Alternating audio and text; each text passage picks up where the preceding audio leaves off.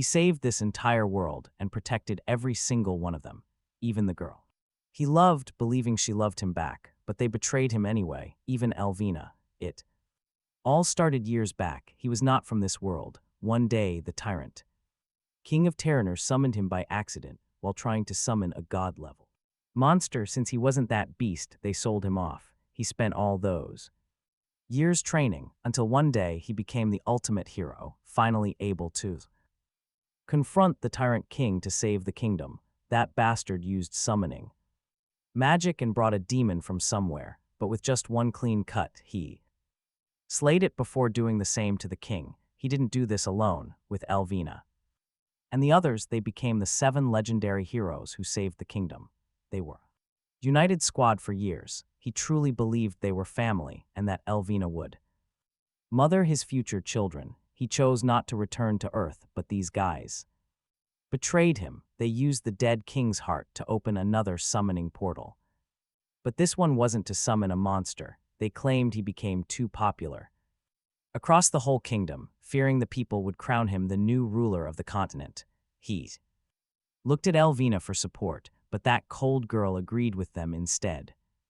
She had no interest in being his wife. She wanted to be a queen who gives orders. They banished him from Terranor back to the normal world. When those 6 heroes returned, they announced that the hero, Sunihan, completed his journey and returned to Earth on his own. All 6 heroes proclaimed themselves as the new kings of the continent. Terranor would now be divided into 6 kingdoms. 10 years pass, bringing us to a quiet forest house. A young girl working the field suddenly notices a literal fish falling straight out of the sky. Pretty weird, right? But then things get weirder. A pig drops down from the heavens next. Wondering what else could possibly fall, she spots a completely naked man plummeting down. This was too absurd to believe, but she rushes over to help the stranger. You probably already know who this is. Once he wakes, she brings him food and asks his identity. Unfortunately, she has absolutely no idea what language he is speaking. She explains that nobody in the Lilstein kingdom speaks that tongue. Hearing this, our protagonist smiles with pure malice, meaning that former ally is the king now. Before striking a full-on villain pose, she flatly tells Sun to put some clothes on. First, he wolfs down the food like a starving animal, complaining it lacks seasoning. Even so, he is secretly grateful. Judging by his handsome face and rude attitude, the girl suspects he might be a noble. He casually asks her name, and she simply answers Alita, but the stranger's very next question catches her completely off guard. He asks about her connection to the Mad King. Lustend, in the blink of an eye, the entire dining table goes flying straight toward his face. It is the girl. She draws a sharp dagger and leaps over the table to slash him, but misses. He is already right behind her. Alita unleashes more strikes, but despite her sword skills, she cannot touch him. She swings repeatedly, but with incredibly fluid movements. Like some master ninja, he effortlessly dodges. He easily blocks her final blow with nothing but a wooden spoon, disarming her. Sun warns her he knows how to use it. He then introduces himself as Sihon, explaining that he actually came from Earth. She stands frozen. Could this really be the legendary hero who saved them 10 years ago? The girl then reveals her true identity. She is Aladir's Bella Lustin. She was the daughter of King Lustend. After his defeat, the angry mobs hunted down anyone with royal blood to prevent another ruler from rising. Alita's mother begged a trusted knight to escape with her precious little girl. If she perished, her child's existence would remain a secret. That knight raised her far from the kingdom and trained her to survive. Years later, he was ambushed during a supply run. In the city, left entirely on her own, Alita started living on this mountain. In the deep forest, when Sun Sihon reveals that he actually killed her father, does she consider him her enemy? Alita simply shakes her head, saying she doesn't even view that man as a parent. Meanwhile, Sun Sihon is annoyed to learn that one of his old allies is now a king. Then she asks why he showed up completely naked. Sun Sihon drops his mug, absolutely furious that she's blaming him. It wasn't his fault. When he got forced back through, he materialized completely bare. Right in the city center, it turns out, only living flesh can cross the portals. Your clothes don't travel. That's when Sun Suhan realizes a massive problem. He warns Alita that mages can easily track the massive energy of a self-summoning. Since she's been hiding here, he might have just exposed her location. Suddenly, she looks out the window to find her isolated cabin completely surrounded by enemy soldiers. They're shouting, demanding the summoner face them. Out in the yard, a grim old mage reports his findings directly to his commander, Zenon. Traces of high-level conjuration magic are lingering right here. It's coming straight from the cabin. Zenon acknowledges this with a cold nod, then barks orders to prepare for battle. Inside, Sun Suhan watches in surprise as Alita equips her combat gear. She moves with an uncanny, beautiful grace. Unsettlingly calm, he has to ask if she always trained for moments like this. Guilt begins to weigh heavily on him, realizing his arrival caused this mess. Behind her calm face, he wonders if she's secretly furious. He urges her to speak up, to let out all her anger and resentment. His sudden honesty catches her off guard, causing her to pause for a second. Then a tiny smile plays on her lips as she looks at him. She actually thanks Sun Suhan for warning her about the ambush. Her kind words leave our hero feeling incredibly awkward and speechless. A thunderous shout from outside suddenly cuts the silence short.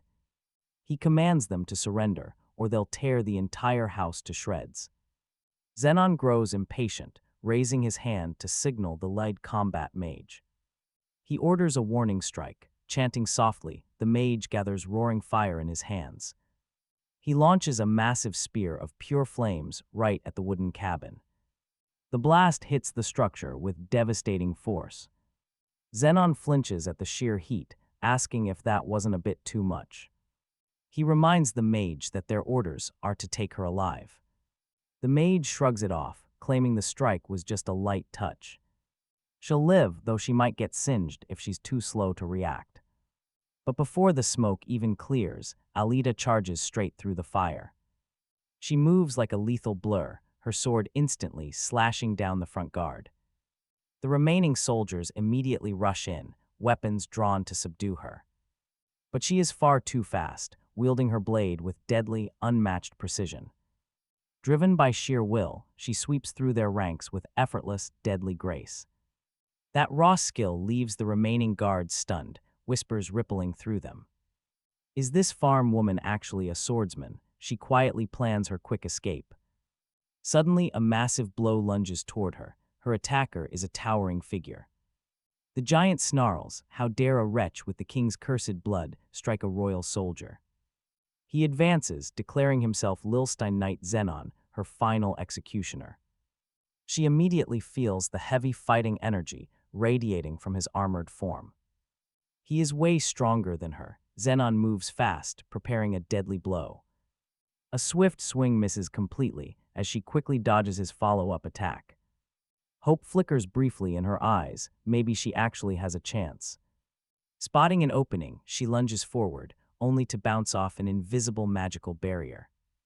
Zenon lets out a dark chuckle, admitting that she is indeed pretty strong. But his defense is far too solid. Simple tricks like that will never work. Suddenly, a brutal, bone-shattering impact sends absolute agony ripping through her body. His heavy fist lands, and a fresh spray of crimson blood mists his face. Zenon wipes the warm blood away with disgust. A real swordsman knows when they are beaten. He demands she lower her weapon. Looking down, her arm hangs completely limp and broken.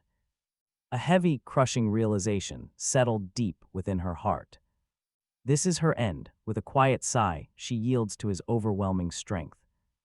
Zenon smiles triumphantly, calling it the only sensible choice. Before he can even finish, a calm voice echoes from right behind him. Zenon spins, finding the protagonist standing there with an unreadable expression. He calmly asks Zenon why he was so furious just a moment ago, and why he suddenly looks so calm, as if he actually feels pity. Zenon, completely baffled, has no idea who this guy is or where he came from. Not a single hint of his presence registered, he was just suddenly there. Finally finding his voice, Zenon roars, demanding to know who the hell he is. Our hero just offers a calm apology, saying he has nothing against him personally. But he has to take full responsibility here, before Zenon can even process that. A blur of movement flashes, followed by a thunderous, bone-shattering impact. Zenon reels, absorbing a devastating punch straight from the protagonist. With his mind still trying to understand, Zenon is launched backward. He crashes hard into the dirt, sliding a massive distance away. The sheer force buries him half deep in the soil, sending the guards into a panic. They watch in absolute horror as their commander is instantly crushed. Struggling to breathe, the injured woman stares in utter disbelief. Why would he oppose the royal soldiers when he is the kingdom's former hero? The old mage screams in terror, calling him a leftover of the evil army. He orders them to kill him immediately, sending the frantic soldiers charging forward. Our hero sighs, asking why they still fight even with their leader down. With a weary tone, he realizes he really has no other choice here. Shrugging with resignation, he finally moves, his fists turning into a complete blur. Soldiers go flying everywhere, and anyone out of reach gets crushed by a heavy stomp. He systematically wipes out the entire squad with bone-crushing precision, all while quietly offering soft, regretful apologies to each falling man. Zenon finally clawed his way out of the dirt crater, staring ahead. He stared in total shock. His elite guards lay scattered and unconscious. Many were half buried in the torn earth. It made zero sense. An unarmed guy, using only one hand, had absolutely crushed his elite unit.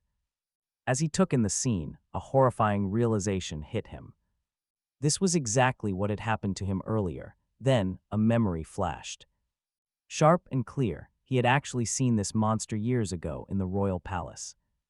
Back then, he was lucky enough to catch a glimpse of him in person. The legendary savior of humanity. Right then, the protagonist turned around with a cold stare. His eyes dripped with pure disgust. "Ah, you are finally awake," he said coldly. "But it looks like you still need a bit more sleep." Zenon begged for mercy. He pleaded for a brief moment, but the protagonist was already right there. The air popped with raw energy. Once again, the guard captain got blasted away. Crashing straight back into the dirt, through the thick dust and flying rocks, the protagonist spoke up calmly. There is really no point in continuing this fight. But if the mage still wanted to throw down, he would gladly step up. The mage stared, watching his best warriors get completely trashed. A cold dread washed over him as he wondered where this monster came from. Seeing the remaining guards frozen in fear, the protagonist turned to the woman. "What do you plan to do now?" he asked. Soon, they began to leave.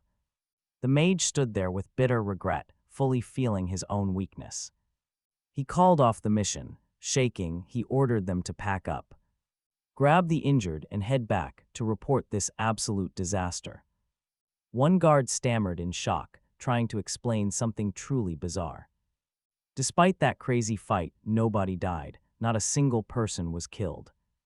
And nobody even had a broken bone. The mage froze, completely panicking. How was that even possible? What on earth actually happened here? Soon, night fell. Under the cover of darkness, the protagonist noted they were safe. The soldiers could never track them through this rough terrain. Thank goodness for that. Dealing with a chase right now would be incredibly annoying. Transferring back to this world drained him. He was at barely 10% power. That is wild. Just then, he noticed the woman next to him wincing in pain. He looked at her with worry, asking if her right arm was broken. She just sighed with relief. Happy things did not get worse. Her weird reaction felt incredibly out of place to him. Either way, he carefully wrapped up her injured arm, hoping it helped. She gave him a soft thank you, always keeping up her usual polite manners. Suddenly forcing a cheerful smile, she said it was time to go. She declared she was leaving. It was a clear, desperate push for her independence. This completely threw him off guard. He immediately snapped back. "Where are you going?" he yelled, pointing out her broken arm. They needed to stick together instead of her making wild, reckless choices. Calming down, he firmly insisted that he was going to help her. He felt partly to blame for her getting chased down today. And he was not about to leave an injured girl behind. She stood frozen. She processes his words and finally nods, accepting his care today. He asks her to drop the formal titles and use his name. She complies instantly. Then he asks what she plans to do now. She first thinks of the nearest village, but the risk is too high. With search parties nearby, they agree to cross the mountains instead. They will make their way to the bustling commercial city of Kagan. Meanwhile, inside the grand palace of the Lilstein kingdom, a man sits. He is completely absorbed in a book, surrounded by towering bookshelves. But a sudden summons interrupts his quiet study. A subordinate arrives. The messenger brings news from the search party at Defilin Mountain. King Lilstein listens closely to the incoming reports. Someone matching the former hero was seen near traces of powerful magic. Behind one of the palace's book-laden shelves lies a hidden doorway. This secret, shadowed passage leads down into a terrifying subterranean chamber. A dark figure descends the winding staircase, footsteps echoing in the gloom. He begins to perform a dark ritual, revealing himself as King Lilstein.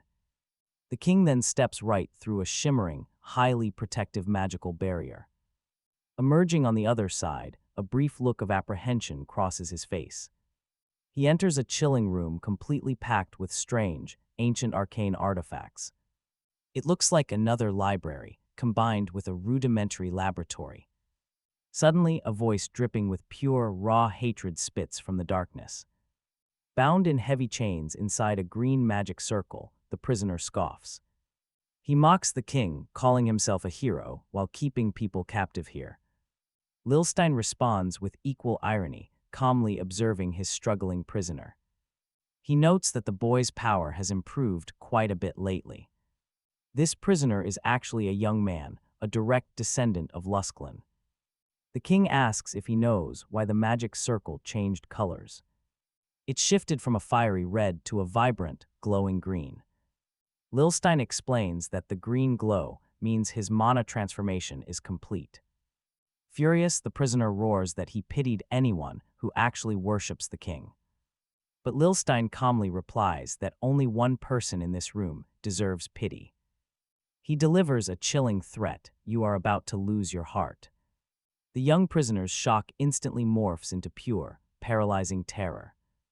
And get this, the king's true, monstrous intentions are finally exposed. Without a second of hesitation, Lilstein moves with terrifying speed. He lunges at the chained prisoner to perform a devastating spell.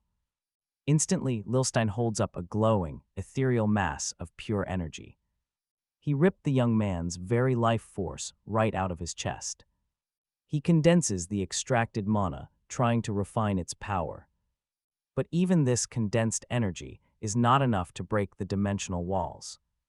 The king realizes he desperately needs more pure Lusklin blood. Just then, the king's face shifts into a look of absolute astonishment. A bowing messenger enters the room, carrying some highly unexpected news. The group tasked with hunting down another Lusklin descendant has failed. The messenger begins to detail exactly how the entire mission fell apart.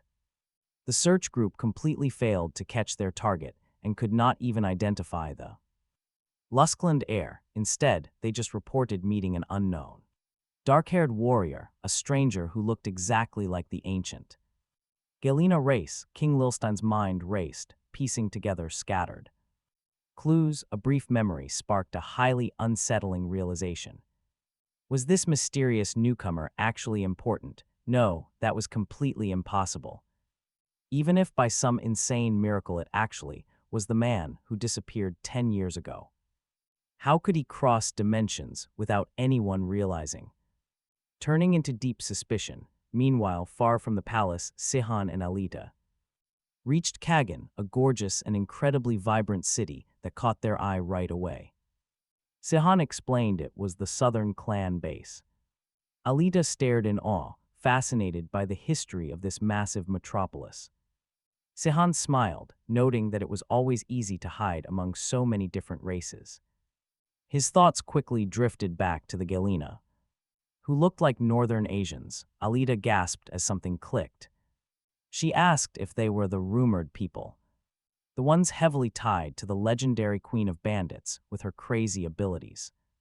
She remembered the Thousand Faces technique, a highly unique style of battle energy that manipulates air to alter a person's physical appearance. It was the signature style of Lvina. The Bandit Queen, Sihon quietly nodded yes. He admitted that he actually created the technique and taught it to her. Sihon even offered to teach her the technique, but she just shook her head. Left completely speechless, Sihon suggested finding lodging. Playfully, he used a tiny spark of the Thousand Faces skill to briefly shift his face, projecting the cute image of a tiny little baby. While searching for a place, Sihon wondered if they would struggle. But then he suddenly froze, his eyes locking onto a massive, grand mansion. Alita noticed him freeze and asked if he recognized the inn. And get this, her jaw dropped when he revealed the truly grim history. It was never an inn, but rather an execution site. Where gallows once stood, surprisingly, Sihon seemed thrilled. Much the city of Tyrant had transformed over the years. He smirked and asked if they should just head right inside, leaving Alita utterly confused. He even joked about finding ghosts. Maybe he would meet some old friends. Once they walked inside, a stern-faced man sternly directed the new arrivals to grab keys. Sihon turned away but quickly reeled in absolute anger when he heard the worker. Grumbling, annoyed, Sihon asked Alita why that guy was so mad. She tried to explain, but he was completely shocked. The truth, it turned out, he had been speaking to everyone way too informally. Alita gently pointed out that speaking so casually to complete strangers in public was highly unusual. He quickly apologized, realizing he was rude. Alita saw his embarrassment and sweetly told him it was fine. She smiled softly, telling him he was welcome to keep acting just as he always did. After offering another quick apology, Alita reminds him they are in Kagan. She asks what his next move is. Sihon says he just needs to adapt to this place. He then asks if he can crash at her place for a bit, but her reaction, absolutely cold. She demands he get out, leaving him completely speechless. She explains that she is not alone here. Having a wanted man around is just too risky. It will only bring more trouble. Sihon feels a sting of annoyance, but he gets it. Still, he needs to make her understand. He goes for a blunt, direct approach. She simply does not grasp the absolute danger they are in. Without me, you get caught instantly. His cold words chill her to the bone. Since no summoning magic brought him here, his presence remains totally hidden. But here is the terrifying catch he reveals to her next. Every single time they move, a tiny dimensional ripple vibrates outward. Alita, being of Luskland blood, immediately gets it. They can always be tracked, no matter how far they run. Total despair starts to creep in, but Sihon quickly tries to calm her down. He was knocked out yesterday, so he could not stop the signals. Now he is actively blocking the vibrations with his own magic, but it is temporary. The magical block needs to be recast every 2 or 3 days. Alita realizes she has to stay glued to Sihon, yet a nagging doubt remains. Why does he even need her? Staying with her just puts him in more danger. Meanwhile, over in the royal palace, things are starting to get pretty tense. Deep inside the Lucinad Delstre capital, the young knight Zenon kneels. He begs for one chance to reclaim his honor by capturing the runaway fugitives.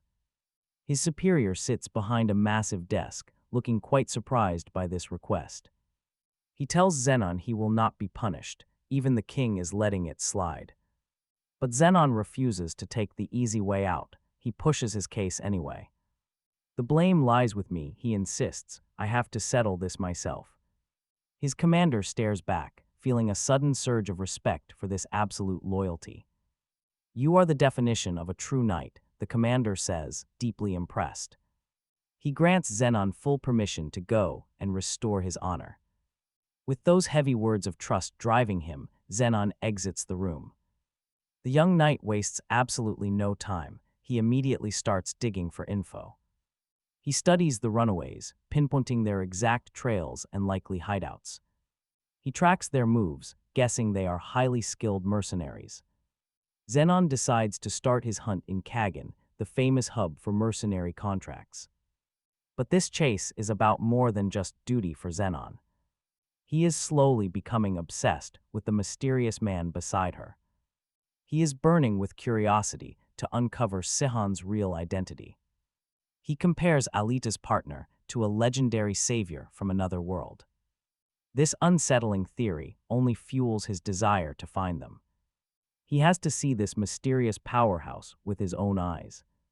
Meanwhile, back at the fugitives' cozy inn, the butler welcomes a brand new guest. The butler greets Lord Ted warmly. Ted immediately asks about Sihon and Alita. He nods to the butler, Levward, acknowledging the useful information. We then learn about elite swordsmen who can channel raw battle energy. They are split into 6 distinct ranks, beginning with the seed stage. Here, warriors learn to channel battle energy to boost their physical power. Next up is the warrior rank, where they coat their metal weapons. With this raw force forming a blade of pure energy, but those who climb higher to the knight and master levels can infuse power into non-metal armor and weapons. Above that lies the elite transcendental rank. At this level, they shape the surrounding air into a formidable blade. Historically, only a hand-picked few in Terraner have conquered every level. Their final goal, reaching the legendary status of the divinity rank, Sihon, remembered sitting at that pinnacle once, but his massive lack of energy had dragged him back down to a fighter. Still, Lord Ted was wildly impressed to see someone so young standing at this level. He announced it was truly great having them both there before him. Then, the Lord told Sihon and Alita they would head out at sunrise. He urged them to rest. Exhausted, Sihon collapsed onto a bed, complaining about how exhausting it was just to scrape together some travel money. To him, this was basically mercenary work. In the past, he would just rob some wealthy noble house whenever he needed quick cash. So, the legendary hero was just a petty thief, Alita remarked, sounding incredibly sarcastic. He shot back that his old flame was one, too. Besides, Sihon did not view his past actions as simple theft. They were a form of justice, punishing greedy nobles who robbed the poor. But those days were gone. He quietly noted that nothing beats the sheer thrill of taking down a target. His dark words left Alita visibly shaken, but suddenly our Ice Sky hero had an epiphany. Sihon realized this new mission was the perfect chance to farm his lost battle energy. Hopefully, his targets would actually put up a decent fight. Alita, though, was not so sure. She pointed out that he beat her with a spoon and easily crushed armed knights. She asked what made him think he was so incredibly weak. Sihon explained he was so weak that he actually needed that spoon to survive. His blunt honesty only annoyed her more. He knew that with his level of experience, a top-tier player should never lose a match to someone slightly weaker. Confused, Alita demanded to know what he meant. She asked what gaming matches even were, reminding him that she knew absolutely nothing about his home world. The next morning, Lord Ted stood tall. He declared that any monster foolish enough to cross into his territory would pay in blood, drawing his massive sword. He vowed as a knight of King Jexengard, he would slay every beast. Nearby, Sihon quietly watched this display unfold. He respected the passion, but could tell that the Lord was carrying a weapon far too heavy for a real fight. He found it fascinating. Even after so many years, the local knights had totally stagnated. There was zero evolution. Then his thoughts shifted back to Alita's injured arm. He quietly asked how she was Sihon asks if she is feeling better, and Alita confirms his energy healed her up. Sihon tells her to start preparing, leaving her confused about what he means.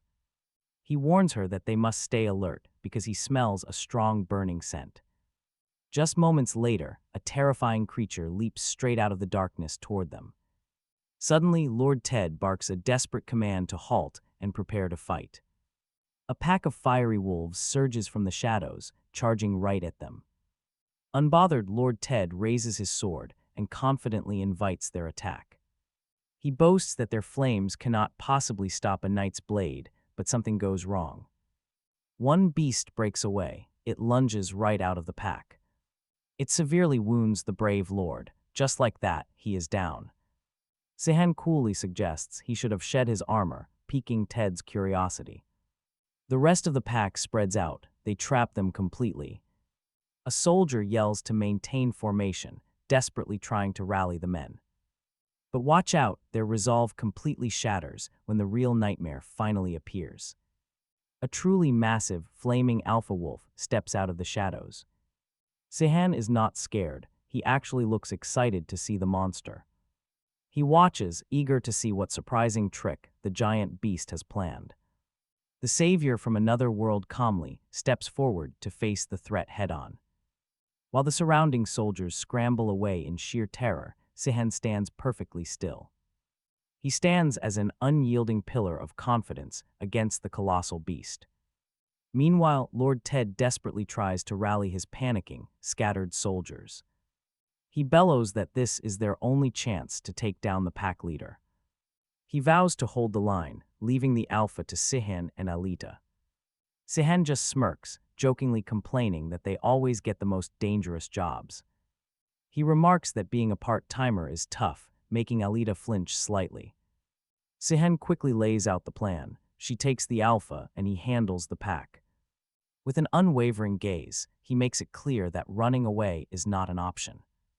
His resolve is burning bright, and he is ready to face this challenge head-on. Sihon yells for Alita to take the alpha, and she leaps into action. Her sword arcs gracefully toward the massive monster, but a sudden shift occurs. The alpha opens its massive maw, not to bite, but to unleash crackling blue energy. A devastating burst of spell flame hurtles directly toward the brave swordswoman.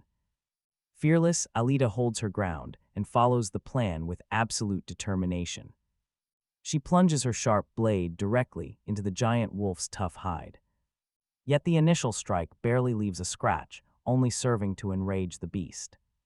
Undeterred, she presses her fierce assault, aiming directly at its head. Sihon watches her from a distance and grins, confident of victory. He marvels at how incredible she is, expecting a quick end. He thinks he can just kick back, but boy, is he wrong. Alita's desperate attack has only served to make the alpha even more furious. Even with a blade lodged deep in its skull, the monster surges with power. Pure despair washes over Alita as she realizes her best strike did nothing. The alpha retaliates instantly, releasing a massive wave of pure, concentrated force. A violent surge of blue lightning blasts her back, knocking her completely unconscious. The alpha quickly grabs her limp body, lifting her up. Her limp body hung from its jaws, a brutal trophy of defeat, Sihon's. Terror was absolute, his mind struggling to accept his friend's sudden fall. He screamed her name, Alita, a desperate plea torn straight from his chest. In that terrifying, heart-stopping second, Sihon's mind raced back to the inn. He remembered confessing to Alita about his dark past in Terranor. Sihon recounted how King Lucenod once summoned him there. That ritual used the sacrificed hearts of royalty to bind him to Terranor. But this time around, the rules of his summoning were different. His current bond was closer to a true summoning than a blood pact. He finally understood that his entire existence here depended on Alita. She was his summoner. If that giant wolf took her away, she would vanish. And he would be instantly ripped back to Earth. He watched the unconscious. Talk about a nightmare. He stared at her helpless form, desperate but weak. But his body screamed in protest, his vital energy running dangerously low. Running any faster was impossible. Cold dread slowly crept over him. He had waited 10 long years to return, and he refused to fail. This would not be his embarrassing end. A desperate plan formed. With what little power he had left, Sihon prepared to strike. The massive beast stood proud, Alita still trapped in its razor-sharp teeth. Then a blinding beam of pure light energy suddenly erupted. Moving with insane speed, Sihon launched his final, desperate attack. The terrifying beast collapsed instantly. Sihon gasped, a wave of relief washing over him. He quickly ran over to rescue his friend, pulling her away safely. They had survived, but he tried to ignore how close he came to disappearing. Taking a deep breath, he composed himself. Later, deep within the quiet forest, they sat together by a crackling campfire, where Sihon asked how she was doing. She slowly opened her eyes and admitted that she was in absolute agony. Alita realized the giant wolf had actually spared her life on purpose. Those fire wolves usually capture humans to offer them to their leader. But that creature used lightning. Alita wondered if it was a mutation. Her gaze sharpened, locking onto Sihon, who waited silently for her next question. She finally asked him when exactly they had actually become allies. Her voice was heavy with suspicion as she asked why he hid his identity. She knew the 6 kingdoms were forged by his own former comrades. By all accounts, Sihon should be treated as an honored royal guest. An honored guest, Sihon scoffed, a dry, bitter laugh escaping him. He admitted he would be lucky if they did not execute him. Right after defeating the emperor, his closest allies completely betrayed him. They banished him to Earth, and he still could not understand why. Not a single friend of his hesitated. Their betrayal was cold and calculated. It was a deliberate choice, and the bitter betrayal still gnawed at him. That is when he suddenly noticed something very unusual about Alita. She stood completely rigid, her face totally drained of color. His raw honesty had clearly shaken her to her very core. The terrifying scale of this massive conflict was finally sinking in. The harsh truth finally hit her, chilling her completely, the young swordswoman's gaze. Sharpened, so he returned to Terraner for revenge, hiding his true identity. Sihon, the savior from another world, just stared blankly back at her. Did she really understand what he just said, a small crease forming between his brows as she nodded? Why was she so calm? Sihon was incredulous. He had just declared war on 6 entire kingdoms. Terraner, Alita only offered a wry smile, already an enemy to them all. She had been fighting those nations for the past 10 years. Sihon stared, completely stunned, muttering that she was way too optimistic for her own good. That was a trait from her father, she countered. Was he the emperor, Sihon? Blurted, a genuine question that instantly ignited a furious spark in her eyes. Her real father was named Karen, she snapped as a sudden, subtle shift in the air and a faint rustle in the trees caught his sharp senses. Keep alert, Sihon warned Alita. Something was heading straight toward them. Alita, still sore from the brutal alpha beast, visibly flinched.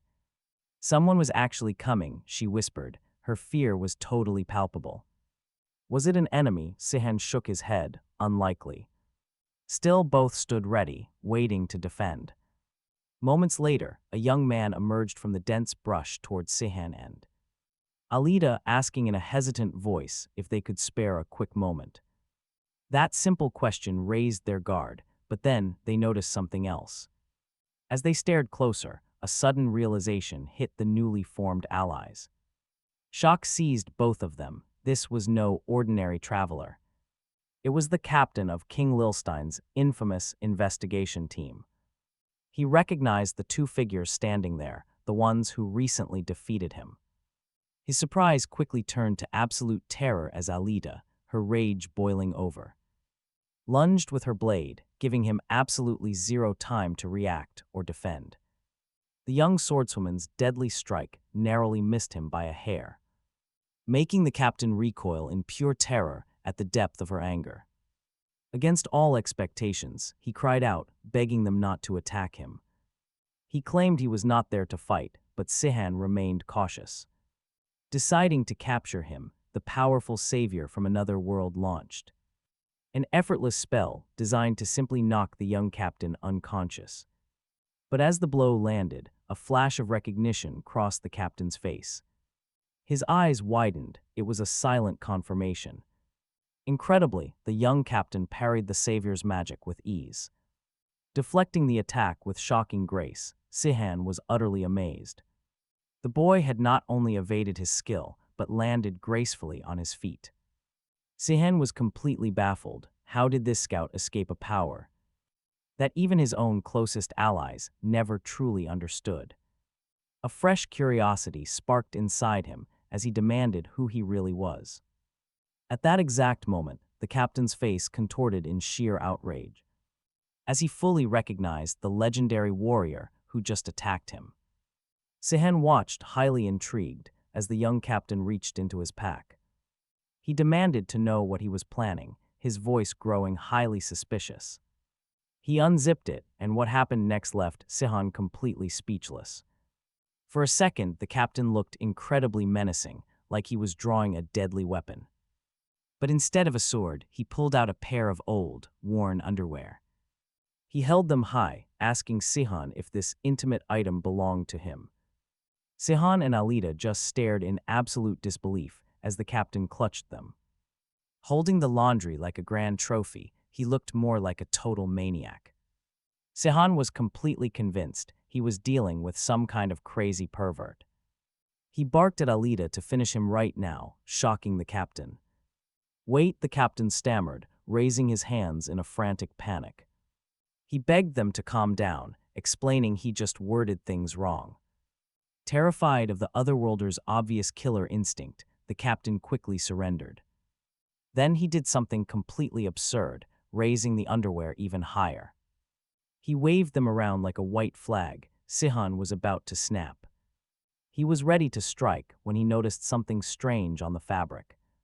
Total shock hit him when he spotted his own name written right there. He wondered aloud if those were actually his. The captain smiled in relief. A bright grin crossed his face, proving he was right about the savior. Sihon realized his disguise aura was totally inactive, narrowing his eyes. He asked the young captain if he actually recognized his real face. The captain eagerly introduced himself as Zenon, his excitement bubbling over. He revealed Sihon saved him in Bon Village 12 years ago. Sihon's blank look confirmed it. He had absolutely no memory of him. But Zenon kept trying to jog his memory about the old days. He described how Sihon wiped out royal soldiers using that exact same move. Filled with awe, he explained how he eventually put the pieces together. He eventually realized his savior was the legendary hero from another world. After training to control aura and becoming a proper swordsman himself, he understood. He realized Sihon never actually wanted to kill his opponents back then. To him, that merciful approach was more inspiring than any simple victory. Zenon smiled warmly, looking back on the day that changed his life. Sihon, however, was stunned as he stared at the young soldier. He wondered if this grown man could really be that little kid. When Zenon explained he was only 22, Sihon couldn't help but notice something.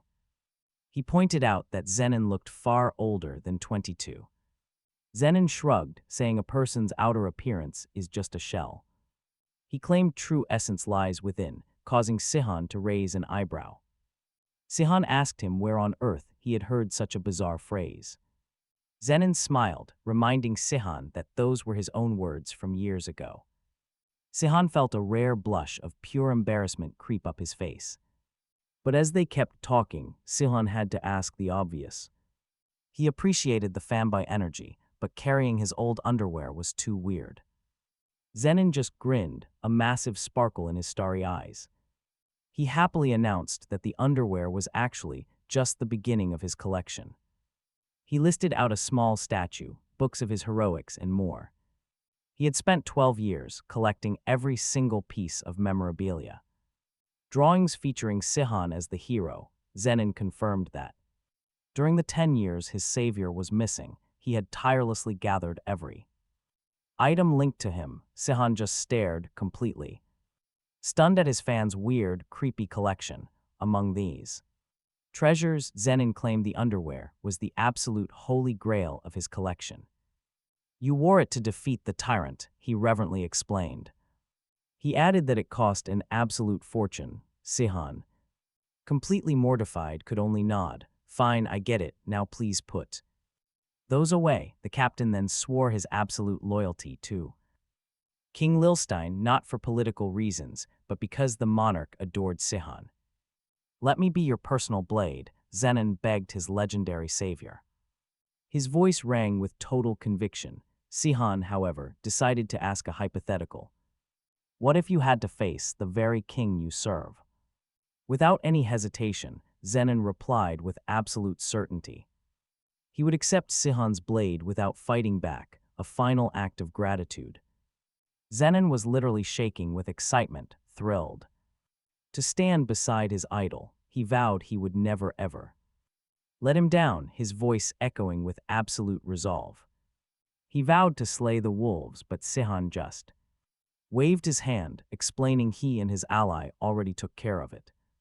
Didn't you see the dead alpha? But Zenon's face showed a weird look. He had his own surprise. He told Sihon that fiery wolves usually travel in pairs. Was Sihon baiting the female? And honestly, you cannot make this up, our hero was completely clueless about this basic monster fact. Sihon froze up, a cold dread hitting him as Zenon's warning registered. They were in grave danger. Seconds later, a giant wolf appeared right by the dead alpha, staring with murderous intent. Before they could move, the massive female lunged, driven by a primal urge for blood. Sihon's mind raced. How did he miss that packs have 2 leaders? A rare flash of deep self-reproach crossed his face. A veteran like you forgetting the basics, Alita teased. Her constant sarcasm really tested Sihon's patience to the limit. He snapped back using Earth concepts, leaving her totally confused. Just then, Zenon's voice cut through the heavy tension. Confident and ready, the eager captain made a sudden plea. Let me finish this beast, my hero. Let me show you my skills. Sihon, putting absolute trust in his biggest fan, nodded with a faint smirk. Go ahead, he allowed. Zenon felt a massive rush of pure adrenaline, finally standing before his ultimate idol, with a real chance to prove his worth. But the beast was ready for a fight, determined to avenge its dead mate. Without hesitation, Zenon unleashed a storm of brutal attacks on the massive wolf, flaring his aura to boost his strength. He moved with incredible speed, raining relentless blows on the furious creature. Alita watched the battle unfold, genuinely impressed by the young captain's raw power. She realized he had definitely held back, way back in their earlier fight. Sihon also quietly admired Zenon's effortless combat talent. After Sihon praised the captain, Alita asked what a genius really was. Sihon shrugged, mentioning he had met plenty of so-called geniuses before. I am no genius, he explained. I am only special because I am an earthling. The only true genius was his beloved Lvina. Alita stood frozen, absorbing this. Right then, the fierce beast coiled up, preparing to strike the captain. Furious, the alpha wolf unleashed a massive torrent of roaring flames at Zenon.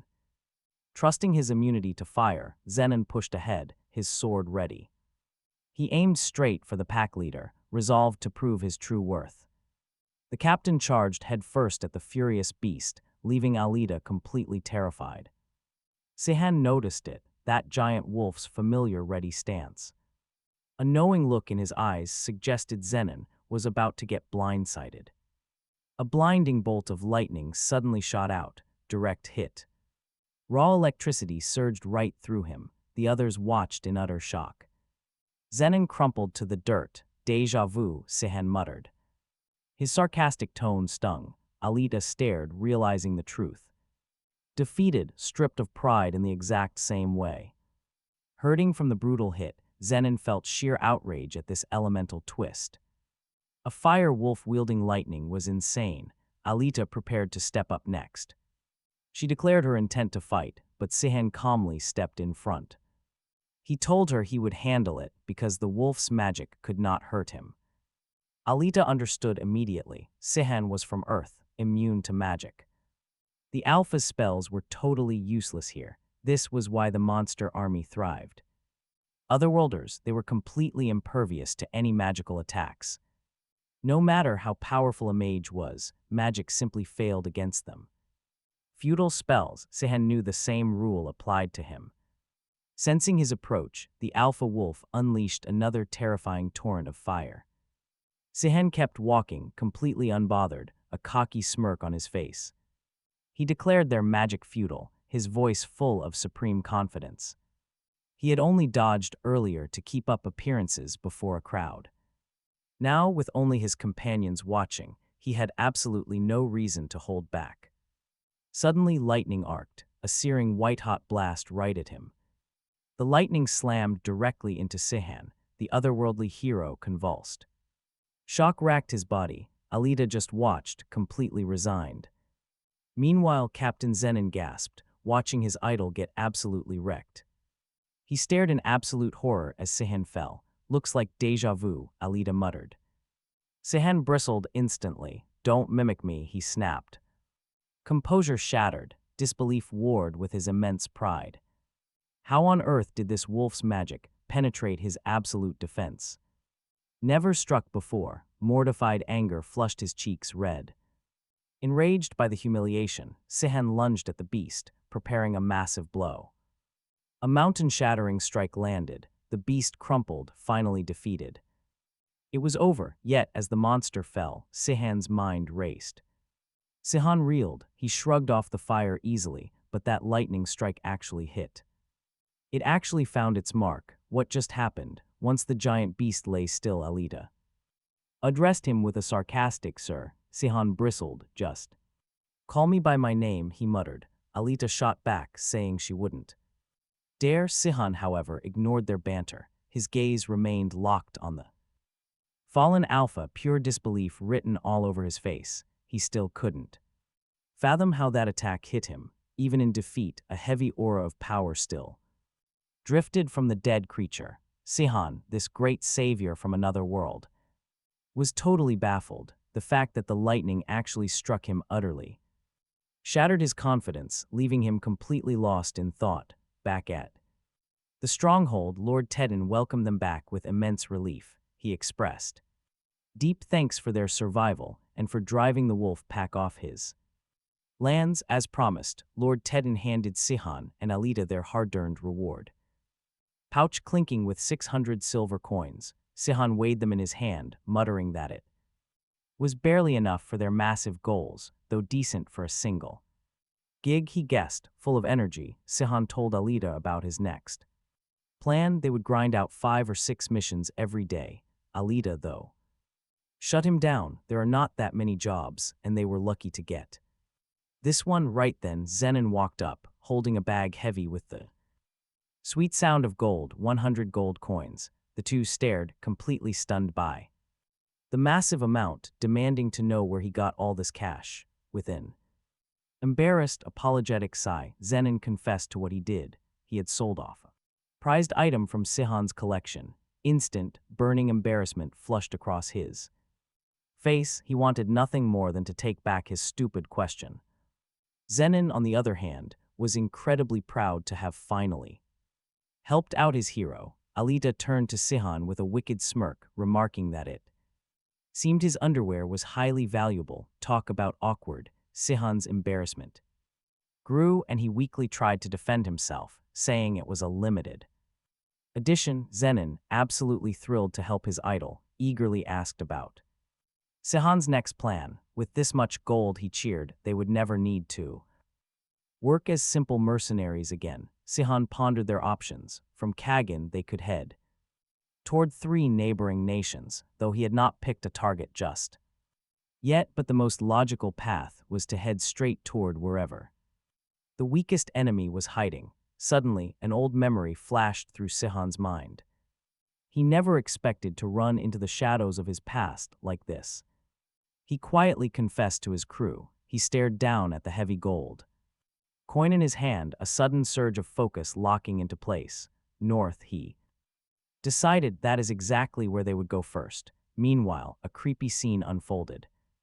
Inside Lilstein's laboratory, the dark surface of a water barrel began to ripple, shaping itself into the eerie projection of Mage Tranum. His voice, tense and desperate, called out to his king. Caught off guard by the transmission, Lilstein demanded to know why he was being disturbed. No reports were scheduled today. Tranum quickly delivered his update. They no longer needed hunters for subjects 11 and 12. It turned out the Barcelonium kingdom had already taken care of them.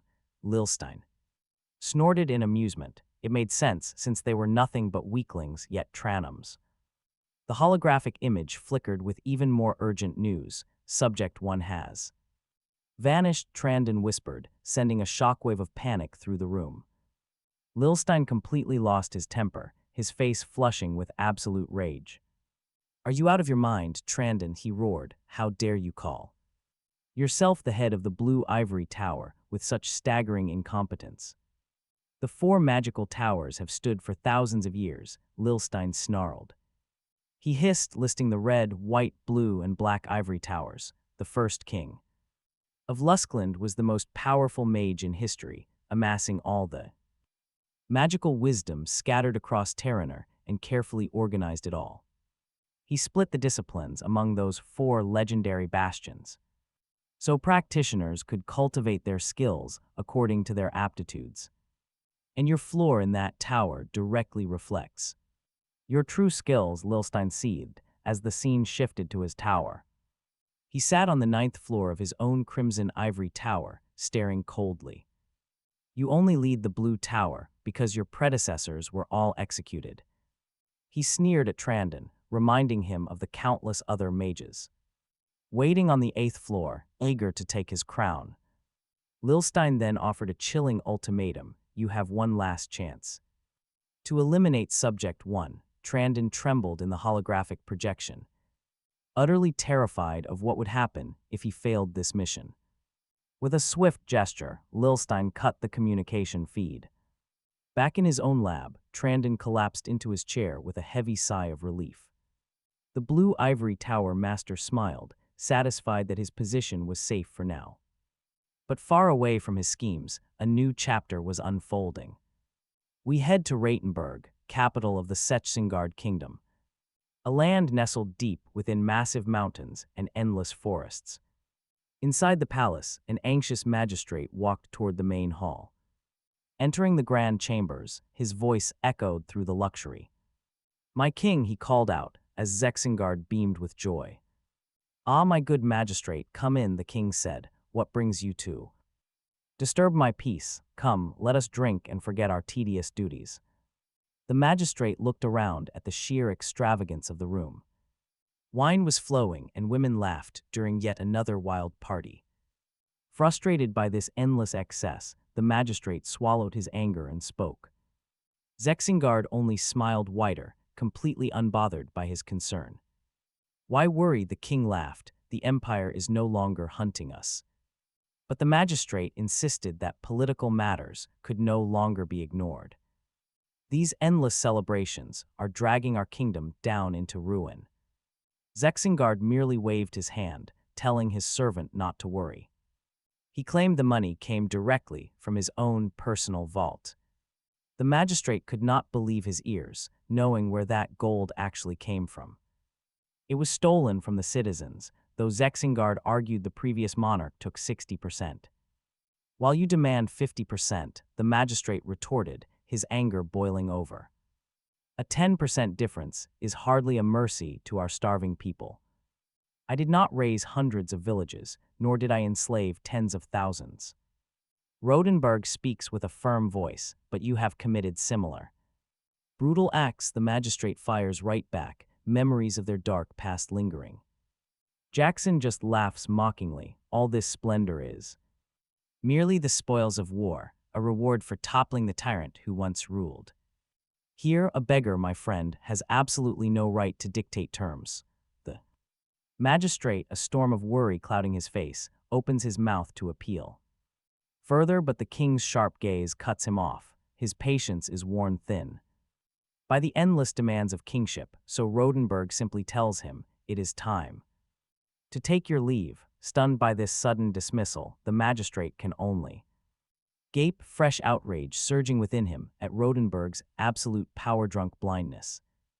Yet the king's will is absolute. With a defeated bow, the servant departs, leaving the magistrate alone in pensive reflection over how far his king has fallen from the path of duty. He remembers Rodenberg as an indomitable force on the battlefield, a true lion in wartime, but governance that is a different beast entirely. Perhaps, the magistrate muses, if the right person could sway him, the king might yet reclaim his better self, unbeknownst to the magistrate. Rodenberg himself is already planning a far darker kind of retirement for his outspoken subordinate. Just then, to the king's mild surprise, another figure enters, his voice booming, "Your Majesty." The newcomer strides forward, effusively praising Rodenberg, a genuine, if rare smile touches the king's lips as he recognizes his old friend, Lord Kelterin. Kelterin, clearly on great terms with Rodenberg,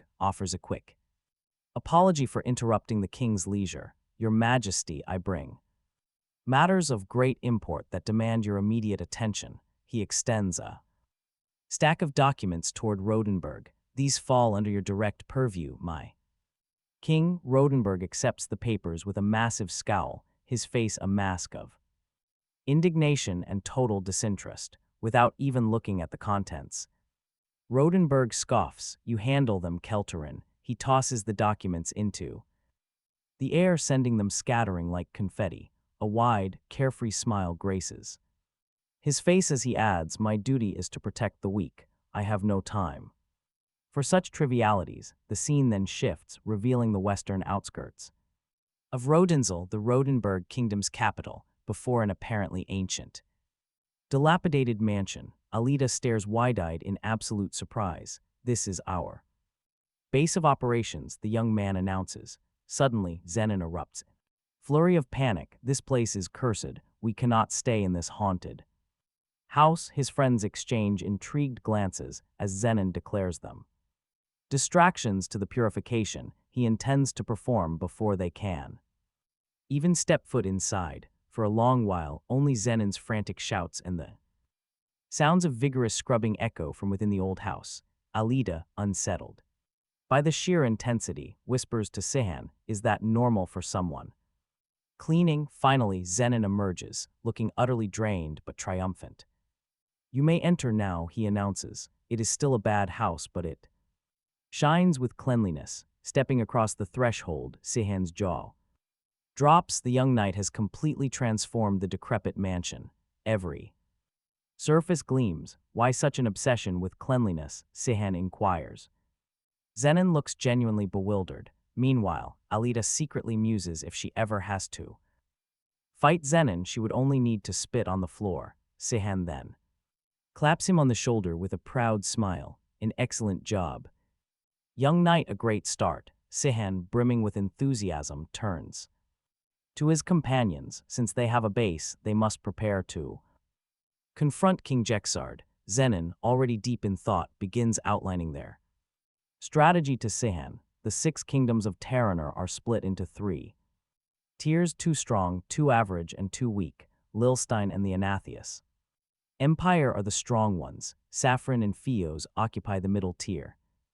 Yexnard and the Kingdom of Anti, however, are considered weak, stagnating for the last decade under reasonable but uninspired rule. This power imbalance, Zenon explains, fueled numerous conflicts, the most significant being the recent Kargan War. Lilstein and the Anathius Empire clashed over the right to govern Kargan, prompting other kingdoms to intervene with force to quell the escalating violence. Yexnard, for his part, had already aligned his forces with the side opposing those seeking control of the city. After Rodenberg's declarations, the conflict finally ceased and the 2 kingdoms eventually reached a détente, dividing the right to govern Kargan.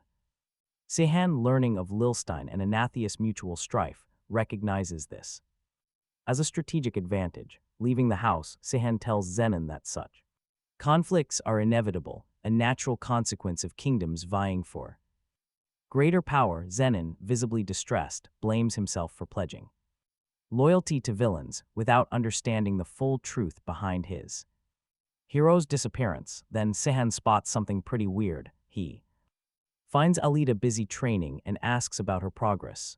The young swordswoman, however, seems to bear ill tidings. As Alita tries to replicate Sihon's technique, she shifts into a distorted shape, leaving the young man utterly shocked at the transformation. She confesses she cannot maintain the technique to Sihon. Seeing him chuckle, she immediately demands to know why he finds this funny. Sihon, trying to impart his knowledge, advises her to remain calm and imagine an invisible hand caressing her face. Continuing the lesson, he tells her to visualize capturing an aura and applying makeup. Still, the young swordswoman remains completely puzzled by her inability to perform the thousand faces technique after 3 attempts.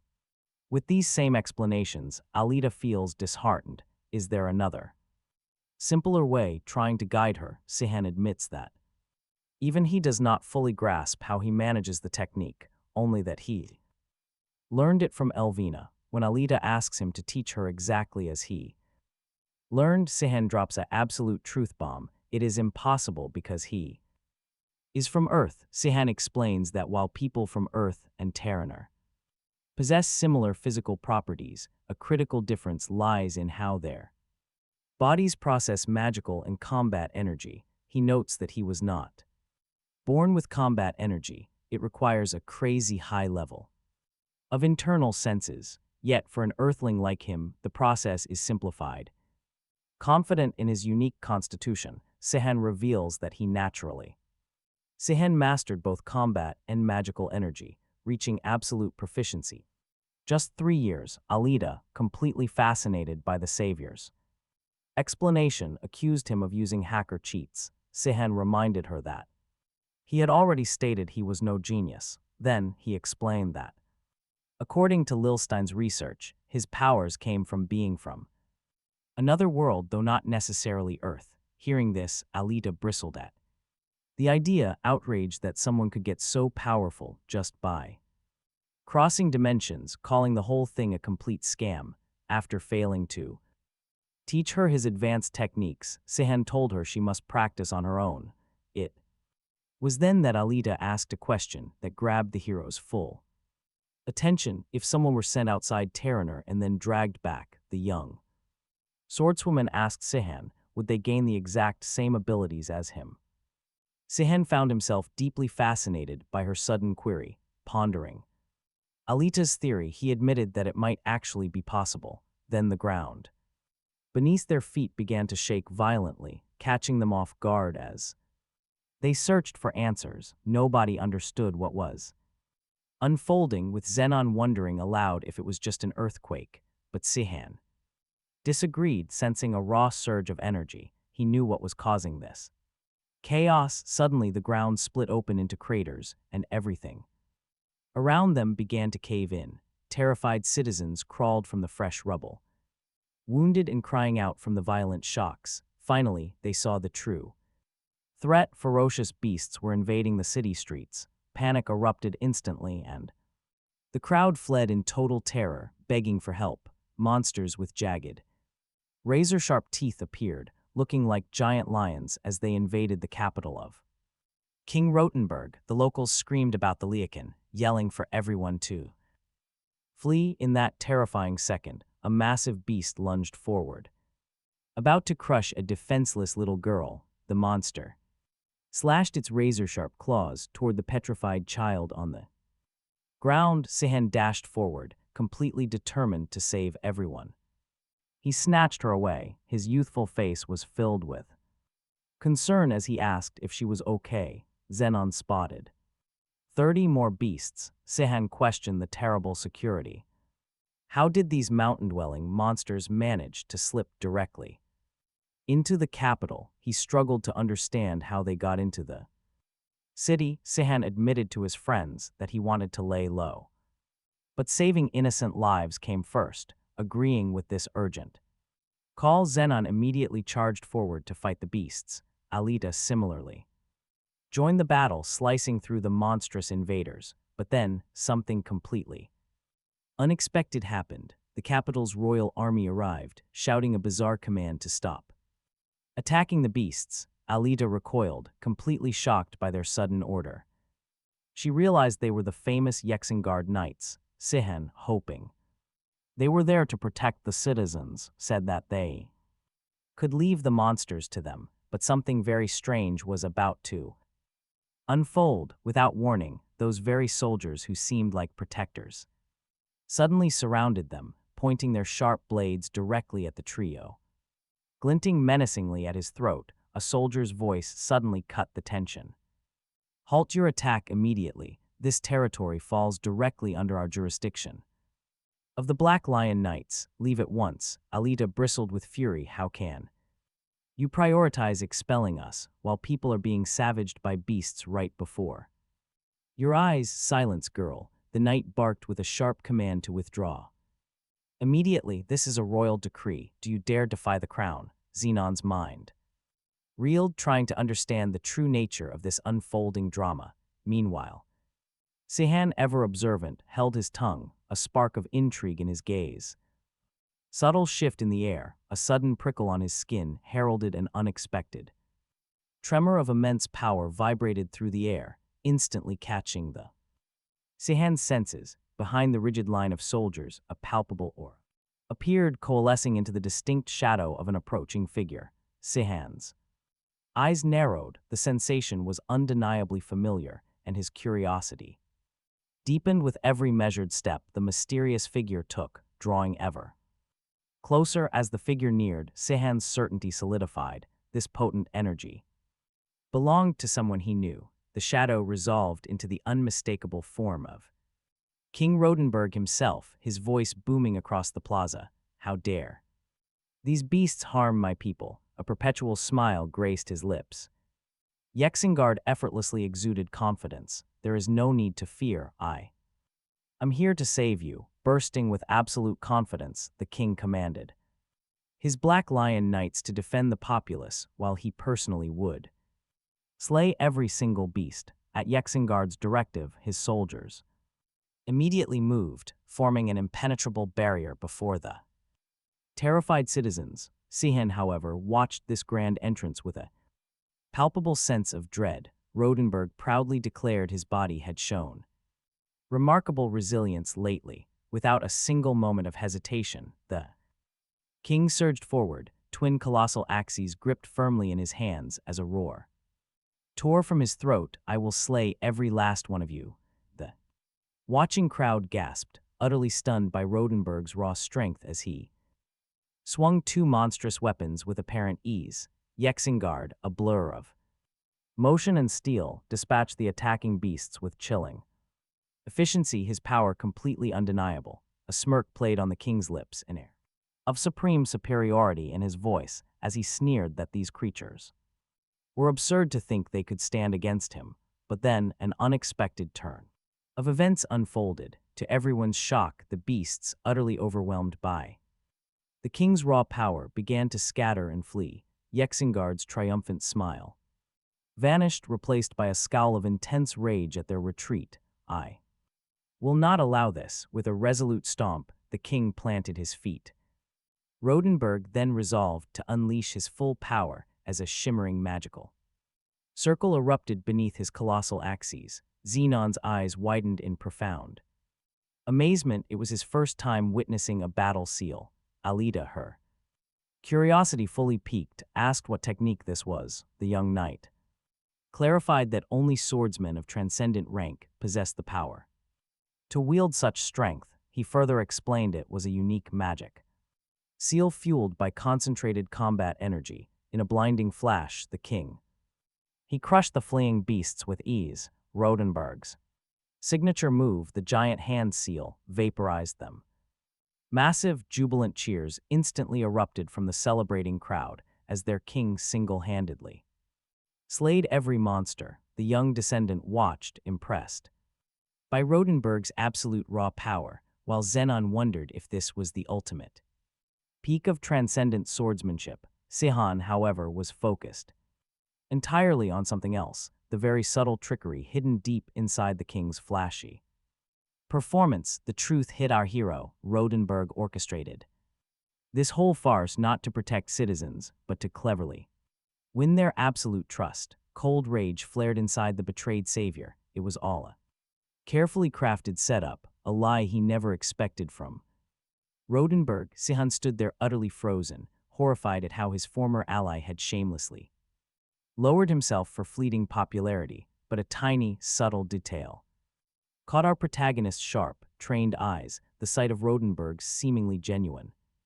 expression struck Sihon. He remembered that same masterful, dirty facade from the day of his brutal betrayal. Rodenberg beamed, basking in the loud, frantic praise of his blind citizens, who hailed him as a revolutionary hero for saving hundreds of lives. Yet Sihon's gaze narrowed further, seeing something far more bizarre. This highly charismatic king was actually nothing but a complete fool. The pieces clicked into place. This whole grand show was a calculated act designed solely to inflate his massive, fragile ego. Some subordinate likely orchestrated this clever trick to keep Rodenberg distracted while they secretly ran the entire state. Suddenly, Rodenberg's perpetual smile slipped. He tilted his head slightly as if sensing a strange, unseen presence in the crowd. Intense panic instantly hit Sihon. Was his cover completely blown? Rodenberg's sharp, searching gaze locked right onto the savior. He was sure he'd never met this man before, yet a strong instinct warned that this was absolutely no ordinary bystander in the crowd. The king stayed silent, his carefully scanning the celebrating crowd, trying to locate that mysterious, hidden presence. A soldier's voice broke the king's deep focus. "Should we head back to the castle, Your Majesty?" Rodenberg snapped back. To reality, yes. Pleased with his victory, Rodenberg shrugged off the fleeting anomaly, ignoring it as the crowd cheered, wildly hailing him as a great king. But Sihon only felt more intrigued. The king might be a complete fool, yet Sihon had to admit that even after 10 years, Rodenberg's body remained an absolute walking fortress. Clearly, the right moment for his revenge had not arrived yet. He had to move carefully, planning out every single detail to make sure his grand revenge went perfectly without a single mistake. 10 days later, the hero and his crew arrived in the capital of Rapunzel. Meanwhile, Alita spent her days training in secret to master the complex energy of the Thousand Faces technique, hitting a level where she could alter her appearance easily. Zenon, meanwhile, sank deeper into the Mountain Destroyer art, absorbing the core wisdom of its legendary creator, Sihon. He focused on training his magical and combat energies surged, tripling his original capacity limit. Back in Terranor, the three allies spent their days sharpening their skills. They worked separately, waiting patiently for the perfect moment to strike. That opportunity finally arrived. Trouble was brewing in the Betrayal region. Reports poured in of vile cultists using dark magic to control demons. With chaos spreading, the wise king issued a stern decree to punish them. These disturbances would not stand. The kingdom immediately put out a call. They invited brave heroes from near and far to join an honorable expedition. Promising legendary renown to everyone who joined, the poster caught Sihon's eye. He squinted at the public poster, wondering if they were truly pagans. Standing nearby, Zenon confirmed they were actually from the Dimension clan. The young knight frowned as memories of the Mad King's reign resurfaced. Back then, these cultists had worshipped their savior across all of Terranor. Zenon recalled whispers of their eradication, but the poster proved otherwise. They had adopted a new doctrine, actively drawing in fresh followers. Now the former pagans called themselves the Second Coming of Sihon. The Captain Knight's words left Sihon standing there in utter disbelief. Sihon reeled. Zenon continued, explaining their bizarre and twisted beliefs. They truly believed their savior, was a godsend to punish Terraner. The cult claimed Sihon had once tried to transport everyone to Earth. But supposedly, 6 evil revolutionary heroes had thwarted his grand plan. Suddenly everything clicked for Sihon. This was his perfect chance. He could finally confront these dangerous extremists who terrorized the people. Sihon predicted that Romberg would eagerly step up to lead the hunt. With Romberg gone, the royal guards would be heavily diminished. That would create a perfect opening to quietly approach King Yexenard. So the choice was made. They would join the hunt immediately. Suddenly, a booming voice ordered everyone present to fall into line. Sihon snapped his gaze forward as Kelterin unexpectedly stepped out. He announced he was leading the expedition on King Yexenard's direct orders. Rewards would be handed out based on each person's achievements. Watching from a distance, Alita called out to ask who would lead. Sihon's heart sank when Kelterin confirmed the king was staying behind. Sihon's mind raced. He had been certain King Yexenard would participate. Without Yexenard there, dealing with the pagans would be much harder. Sihon couldn't help but wonder what was keeping the monarch away. Meanwhile, Kelterin quietly celebrated how his hard work had paid off. He had put immense effort into convincing Yexenard to skip this hunt. Now he fully relished the chance to command the forces himself. But get this, Kelterin's involvement in this campaign was no accident. He had actually been dispatched on a secret mission by Lilstein. Assuming it would be an easy task, Kelterin accepted the request, especially since the job was backed by his powerful longtime sponsors. To guarantee success, the mage promised 10 level 6 magic users. They would also be joined by 5 elite Black Lion Knights. It is tough work but necessary, Tran noted, if it clears his debt with the blue ivory. Tower then it's nothing, Count Kelterin countered. His voice carried a trace of heavy ambition. Moments later, Kelterin gave the sharp command to move out. With that, their hunt for the heretics began. Meanwhile, inside a dark hidden enclave, a massive cult gathering got underway. Their charismatic young leader, Elran, began his fanatical sermon, calling out to the sons and daughters of Harris. He proclaimed that the true believers had finally seized the swords of sin. The kingdoms wanted to steal their faithful with military force, and Elran's voice rose. Booming through the cavern, he cried out that death is their ultimate freedom. They had absolutely nothing to fear. A sick, satisfied smile crossed his face as he saw the crowd hanging on his every word. He quickly went on. According to the holy teachings of Harris, death is their only escape from this false world. He bellowed that the painful death of others brings joy to their God. He then commanded those chosen for the tribulation to step forward. 3 terrified figures slowly stepped out of the crowd. Elran focused his gaze on a little girl. He told her not to fear, for she was blessed with Harris's love. She bravely replied that she wasn't afraid. Calling him Elran, the cult leader smiled warmly, deeply pleased by her incredible courage. Then, with a grand gesture, Elran summoned Harris' dragon to receive their devotion. Suddenly, from the deepest pits of the cave, a dark aura began to pulse heavily, surging with raw malice. Despite her brave words, the little girl shook, her eyes wide with absolute dread at the beast rising from the pit. A massive, terrifying dark dragon crawled into view right before the sacrifices. Its presence was suffocating, dripping with a starving hunger. Dumbfounded, the cultists stared at the legendary beast of Harris. With a bizarre, tragic burst of devotion, the little girl screamed out for the monster to accept her devotion. Then, a sudden flash. The beast lunged forward instantly, swallowing the child whole. The other 2 offerings backed away in horror, their faces twisted with dread. As the beast retreated back into the shadows, Elran loudly declared that the offering was accepted, begging the dragon to bring ruin to the unbelievers. A deep wave of relief washed over him. The trick worked once again.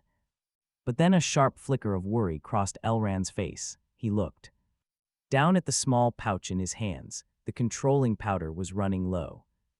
as long as he kept using the ashes of the Luskland hearts. The dragon would obey, but Elran knew this power was strictly temporary. A dark, desperate plan formed in his mind he couldn't keep. The beast restrained forever. If his deceit was exposed, he would just deny it all. Elran's eyes flashed with malice. He was going to exploit this massive beast to the absolute limit before his lies fell apart. Meanwhile, deep in the thick forest, a knight of the Black Lion Order halted the entire march. The commander ordered them to set up camp here. The troops immediately began to wind down, acting completely relaxed and careless. Xenon seethed, utterly disgusted by their total lack of discipline. He snapped, asking how they could fight if they couldn't even manage supplies. How can they fight as a unified force? Alita, ever composed, merely shrugs. Such chaos is completely normal for a mercenary expedition, she says. What would an all-powerful knight like you even know about that? She mocks. Her thinly veiled sarcasm sparks an immediate flicker of irritation in Xenon's eyes. Rich coming from someone with noble blood to say that, he retorts.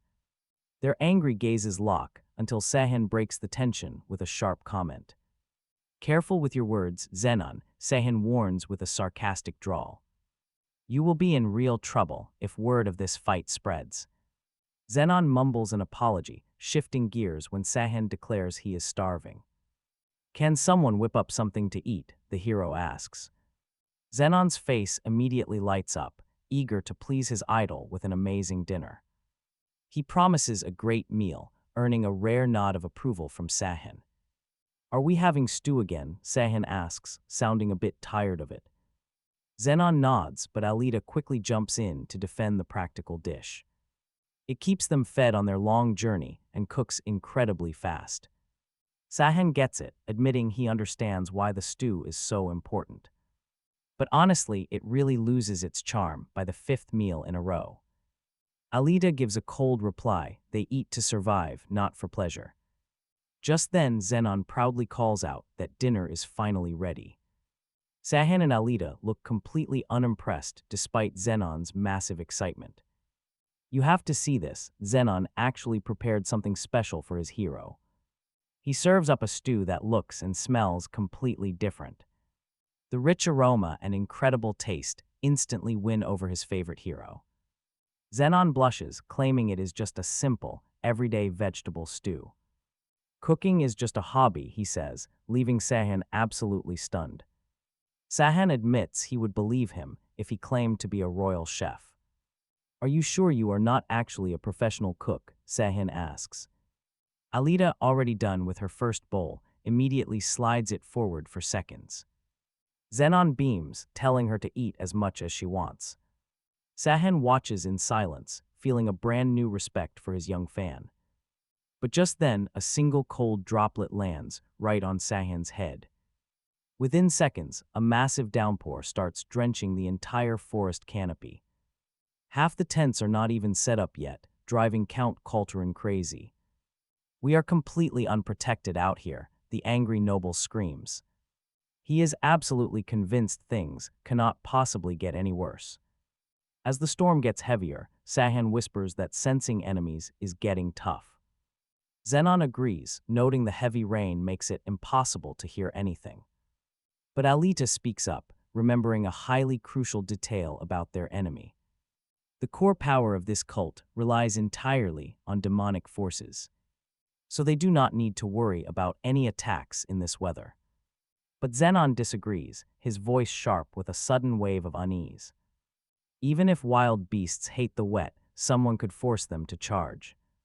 Sihon shakes his head, saying that is actually completely impossible. No mind controller can fully override a demon's primal survival instincts. He gives them a confident smile, but then a sudden scream pierces the air.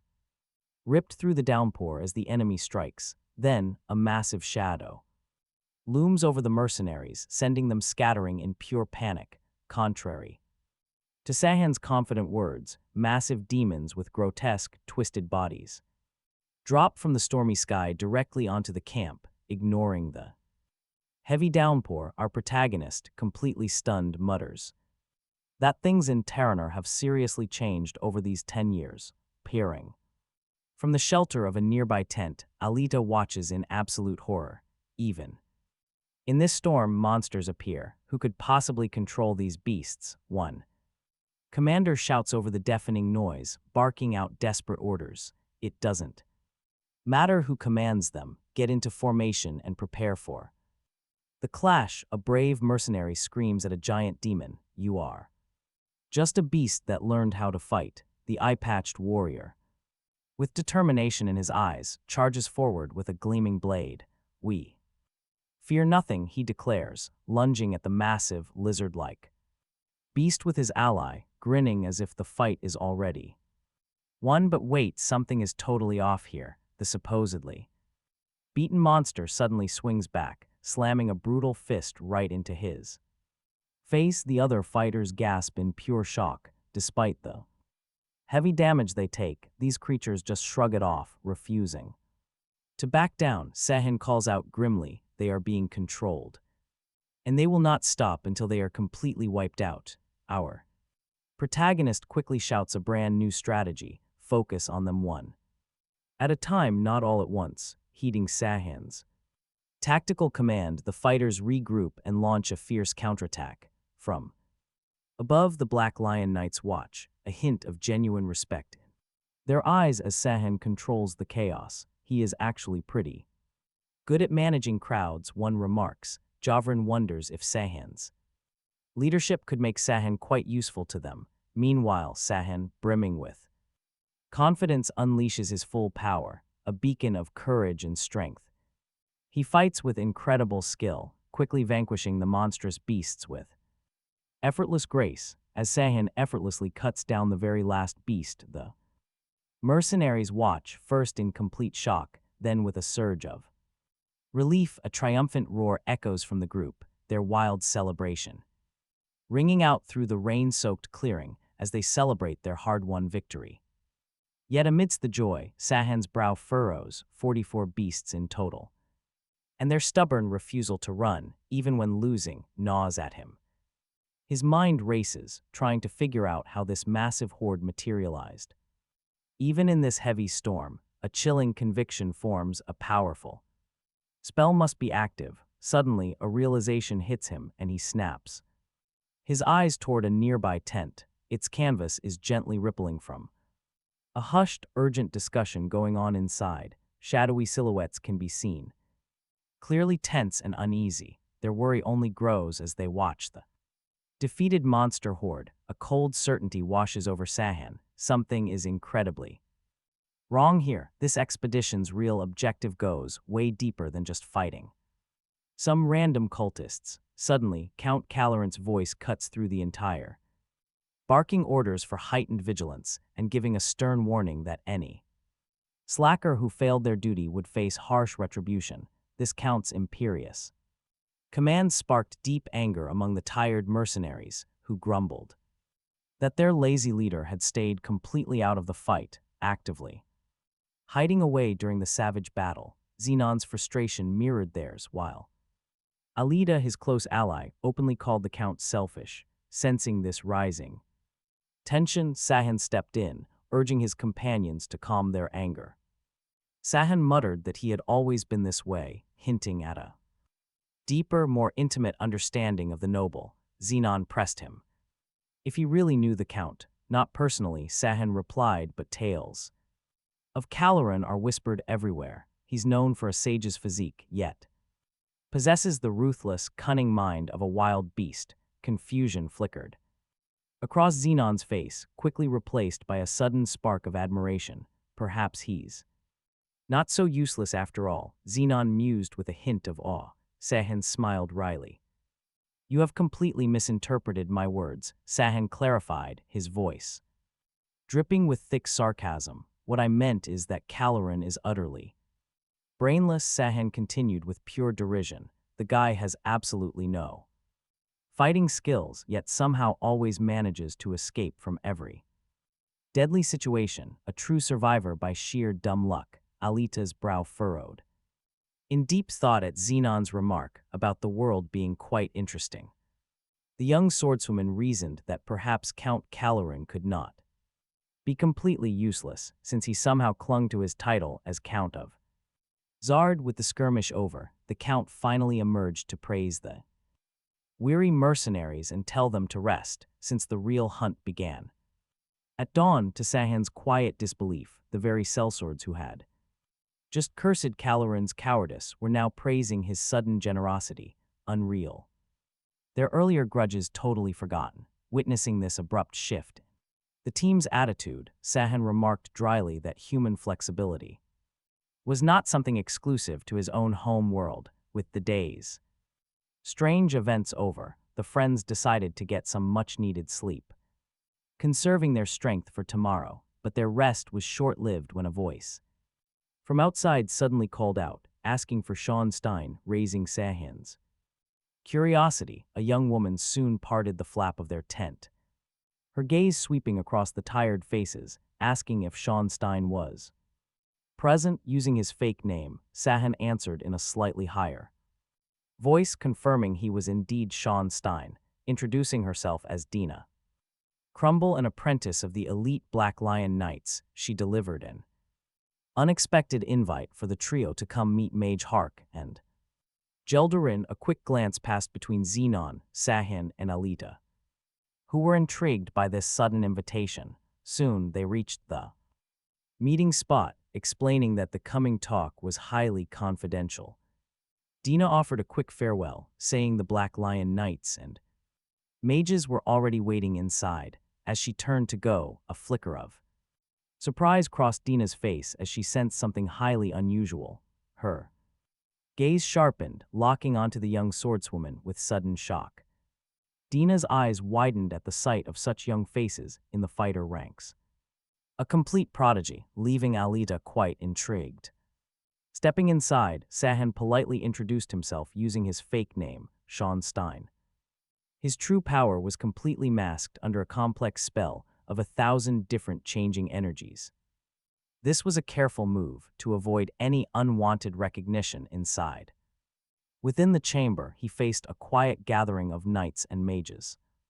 Gelderin stepped forward to greet the young newcomer, followed closely by the silent mage Habark. Their host then pointed toward a highly detailed map spread across the table. Dark markings on the map showed the location. It was the hidden base of the cultists, half a day away.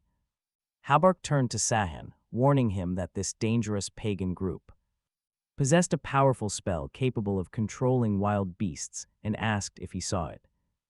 Xenon spoke up. It was the first time they ever saw demons launch a coordinated strike of such intense ferocity, especially during a storm. Hearing this, Habark focused his eyes with a sharp and sudden intensity. The mercenaries were slowly connecting the broken pieces. But get this, he threw a direct question at the three. "Can you three be trusted with a deep secret?" he asked, leaving them highly intrigued. Sihon replied with his usual sarcasm that always depends on the offer. Habark smiled slightly, quite pleased with the young man's blunt honesty. "I like this savior's bold attitude," the older mage openly declared. He pulled out a heavy leather pouch, spilling gold onto the table. "Is this enough for you?" he asked, looking at the companions. Xenon's eyes grew wide as he stared at the massive fortune. Sihon just smiled, thinking back to when his old underwear sold for 100 gold coins. "More than enough," Sihon replied with confidence. Habark grew serious, warning him to keep that fearless attitude. He revealed the dark truth that the cult had no real magic. Their magic was actually dark sorcery, powered by horrible means. They sacrificed human lives, Habark explained, showing the difference. Magic is academic, while sorcery is completely unstructured. It is rooted entirely in human sacrifice. Sihon frowned, asking if sorcery really controlled the beasts. Habark immediately dismissed the idea with a sigh. They have no sorcerer of that level, which is quite embarrassing. Instead, he revealed a secret stolen from the Blue Ivory Tower. This disclosure instantly sparked Sihon's deep curiosity. Habark explained that a famous sixth-floor mage named Rarkin had once conducted highly classified, forbidden experiments. Driven by greed, he carelessly lost several dangerous beasts. The punishment was brutal, stripping him of all his prestigious titles. Xenon interrupted, demanding to know what that actually meant. It is an execution ritual harnessing the power of earth, water, fire, and wind. A grim finality used by the tower, which made Sihon frown. The blue tower chose a grim finality, leaving Sihon struggling to comprehend what kind of massive experimental failure could possibly justify this. Before Sihon could voice his doubts, Harbek's gaze locked onto them.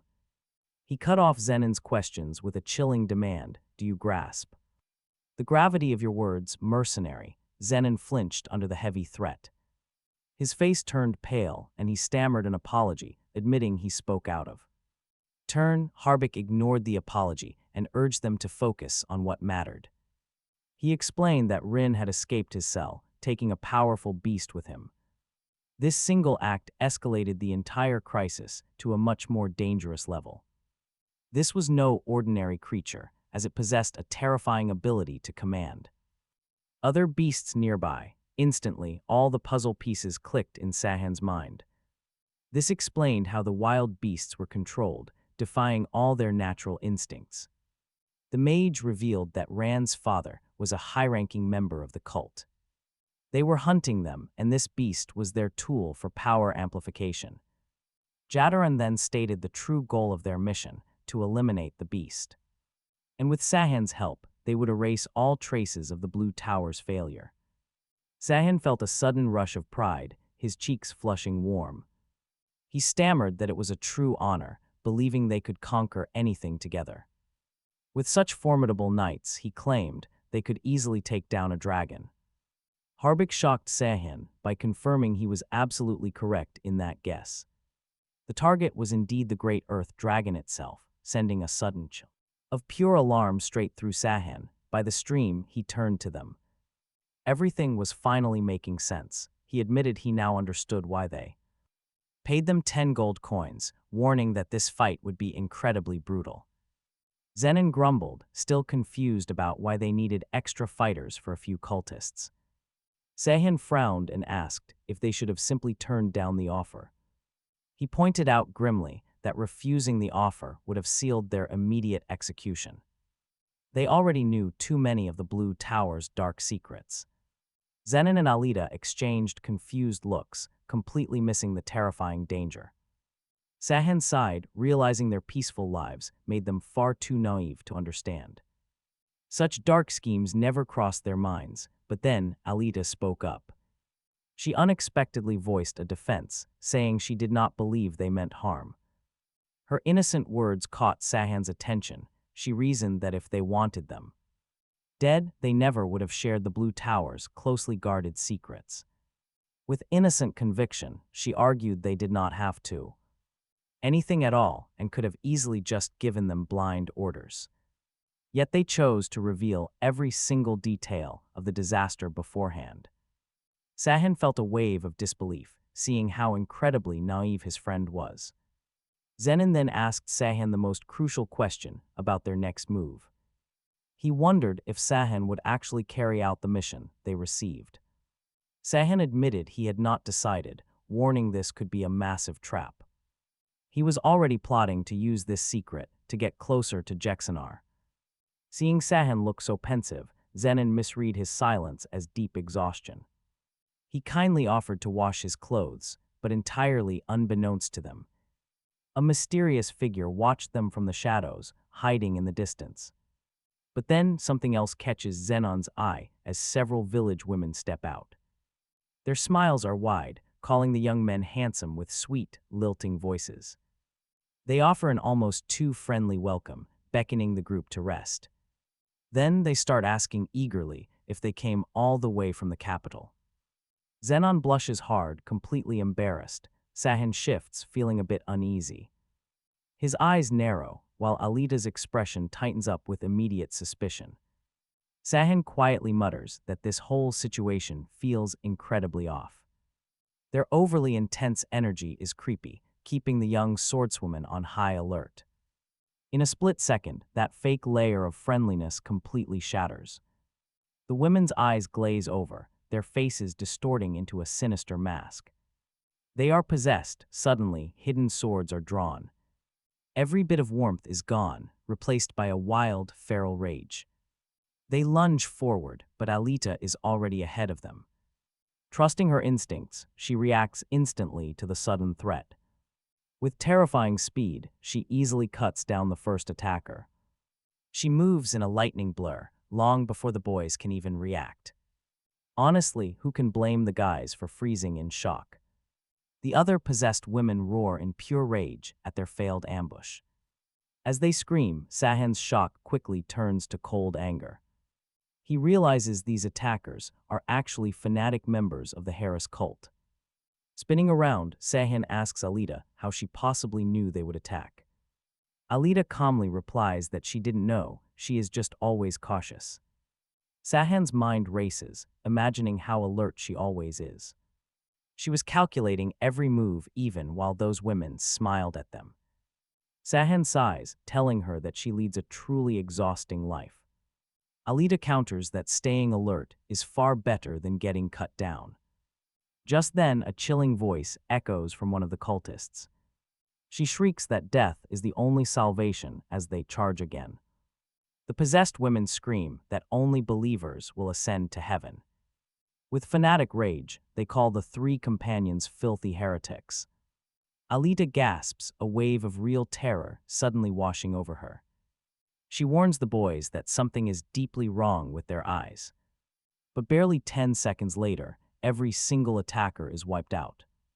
Sihon's godlike speed leaves them all completely flat on the ground. Stunned by the Savior's power, Alita can only whisper in disbelief. Sihon wonders why the cultists targeted them, since they aren't key squad members. Suddenly, Zenon breaks his train of thought, pointing in alarm. Their eyes follow his finger, a heavy dread pooling in their chests. A massive column of black smoke rises, followed by a bright flash of fire. The flames are erupting right from the village, where their squad is stationed. A grim realization hits Sihon as he watches the fire burn. The cult isn't just after them, they are targeting the whole expedition. Getting highly irritated, Sihon declares that it is time to clean up this mess. His quick scan confirms a terrifying truth about this place. The entire village is a giant nest of crazy heretics. The cultists face the blinding light with absolute zeal. Sihon's followers will enter heaven, they chant non-believers belong in hell, and death is true salvation, before they could. Strike Jeldarin, the Black Lion Knight, bursts onto the battlefield, his blade flashing. As he tears straight through the fanatics, struck down, a dying heretic gasps out his final breath. Jeldarin rejoices to finally join God, leaving Jeldarin completely shocked. By the bizarre sight, these cultists are totally insane, he mutters, highly disoriented. By the fanatical scene, suddenly a massive tremor shakes the ground. Jeldarin finds himself staring down a colossal beast, its monstrous body thundering straight toward him. The elite knight knows exactly what he has to do. He must defeat this demonic beast first. With a roar, Jeldarin summons a massive shield of crackling energy, bracing himself against the monsters. Charge! Suddenly, his comrade level appears on the battlefield, launching a ferocious attack against the terrifying creature. How can there be so many beasts here? Jeldarin questions Leal, his mind racing wildly. Could this place really be the legendary Demon King's castle the cultists actually captured? All these wild mountain beasts, Habark interjects, his voice heavily strained. Jeldarin's blood runs ice cold. Looking at the massive horde, they start to wonder about the true age of the giant earth dragon controlling them. Habark reveals a chilling truth. Experiments have forcefully amplified the dragon's mind control abilities. Jeldarin is utterly horrified, a 100-year-old monster. Controlling them, yet fighting it feels like battling an ancient 5-centuries-old dragon. It is actually far worse than that, Habark confesses. His grim words plunge the elite knight into deeper confusion as he grasps the Dragon's terrifying madness. Suddenly, another massive shockwave hits them, Habark in the. Two knights instantly freeze. A shared terror grips them as they realize. The stampeding demonic beasts are heading straight for the tavern. With effortless strength, a massive beast tears through the tavern walls. The team's worst fears are officially realized. The monsters targeted the tavern because Count Kelterin is hiding inside, face to face with the gargantuan monster. The Count shrieks for help, wailing that they told him this place was safe. Desperation clouds his face as he screams that the guards should have stayed by his side, desperately begging for someone to save him. Dina, a young trainee, finds herself in dire peril, forced to confront a savage beast entirely alone, but right before the monster's attack can land, an unexpected hero appears. Sihon arrives in a flash, blocking the creature's heavy strike and saving Dina from certain death. She sighs in profound relief. Deeply grateful, Alita and Xenon quickly arrive, joining the chaotic fray to contain the surging beasts. Catching sight of Sihon, Gelderin offers a quick, grateful nod. He thanks him for protecting the tavern, before immediately asking where the other mercenaries are. The Black Lion Knight quickly barks out his orders. He commands the three friends to protect the Count while the others slay the remaining beasts. The terrified Count demands that Sihon protect him. But the savior from another world has his eyes on something else. Sihon senses it. Something incredibly powerful is rapidly approaching. At that exact moment, a colossal paw, impossibly massive, descends. The great earth dragon has arrived. The beast itself, the creature ruling over this ravaged wasteland. The entire village lay engulfed in flames, a devastating wasteland of ash and fire. All caused by the beasts. Jalberin plunged back in, quickly striking one down. "Hold on," the confident captain bellowed, rallying his struggling allies. "We can finish them," but then the tide turned. The Count sneered, just as expected from the elite Black Lion Knights. But Sihon felt a sudden knot of worry tightening deep in his gut. He scanned the chaotic battlefield, even with so many monsters down. Hardly any bodies remained there. Then things got even worse. A collective gasp rippled through the ranks. A new terror blotted out the sky. A dragon. Even Levo flinched. His composure shattered. A dragon now, the veteran knight barked in disbelief. This was easily the absolute worst time for a new threat. The giant beast was far deadlier than any horde they had faced. With a deafening roar, the dragon coiled, preparing to strike. "Hold your ground." "Do not panic," Jalberin roared, sweeping his gaze across the terrified soldiers. "Get the defensive spells up now." Just then, the beast unleashed its breath. A shimmering barrier of water erupted, intercepting the massive attack. It shielded the entire team, and a tiny flicker of hope returned. The barrier held. One of the elite knights shouted in relief. "We can finish this," he yelled, but honestly, things looked bleak. Every single face showed bone-deep exhaustion from the brutal, relentless fighting. Jalberin's jaw tightened as he looked at his battered men. "And what about the beasts still under the dragon's control?" he snapped. His gaze was sharp. That was when Habak gave a dark warning. The dragon's mind control magic could easily grow stronger. This left everyone deeply unsettled, but Jalberin did not hesitate. "There is no time to complain," he commanded, his eyes burning. "We move now." Defiant hope radiated from the brave commander. "Our exhaustion means nothing. We will make this beast hear our roar." The giant dragon lunged forward. Jalberin stood firm, meeting the charge. He met the charge. Without a second of hesitation, he braced. The captain conjured a massive magical shield, a literal wall of defense. Ready to protect his comrades, he unleashed his ultimate technique.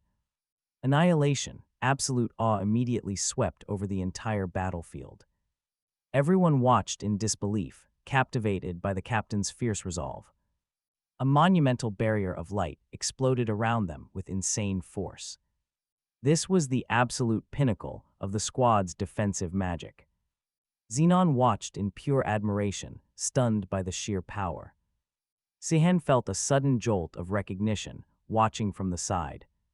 This style reminds me of Yexenard, he murmured quietly to himself. His mind drifted back, recalling his old friend's reckless spirit. Yexenard always fought monsters like a madman. It raised questions.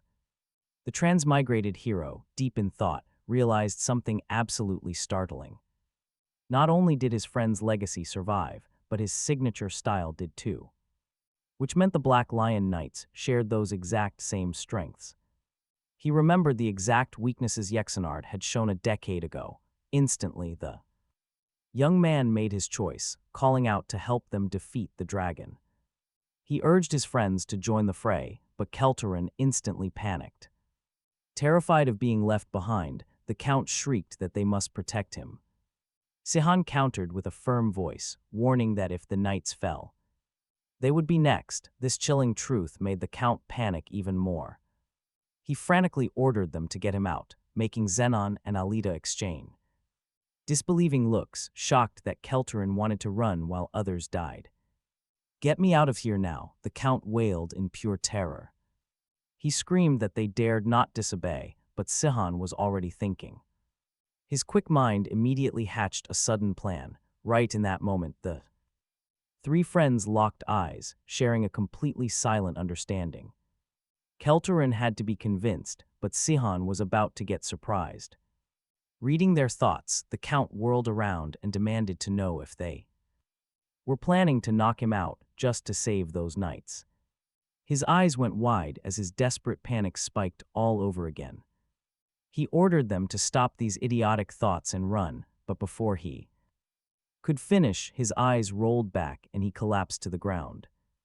Right before their shocked eyes, Dina called out for Sihon to move. She was the one who actually knocked him out, taking the lead. Sihon felt a quiet wave of satisfaction that she had done it first. Meanwhile, the exhausted knights were pushed way past their absolute limits.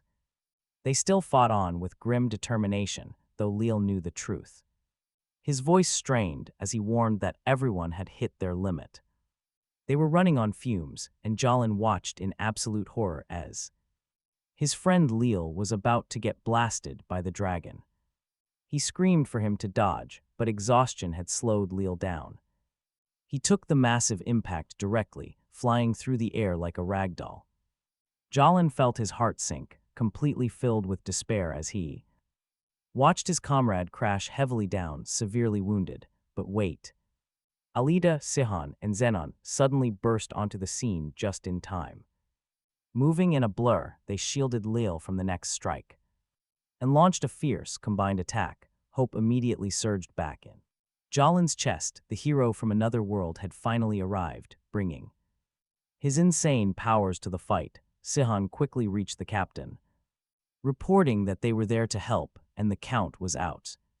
But Sihon quickly glanced at Alita with a look of deep worry.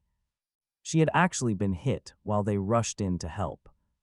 Grimacing slightly, the young warrior promised she was totally fine. The monster's hide was just way tougher than she initially expected. Sending her blow bouncing back, Sihon warned them that normal attacks were completely useless. They had to break through those thick scales. But before they could even plan, a sudden shift happened. The giant dragon recoiled in pure terror and ran away. It fled, leaving Sihon and Alita standing there in complete disbelief. They just stand there dumbfounded, witnessing the impossible. But the young swordswoman goes from shock to sputtering.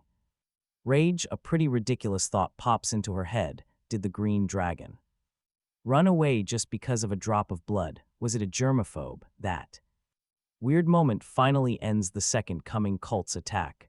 There. Captured fanatics, still screaming about their absolute devotion to Lord Sun's teachings, demand to be let go. A mercenary shuts one up with a swift kick, muttering that Sihon would be disappointed. By this madness, even our main character thinks the fight is finally over, but Alita's mind is heavy. Far too many losses, only 600 soldiers left. Dean chimes in with a pretty sarcastic remark. Since the Count has no clue what just went down, Alita wonders Allowed how 3 days already flew by since they left the village. Is the hunt for these cultists actually done? Sihon is convinced this is just the start of something bigger, realizing the whole mission was just a clever smoke screen. For their real target, meanwhile, those who know the actual truth start asking questions. Did the Earth Dragon and Lacrin really run away, or are they just hiding, waiting to strike, miles away in a secret cave? Lacrin is completely lost, unable to make sense of all this chaos. The cult leader is furious. Why isn't the dragon obeying him anymore? Lacrin screams at the massive beast, ordering it to wake up and submit. Then he wonders what actually happened back in that village 4 days ago. He still desperately needs the beast for his grand plans. He gets even more furious at his mages. How dare they try to kill someone over a simple mistake? Ambition burns inside him. If he can just control this dragon's massive power, he could easily wipe out the entire group hunting him down. His gaze darkens. He plans to run away immediately and live like a king off the stolen riches of Kihan's cult, stubborn as ever. Lacrin orders the dragon once again to wake up and destroy his enemies, offering up another handful of powdered heart. But watch this, everything changes. That powder in his palm suddenly catches fire, bursting into bright flames. Panic grips Lacrin. He stammers, asking what it is doing, his voice shaking. What happens next makes his terror so much worse. In that terrifying moment, the massive dragon of scales and muscle slowly begins to stand up right in front of him. His mind completely reels, totally unable to understand. Elran shrieks, asking how it dares to threaten him. Pure panic in his voice, but then the truth hits. Alita's blood, which touched the dragon, was the spark for this insane reaction.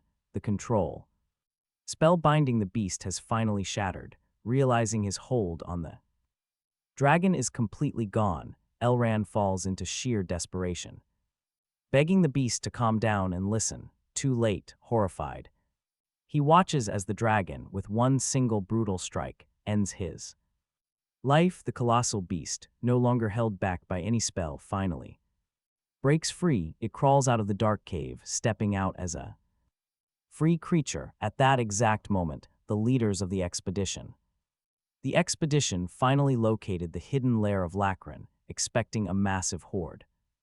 But Jelgerin, ever pragmatic, brushed away Habark's sudden concerns. There are likely no more beasts here, he calmly pointed out. Having already slain over 100 beasts, a phantom-like presence suddenly approached. Kelterin materialized from the dense forest. What are you doing here? Sihon demanded. The mage spoke in hushed tones, reminding his ally that the existence of the Earth Dragon and Lacrin was a top-secret matter. He could not fathom why the Count was there. Kelterin surveyed his small escort, consisting of one Black Lion knight and 2 mages, scoffed at them. There should be at least 2 knights and 4 mages protecting me, he complained. Jelgerin simply stared, completely dumbfounded by the audacious demands of the Count. But the captain stood firm, flatly telling Kelterin that his current guards were all he would get, throwing the Count into despair. Seeing no other way to calm down the highly agitated noble, Jelgerin offered a simple choice. There is no other way unless you follow us. With no other option, the Count finally gave in and agreed. It was certainly better than staying among these common soldiers and filthy pagans, he muttered, leaving Jelgerin quite puzzled by Kelterin's sudden shift. The Count had quickly calculated his moves, even heading towards the beast. His safety was far more secure with the elite knights and mages than staying with regular troops. A thin smile touched the lips of the old man. Since Jelgerin asked so nicely, he sneered, dripping with sheer arrogance. This made the captain highly uneasy, though Kelterin agreed to follow. Kelterin then turned to Habark, asking if the dragon and Lacrin were inside. Habark confirmed it, explaining that he had used confession magic. Sihon grew deeply thoughtful. The brutal method used to find them was highly questionable, to say the least. His mind replayed the interrogation. He vividly remembered the chilling details of that dark questioning session. The mysterious black powder used during the interrogation kept bothering Sihon. He tried to comprehend the bizarre substance that forced those confessions. Suddenly, Alita appeared right beside him, her eyes glued to the dark cave. Her face was filled with absolute terror. Then, from the deep shadows, a pair of glowing eyes flared with pure predatory intent. Instantly, the Black Lion Captain Jelgerin roared out orders to prepare for battle. His loud voice confirmed their worst fears. The Earth Dragon was indeed there. A sudden shock hit Jelgerin as he recognized the massive beast. It was the same Earth Dragon that had previously destroyed his village. Only now the giant beast looked even larger, releasing an unsettling aura. Yet Jelgerin was highly confident in his own strength and scoffed. He could not explain the change, but knew it posed no threat. Believing he would easily win, Jelgerin charged ahead without hesitation. He spearheaded the assault, lunging at the giant dragon with a roar. "I will show you the real strength of a Black Lion Knight." Habark quickly joined the fray with his magic fully restored. That massive beast will learn its lesson as the mages seize their cue. The mages unleashed a fierce barrage of elemental magic, weaving ice and earth spells together. They created a massive magical vortex, but the giant dragon barely seemed to care. Completely unbothered, Zenon calmly watched their strategy. Knights defended and mages attacked. Sihon mused that he likely would not even need to step in when something unexpected happened. That powerful magical vortex, crafted with so much effort, just vanished. Not a single trace was left, leaving everyone in disbelief. A collective gasp escaped as they struggled to process it. Those standing closest to the beast froze in sheer terror. They couldn't understand how it neutralized their attack. A chilling realization hit: this monster was different. It felt like a terrifying entity from another world entirely. Before the soldiers could even defend, the beast struck back. A devastating and massive explosion of dragon fire erupted. It was so destructive that lightning crackled right through the flames. Several soldiers were caught in the blast, instantly vaporized. Through the blazing fire, Captain Jelgerin emerged in pure desperation. Desperately, he screamed out the names of his fallen companions. As the flames consumed them, a panicked whisper spread. How did this beast become so impossibly strong? Meanwhile, Sihon found himself stuck in an increasingly difficult position. He had to deal with the frantic Count's demands. As intense heat washed over Sihon, he realized something grim. This giant beast was completely immune to his anomalous, weird magic. He knew he had to act fast, just like with the fire wolves. Quickly assessing the situation, 2 knights and 4 mages had already fallen. Normal magic was absolutely useless against this terrifying thing. Only 3 Black Lion Knights remained, barely holding on for their lives. They knew that at this rate, they would be completely wiped out. Left with no other choice, Sihon decided to make a drastic move.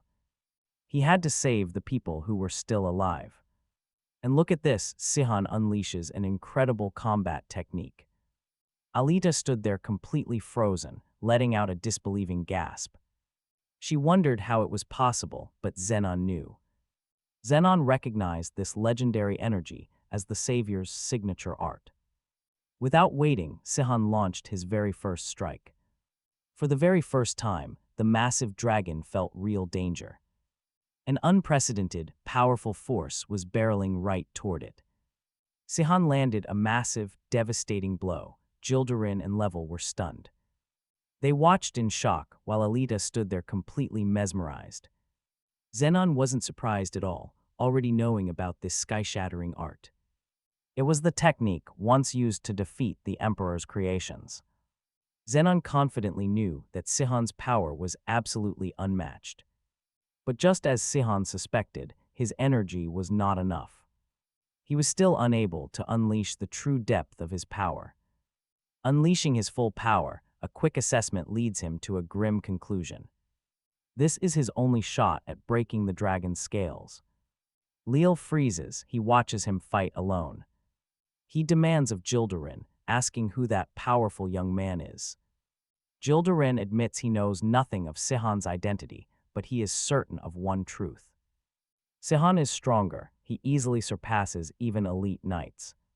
His words are a desperate attempt to rally his stunned comrade, and it works. Bolstered by Sihon's display, Zenon and Alita rush toward the dragon. Nearby, Count Kielter's eyes narrow with sudden recognition. He recognizes that combat technique, and a deep suspicion begins to grow. A hidden identity, he questions who this powerful youth really is. But wait, this dragon is actually way tougher than it looks. Sihon's friends charge, but the colossal monster moves.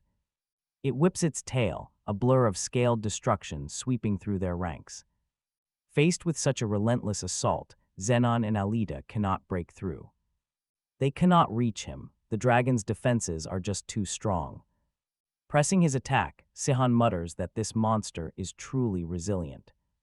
The beast roars, it watches the young warrior focus his advance.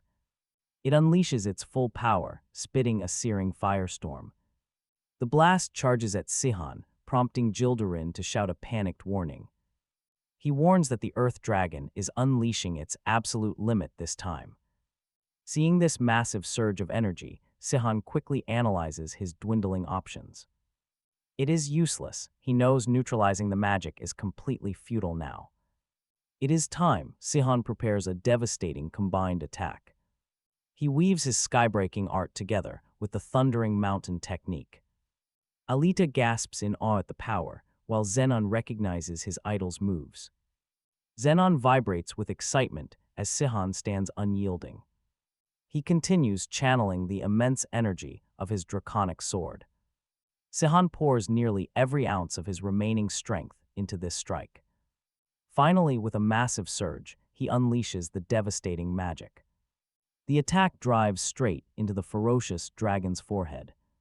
The beast staggers and collapses, utterly defeated by the young warrior. The beast falls, its massive body lies completely inert.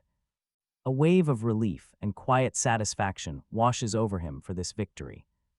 But the entire expedition force stands frozen, completely incredulous at the sight.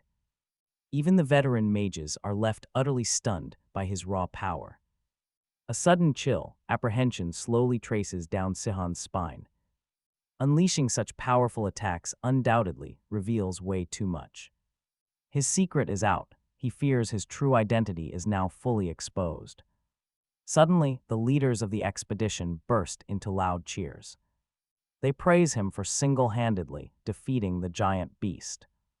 A flicker of hope, perhaps not everything is completely lost. Gilderin and Leal stare in disbelief, completely baffled by his strength. They cannot believe such a godlike warrior is just a casual volunteer.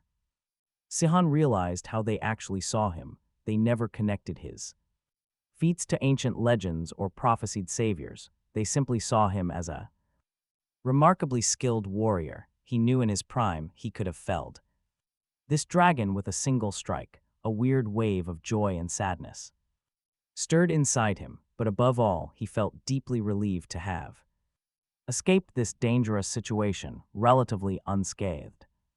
Right then, a figure walked up to the otherworldly savior. It was Gilderin, his gaze sharp. You've been hiding your true abilities, Sihon. You're easily as strong as the Black Lion Knights, maybe even stronger. The expedition captain's voice turned cold. Why would you classify yourself as just a ranked fighter? The heavy question made Sihon deeply uncomfortable.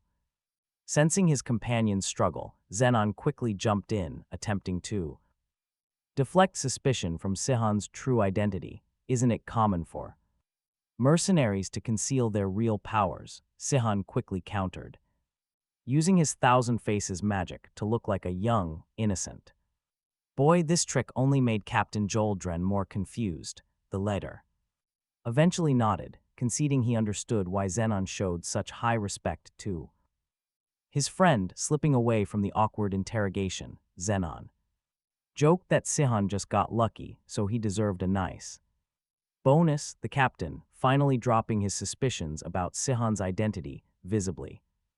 Relaxed after the night's clean victory, Joldren then promised that upon their return to the capital, he would personally make sure all three companions were rewarded handsomely. Sihon, impressed by Zenon's talent for handling awkward situations, thanked him sincerely. I am only alive because of you. Happy to help his idol, Zenon beamed. It was the least I could do. He quietly admired how Sihon held back his strength just enough to defeat the dragon. Alita, however, suddenly froze as a sharp thought hit her. Why didn't you tell Zenon you lost your strength? She pressed. Sihon met her eyes. I still do not completely trust him. He inwardly sighed that even after showing his sky-breaking magic in front of so many, nobody had uncovered his identity. Still, Alita offered a chilling warning. She believed someone did notice, someone who knows a great deal about the legends of the savior from another world,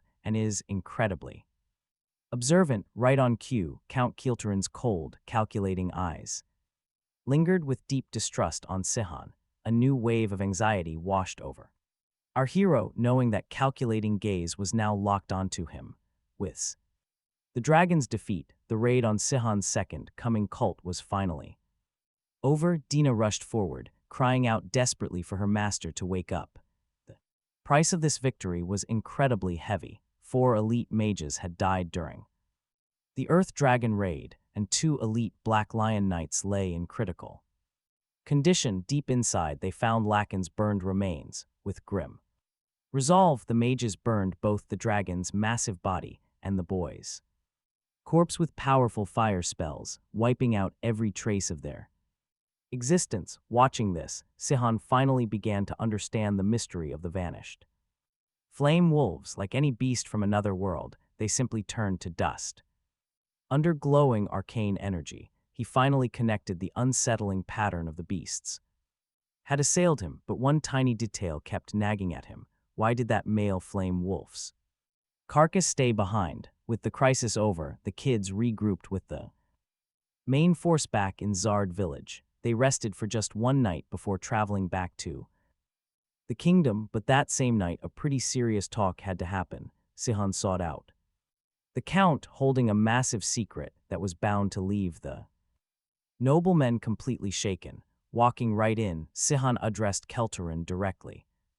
There is something we must discuss, Count, and it has to be right now. Kelterin, obviously trying to brush him off, suggested they just sleep before their upcoming departure. This dismissive attitude annoyed Sihon, who pushed right past the excuse. His patience finally snapped. He yelled at Kelterin, accusing him of staying silent and avoiding the truth. The Count flinched, finally giving in. His voice was a mere whisper. You are the savior of the other world. Panic seized the old man as he realized his massive slip of the tongue. Sihon, however, just nodded. I knew that would happen, he said, his voice perfectly calm after that sudden outburst, still reeling.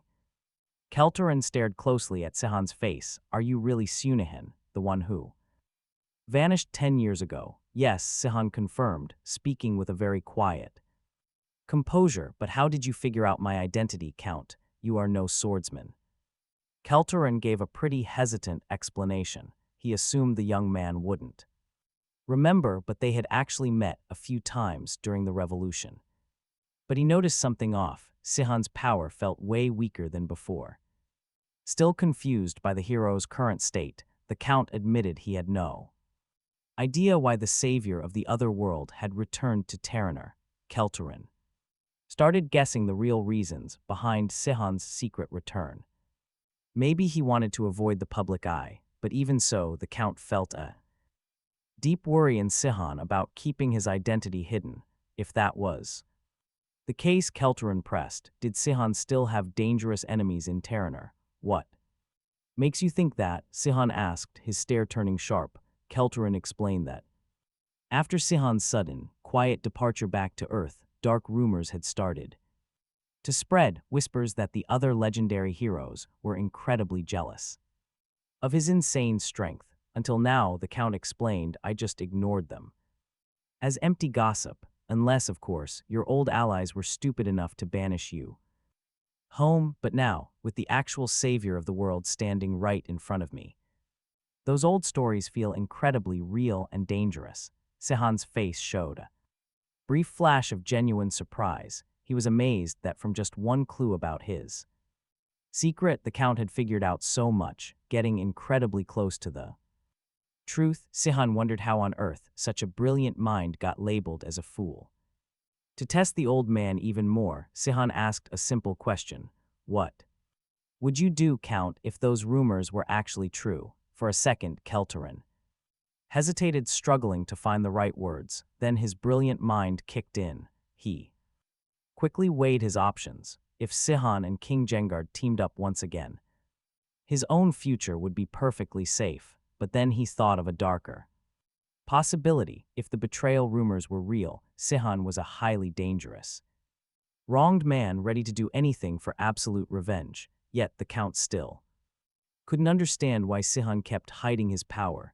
After all, even for the legendary savior, facing the other 6 heroes all at once was suicide.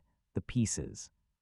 Everything clicked. If rumors were true, the traitor discovered Sihon's secret identity. The Count believed his life was in danger. A gasp escaped him. Kelterin dropped to his knees right there, clutching tightly at his robes. He desperately pleaded for his life. Sihon stared down, completely bewildered by this. Kelterin wailed for mercy, desperately grabbing at Sihon's legs. He cried that he had an elderly mother and a 3-year-old child. If he vanished, his son would end up in an orphanage. Sihon finally understood the cruel rumors about Kelterin having the brain of an animal. Under real pressure, the Count's brilliant mind simply stopped working. I mean, talk about a complete mental shutdown. Honestly, it explains everything. This explained his baffling inaction during past battles against the Empire. Sihon gently calmed the panicked Count. Stand up, Kelterin, he urged softly. I have no intention of harming you. Instant relief washed over him. Overwhelmed with gratitude, Kelterin swore that if Sihon allowed it, he would dedicate his life to his service, a loyalty King Jengard could only dream of. But Sihon already had a completely different plan unfolding in his mind. A swirl of dark arcane energy suddenly gathered in Sihon's palm. This immediately struck pure terror into Kelterin's heart. Before he could react, Sihon lunged forward, striking a swift, precise blow straight to his chest. He recoiled, convinced he was dead, only to realize with a jolt of confusion that there was absolutely no pain. What did you do? He gasped. His terror quickly shifted to bewilderment. A trump card, Sihon stated calmly. He revealed the sinister plan, asking if the Count knew his unique technique. It was called the explosive aura. Kelterin's eyes widened with fresh desperation. He grappled with the terrifying implications as Sihon explained the reality. The explosive aura allowed him to implant highly concentrated combat energy inside a victim's body, which he could detonate at any moment. The technique has its limits, he continued in a chillingly calm voice. It only works on 3 people and is completely useless against swordsmen or mages. He stared at Kelterin with an unwavering gaze. Your life is now entirely in my hands. Once I can trust you, the aura will be removed. As he understood, Kelterin relaxed slightly. He instinctively touched his chest. I am just happy to be alive, Kelterin declared, a manic relief flooding his face. Sihon stared back. Wait, is this guy actually smiling? Even Sihon was completely stunned. Delighted, do you actually understand what I just told you? Sihon pressed. A hint of suspicion in his voice. Every single word, Kelterin affirmed. A triumphant grin stretched across Kelterin's face. This means you won't hurt me as long as I serve you, and I promise, Lord Sihon, I would never betray you. He practically beamed with sudden zeal. I will obey your every command. Consider me your loyal servant from this moment forward, even if it means betraying your king, Sihon asked with a piercing gaze, even with your life on the line. Kelterin scoffed with a sudden confident gleam in his eyes. If forced to choose between an otherworldly savior and a destroyer of lands, his loyalty would never waver, asking who in their right mind would choose a destroyer over a savior, his voice echoing with conviction through the hall. Chamber outside, Sihon found Alita waiting for him, saying that their meeting was quite thorough, judging by how long it actually took. Alita stared with sharp eyes, and Sihon gave a grateful nod. Thanking her, though worry quickly lined the young woman's face. She asked if he really planned to use that aura in his condition. Despite his weakened state, Sihon met her eyes and chose to tell the truth. To Alita's pure shock, he revealed that his skill was just a total lie, calmly stating that whether he could use it did not matter. It does not even exist, as Sihon explained that no fight energy could detonate at will, calling it an impractical concept he created solely for mind games. Our young swordswoman argued, remembering seeing that exact technique in her books, but Sihon admitted he spread those rumors to ensure that as many enemies as possible fell for the clever trap. Alita stood frozen, betrayal radiating from her. Still, Sihon declared in a calm voice. His tone flat, joining this dangerous expedition served its goal, providing him with a powerful trump card, before his mind wandered back to the dragon, wondering why that beast looked exactly like those fiery wolves. Sihon suspected both those wolves and the massive earth dragon were probably linked to the strange experiments of the Blue Ivory Tower, secrets he had heard whispers of. Troubled, Alita added that another thing was bothering her, pointing out the creepy black powder Habak used, forcing heretics to talk, while Sihon admitted his own fear of that dust, noting how easily it bypasses any mental shield defenses, but Alita quickly cut him off, saying that was not her point. Instead, she described a chilling feeling that hit her when she saw the powder, a sickening sensation, like dozens of tiny insects crawling in her mouth. That terrifying sight woke a dark, horrible memory, and while struggling to explain the creepy feeling, Alita admitted she had seen that same powder before, when an overwhelming wave of deep sadness nearly broke her. As painful memories rushed back, she remembered Lilstein using that dark powder against the descendants of Lusklian, the cruel king, used that evil dust to force them to commit terrible acts, taking their own lives or killing their loved ones. In this terrible way, Lilstein forced her father to kill her mother, then tried forcing him to take his own life, but then something unexpected happened. Her father somehow broke free from the hypnotic trance, only to find his dead wife, falling into a deep despair that shattered his mind, and the truth became absolute torture.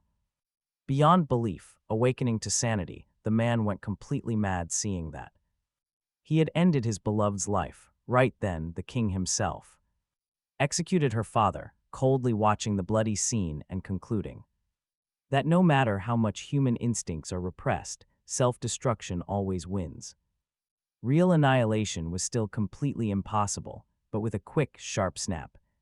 With a snap, the king incinerates the dead, leaving absolutely nothing behind. Lilstein grimaces, realizing how tough the road ahead is going to be. That dream of mental domination, not happening. But wait, far away in the capital, Yexenard uncovers the absolute truth. Their actual mission was not about stopping a simple cult at all. They had to hunt down the Earth Dragon, as Keldron explained to the king. This monstrous beast has lived in Brezalt for over 300 years. Its power is so massive that even the famous Order of the Lion failed. Knowing this, Count Keldron hid the terrifying truth from Train entirely. He lies, calling it fake gossip about a fictional beast. This fake dragon talk makes Yexenard instantly snap in anger. He seethes that he should have never listened to Keldron's advice. If he knew it was real, he would have handled it himself. The Count quickly apologizes, but the king just waves his hand in dismissal. Yexenard shrugs it off, saying nobody could have known it was real. Intrigued by the quiet gossip, Captain Berkeley decides to step in. He mentions hearing rumors about mysterious fighters helping with the subjugation. Keldrin confirms the rumors, admitting these fighters were incredibly strong. Honestly, he wanted them in his own elite unit. But they had already sworn themselves as knights to the local count. Berkeley chuckles, claiming he was excited to recruit some fresh talent. His voice drips with thick sarcasm as he mocks the situation. He notes these fighters clearly care way more about money than honor. Looking at Keldrin, he says people of such low character are worthless. He claims he completely misjudged them and they are not worth hiring. Now let's head over to the capital, right outside the Count's massive estate. Step inside the lavish mansion, where Keldrin is currently talking to Sihon. He proudly announces that everything has been arranged exactly as requested. They now have respectable titles, solid ranks, and a safe base. The three friends will now officially act as Keldrin's private bodyguards. They will keep their fake identities and live quietly behind the mansion. Sihon just offers a sweet, fake smile and a mocking bow. He mockingly asks if they should just kneel and swear loyalty now. This mock submission makes Keldrin completely lose his cool. He panics, stuttering that he would never dare do that. Pretending they are his servants in public makes him extremely anxious. Leaning in close, Keldrin drops his voice to a whisper. There is a far more critical issue at hand. Trying to guess Sihon's ultimate plan, the Count takes a gamble. If Sihon truly wants revenge on the 6 heroes, Yexenard is next. But to the old Count's complete shock, Sihon merely tilts his head. Sihon asks what would make him think such a foolish thing. Suddenly, Sihon bursts out laughing, the loud sound echoing through the room. He mocks the Count's theory, stating he has no reason to kill Yexenard. His laugh turns cold as he smiles, leaving the Count utterly baffled. Betraying him, tossing away their friendship, their trust, and every single shared memory. Even so, Sihon insisted Yexenard was still a friend, one who survived the end. With unwavering conviction, Sihon stood firm, refusing to take his old ally's life. He was completely certain of it, and this sudden revelation takes us into the past. Now get this, we actually get a rare look into their dark past. When the revolutionary heroes decided to betray the savior from another world. Victorious soldiers of the uprising against the tyrannical king erupted in loud celebration. Yet amidst the wild partying, one revolutionary hero sat completely alone. Staring into the crackling campfire, Saffron sat in deep silence. Suddenly, Yexenard, the man destined to become king, approached and called his name. He asked Saffron why he sat alone instead of drinking and celebrating. Saffron quietly admitted that this triumph did not quite feel like their own. He then asked who exactly governed the territory they had just conquered. Yexenard eagerly replied it was Gruss, the half-brother of Emperor Berserk. Saffron pondered this, suggesting Gruss must have felt completely blindsided. He was utterly deceived and betrayed by someone he actually trusted. A dark realization hit Saffron, making the whole war look very different. It seemed Emperor Berserk had manipulated their revolution to crush a rival. But Yexenard did not care, he only savored the sweet taste of victory. Seeing this indifference, Saffron quietly mourned the sudden loss of his friend's innocence. Yexenard just laughed it off, telling Saffron to lighten up a bit. Otherwise, his handsome face might get wrinkles. Saffron just sighed in disbelief. He turned to Yexenard, asking if he ever worried about the future. But before he could even finish his thought, Yexenard cut him off. Saffron complained that he was not done speaking, but Yexenard just smiled. He waved it off, saying there was absolutely no point in worrying. Calling Saffron a massive overthinker, he joked about just being a simple fighter. Just a guy who swings his sword, he joked, making Saffron smile. Still, Saffron could not help but worry about their highly uncertain future. He asked what would happen if Emperor Berserk actually fell. If the entire empire crumbled, who would step up to rule them? Surely someone would rise to become the brand new king of Terranor. Jexingard, completely missing the gravity of the question, offered an easy answer. He suggested Sihon would take the crown, calling him truly extraordinary. Besides, word was Sihon had zero plans of ever returning to Earth. Without realizing it, Jexingard had touched Saffron's deepest, most painful fear. It was the one dark thought that constantly tormented the young hero. If Sihon actually became king, would their bond survive the throne? Jexingard's smile suddenly faded as he finally felt his friend's deep pain. Saffron grimly reminded him of the brutal history they had witnessed. Even the mighty Duke Gruss, who trusted his family, was betrayed and beheaded. He quietly wondered if their own fate would end any differently. Should one of them actually claim the crown of tyrant? The scenery shifts instantly, showing King Jexingard collapsed on the cold ground. Turns out these painful memories were just fragments of a fading dream. These memories played out in Jexingard's mind as he dozed off during training. A whole decade had flown by since those fateful events, since the day he made that choice. That decision shaped his entire future. Suddenly, two of Jexingard's servants stepped out. They intercepted an approaching figure, whispering hushed warnings to stop. Disturbing the king was forbidden. Highly irritated, Jexingard's son burst inside anyway. His angry voice echoed through the chambers, declaring everyone had lost their way. He flung the training room doors wide open, pure fury etched across his face. He demanded answers on a grave matter. Jexingard, however, remained completely indifferent. He simply noted the long interval since their last meeting. He coolly asked his son what he wanted, and Ein demanded answers about the rumors. Rumors of new construction right beside the Palace of Southern Flowers. Why waste money on this? Ein demanded. Jexingard's reply dripped with sarcasm. Heating inside the Palace of Southern Flowers is just too weak, the king claimed. His kittens deserve the absolute finest warmth to get through the winter. Utterly incensed, Ein called it preposterous to force commoners to work right now. Working them during such a harsh period was cruel. How are you any different? From Emperor Berserk he challenged, yet beneath his bold defiance, real worry lingered. A flicker of worry crossed Ein's face, and honestly, who can blame him? Jexingard's face contorted. Ein had crossed the line, but the king promised to forgive him.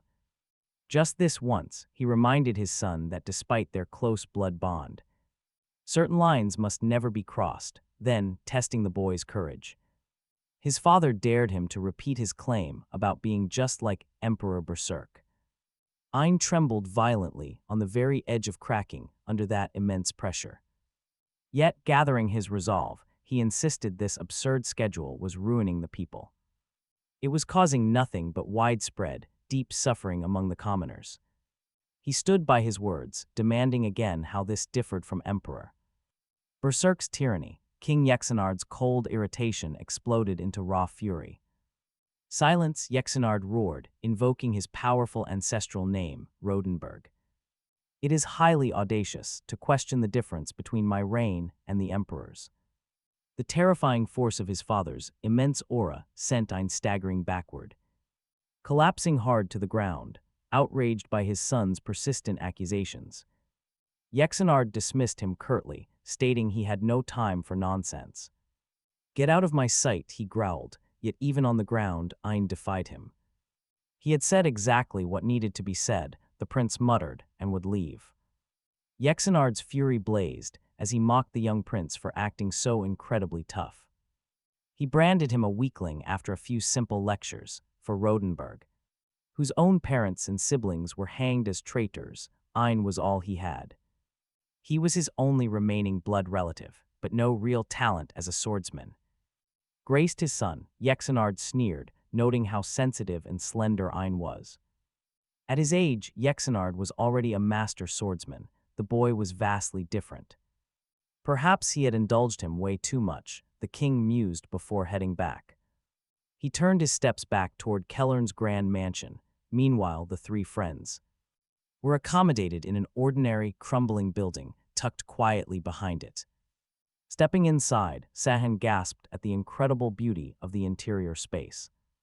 It was a stark contrast to the unassuming exterior, the protagonist. Sihon notices the secret entrance, perfect for slipping in and out undetected. He is genuinely impressed by how fast they secured these rooms after his request. But Keltorin quickly reveals the real reason behind this sudden acquisition. The unmarried count admits he actually built the place to indulge his wild fantasies. Sihon fires back in disbelief, warning him that kidnapping is a serious crime. The old count nervously panics, stammering that it is not like that at all. He explains that having a real family would only put them in constant danger. Since the crown views him as disloyal, this hidden mansion is just a safety precaution. Relieved to leave their old place behind, Xenon is in high spirits. He happily announces he listed their old house for sale, and at a much higher price. Sihon smiles, glad they will not have to stress over money anytime soon. Keltorin kindly reminds the young man that his resources are entirely at Sihon's disposal. Aware of his own fragile position, the Count wants to stay useful.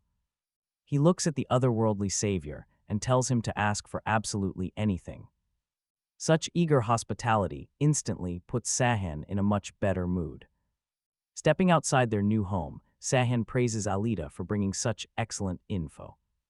Alita explains that formal titles are strictly reserved for military royalty. In this world, only a proper title, or a very stern attitude, can truly command respect and show someone their actual place. She insists it is best that the Count never considers Sihon an equal.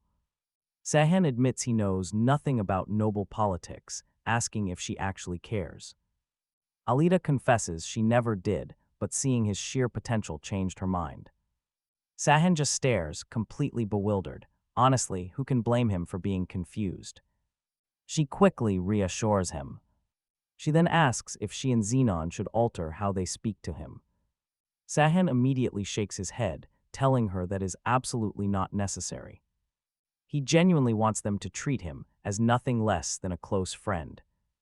Alita beams with relief, asking why he called her out today. Sihon suddenly remembers the massive topic they actually need to discuss. Instead, Sihon drops an unexpected question. He asks Alita if she has any interest in learning magic.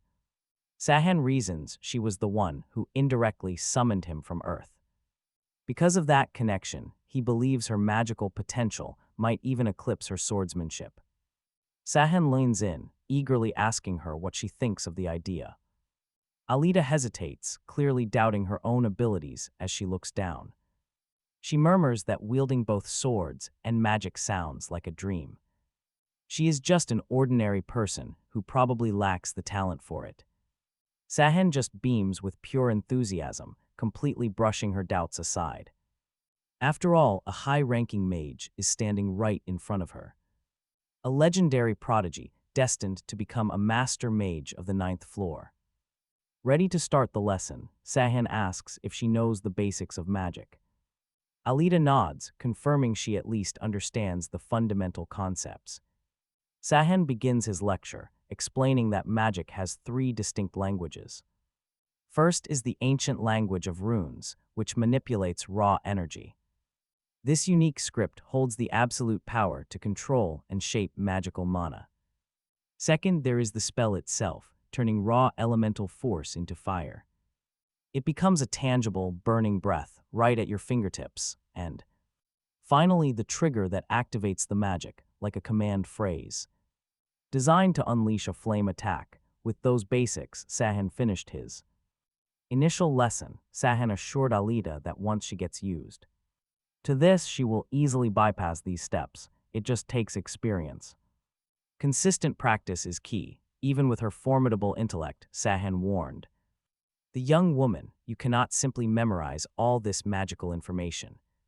True mastery only comes through practice. Alita flinched, startled as Sihon suddenly extended his hand toward her. To her surprise, Sihon conjured a spell book, calling it a magical record, a repository for the accumulated wisdom of mages. This is her first step into magic. Awed by Sihon's power, Alita admitted she had met many other mages but had never witnessed anything like this. Sihon explained that the book is usually invisible, acting as a mage's personal vault, containing all of their accumulated knowledge. He added that a mage's posture often defines the technique itself. This specific pose, Sihon instructed Alita, is known as a hand seal or a somatic stance. He then recalled how effortlessly he aced his national admission exam, a feat made easy by his unique ability to perceive the ethereal knowledge vault, which left Alita completely bewildered. The young swordswoman pressed him further, asking if there was combat energy on Earth. He shook his head. Normal humans cannot wield such power, Alita countered, with a spark of insight. If Sihon can use magic on Earth, the world doesn't reject it, even if magic hasn't developed there yet. A flicker of uncertainty crossed Sihon's face, admitting he never really thought about it. Her questions have made even him curious now. He explained his talent for controlling energy awakened as a side effect of crossing dimensions, a gift Earthlings simply do not possess. Alita nodded decisively. That means nobody on Earth could ever stand against him. A flush crept up Sihon's neck. He had never seen her so intensely curious, so captivated by the idea of Earth. Intrigued by Sihon's past, she asked him how did he live after returning to Earth. As the question left her lips, she noticed Sihon's demeanor shift, his gaze growing incredibly distant and thoughtful. Honestly, his return was anything but normal as Sihon materialized right before a famous statue in South Korea amidst the roaring chaos of rush hour traffic. Within moments, a curious crowd gathered around his sudden appearance. Everyone pointed their phones to record, whispers rippling through the growing crowd, asking why he is naked on the ground or urging someone to call the police. Others openly admired his physique, igniting a massive wave of embarrassment on Sihon's face. Yet beneath the shame, a far deeper torment gnawed at his mind. The burning question of his friend's betrayal, a painful torrent of unanswered questions consumed him from within. Later at the station, the officer's questions were incredibly sharp. Was this young man really the same one discovered naked near the statue? They even brought up rumors. 3 years gone, leaving behind whispers of a runaway. The interrogating officer stares at the man who mysteriously appeared back on Earth, demanding answers. Where had Sihon been and what was he doing? Sihon replies flatly. Total amnesia. The officer's patience immediately snaps. Stop lying and stop joking around. To escape this suffocating room, Sihon quietly channels his magic, weaving a gentle suggestion into the cop's mind. Under its subtle spell, the officer's rigid face softens up completely. He fully believes Sihon's amnesia is real and suggests getting medical help. Stepping outside the station, Sihon feels completely lost. No path ahead yet. Sihon just confirmed a crucial truth. He can still use magic on Earth.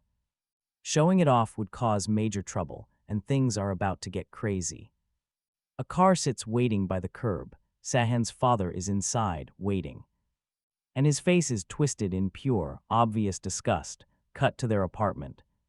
Sihon's childhood home in Tijon. His father, the man who raised the savior of another world, is now absolutely losing his mind with rage.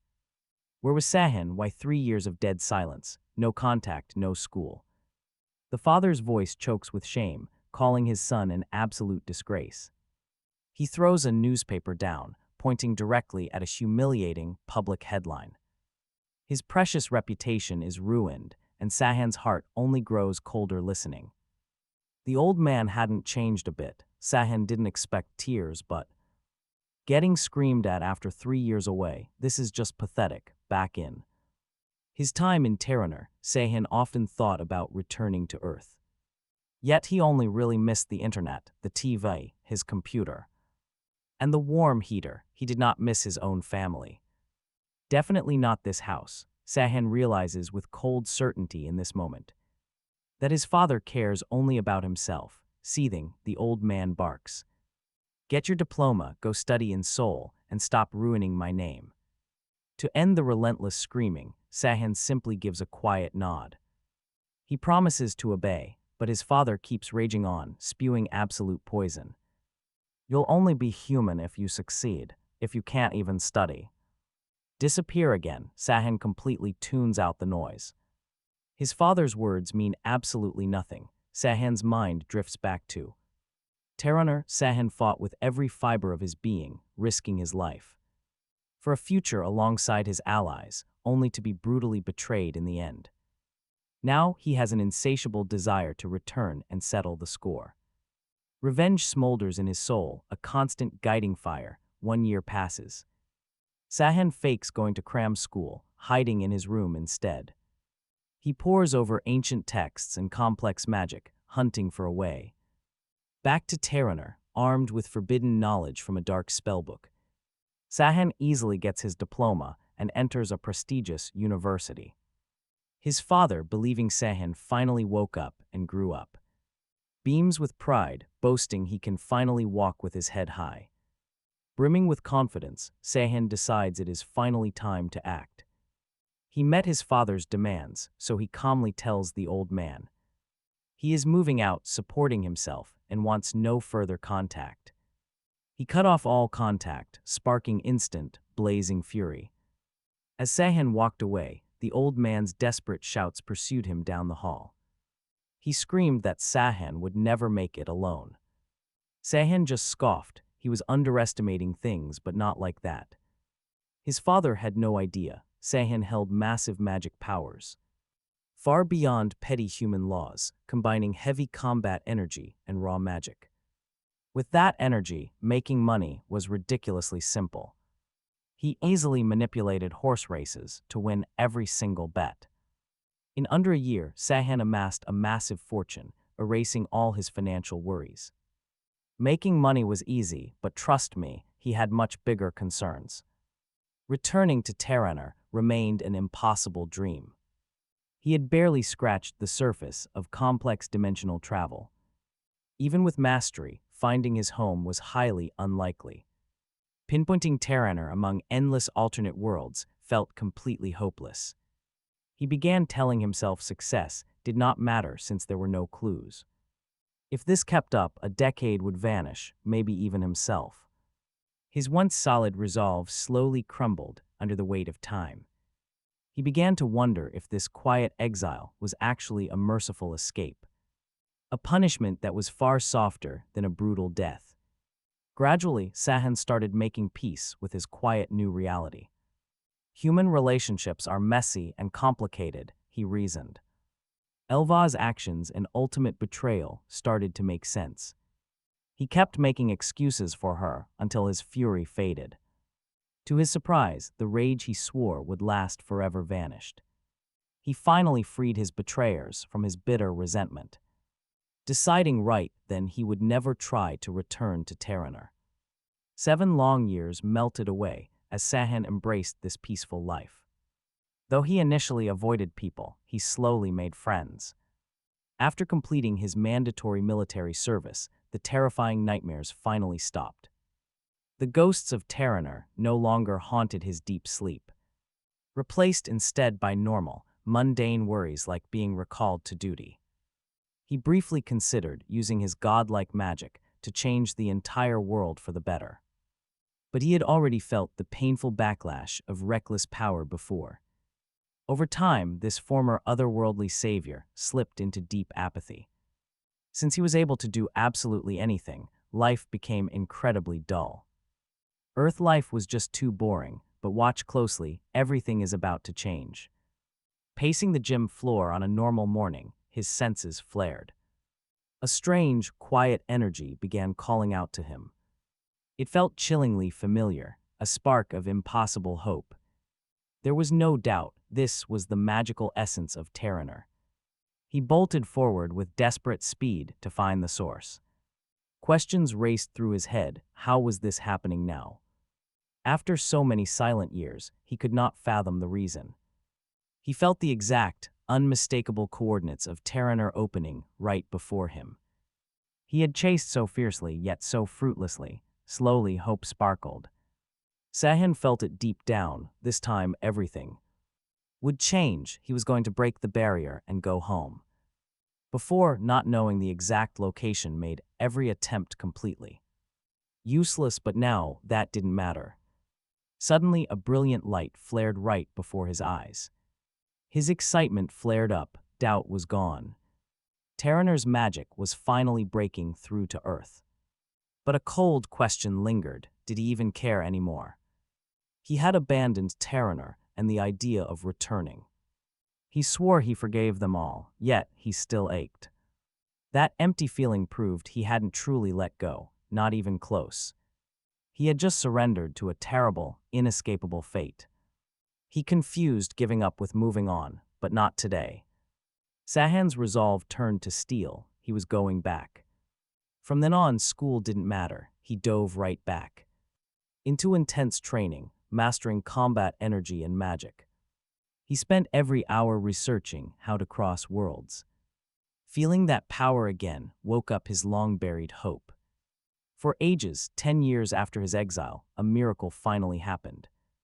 Terraner and Earth connected across the endless void. Sihon stood frozen, his mind blank, but the shock quickly faded. And a sudden rush of determination took over him. He did it. The great gateway to Terraner was open once again. His thirst for revenge burned hotter than ever. Forgiveness. That only comes after he takes back everything. Later, he told Alita about how well he'd managed since getting kicked back to Earth. Having magic and raw combat power made life a lot simpler. He brushed off his struggles, hiding the dark side of his exile. Hearing about his 10 years on Earth made his friends smile with relief. But that warm, happy mood was about to shatter completely. Out of nowhere, Alita collapsed to her knees, her eyes shutting tightly. As if a strange tremor shook her, Sihon asked if she was okay. Looking deeply worried, she whispered that she felt something really weird. Sihon nodded, confirming her feelings. What she felt was magic. He told her that knowing the basics was important, but learning how to use it mattered most, urging her to push herself. He then confessed that while she was busy reaching the 3rd floor, he had carefully hidden all the summoning spells from the other world. Alita stared in shock. He asked if she remembered using magic herself. Right after she arrived, she wasn't destroying it, just hiding it. It should be pretty easy, he smiled, adding that once she started erasing her own magical traces, he would have no reason to chase after her anymore. This made Alita feel quite anxious. She wondered if erasing her traces from the spell would change everything. Will I really be free? She asks. Yes, he says. Sihon quickly promises he will never restrict her personal freedom at all. He wants her safe from everyone's chaos, but Alita has other plans. I can help if I stay, she insists, wanting to stand by his side. He gives in. Frankly, she is the only person he truly trusts here. Her help would be invaluable, but Alita's curiosity gets the best of her. What will you do after you finally get your revenge? She presses. A trace of worry creeps into her voice, asking if he still wants to stay in Terraner. Just like he planned 10 years ago, things are different now, Sihon replies. This world means nothing to him anymore. He only came back for unfinished business. He will not move forward until every single loose end is tied. Then Sihon drops a shocking, unexpected truth on her. After his enemies pay, he is going straight back to South Korea. Worry clouds her face. Will you have to burn someone's heart to do that? She asks in a quiet whisper. Sihon just frowns at her dark thoughts. He gets a bit irritated by her rather grim imagination. Crossing to Terraner was a miracle, he says coldly, but going back is easier. To prove no horrific sacrifice is needed, he takes immediate action. Sihon conjures a glowing, swirling portal right before her eyes. A direct doorway home. The only catch, he explains, is the landing. You never know where you will pop out, but he belongs on Earth. He does not need a specific target, the world just pulls him back. Then a sudden look of pure embarrassment crosses his face.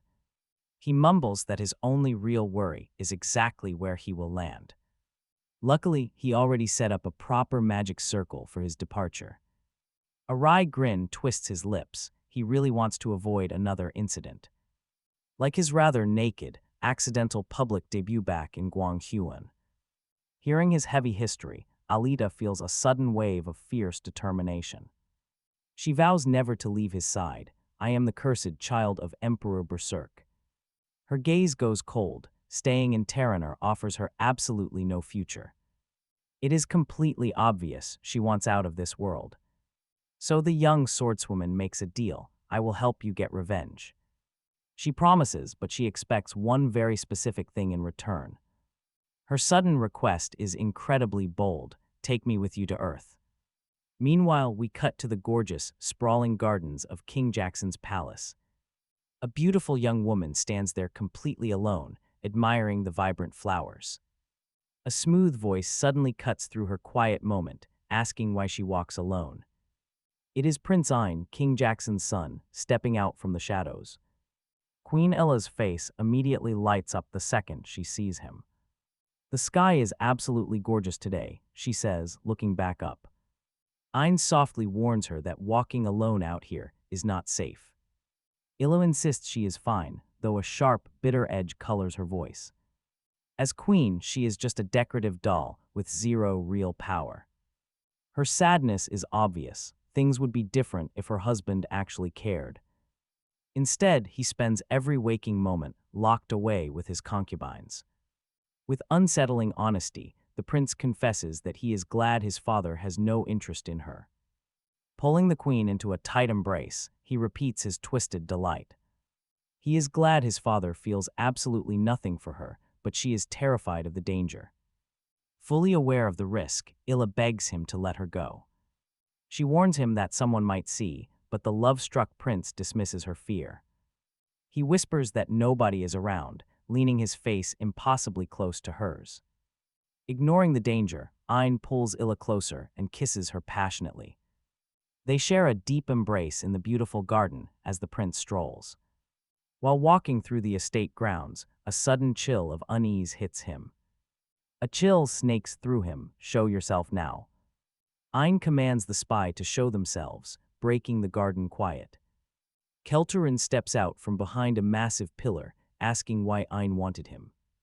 The count wastes no time, announcing he has some incredibly urgent news to share. Elsewhere, Tihan cautiously samples a new brew. Expecting a bitter taste, Tihan is surprised when Zenon eagerly offers a special sauce to try. Zenon promises it will boost the flavor, and after a taste, Tihan nods in approval. It turns out they are testing a rare, highly effective energy-boosting pill. This expensive medicine is finally in circulation, and Alita highly praises its strength. She mentions that taking just 2 pills a day completely transforms her physical condition. Tihan managed to secure a large batch, joking that they can eat them like snacks now. This was all thanks to the Count's backing, which Sihon highly appreciates. The massive influx of resources is boosting his combat energy recovery beyond belief. With this rapid progress, he knows a clash with the king is near. King Zexengard is next, meanwhile at the Count's mansion.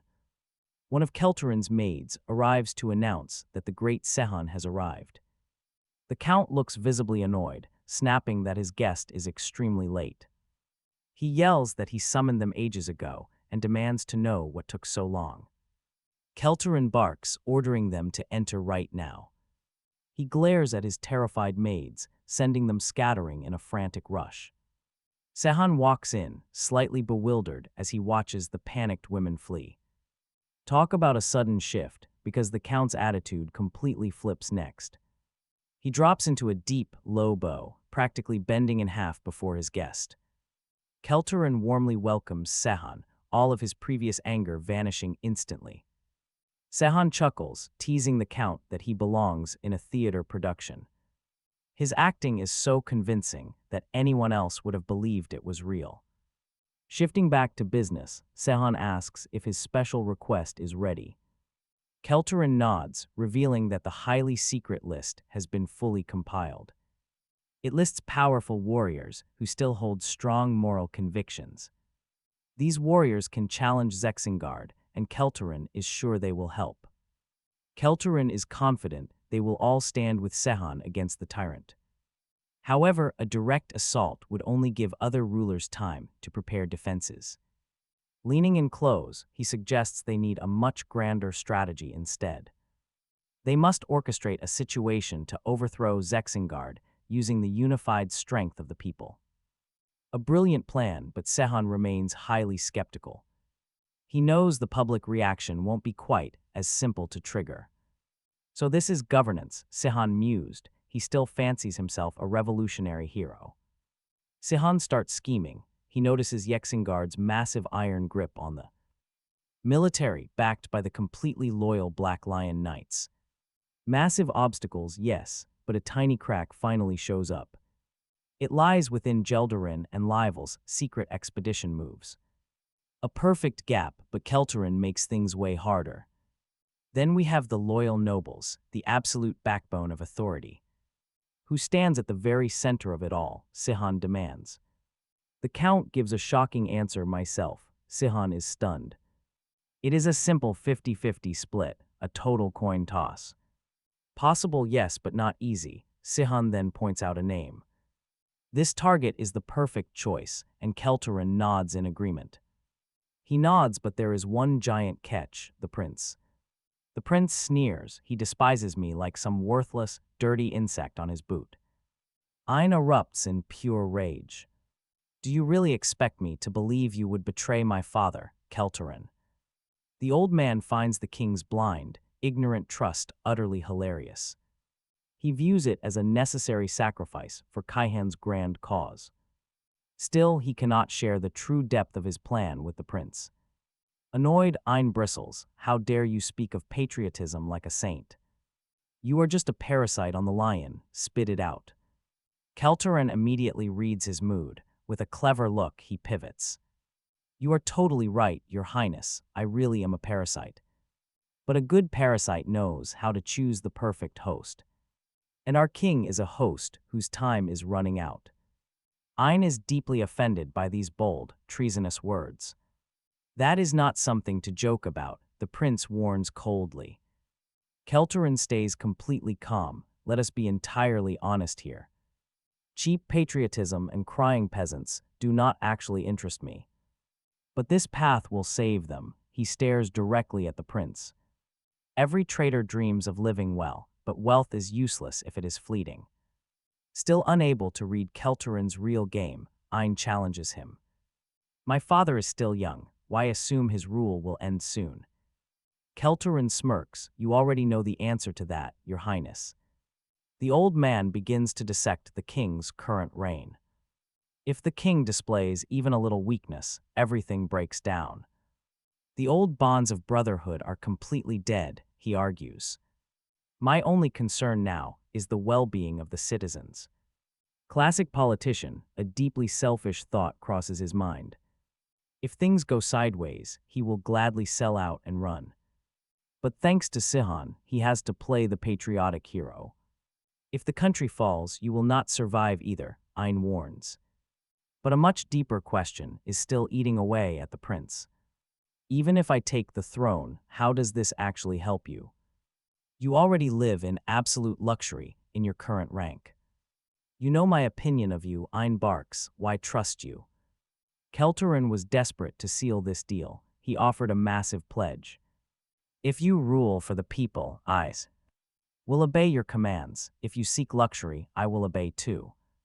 Just the same, talk about a stark contrast. He explained that Zexingard demanded only greed and tyranny, so what would the prince demand if he was king? But Ein was unconvinced. Kelterin simply stated that he had said his piece. The final decision was now up to the prince. With that, the count walked out, leaving behind a suffocating silence. Ein was absolutely furious, right on the edge of a massive explosion. Stillness, pure boiling anger. The count had one last card. He whispered that the mysterious woman was actually the queen. The implication was incredibly clear. She belonged to the king.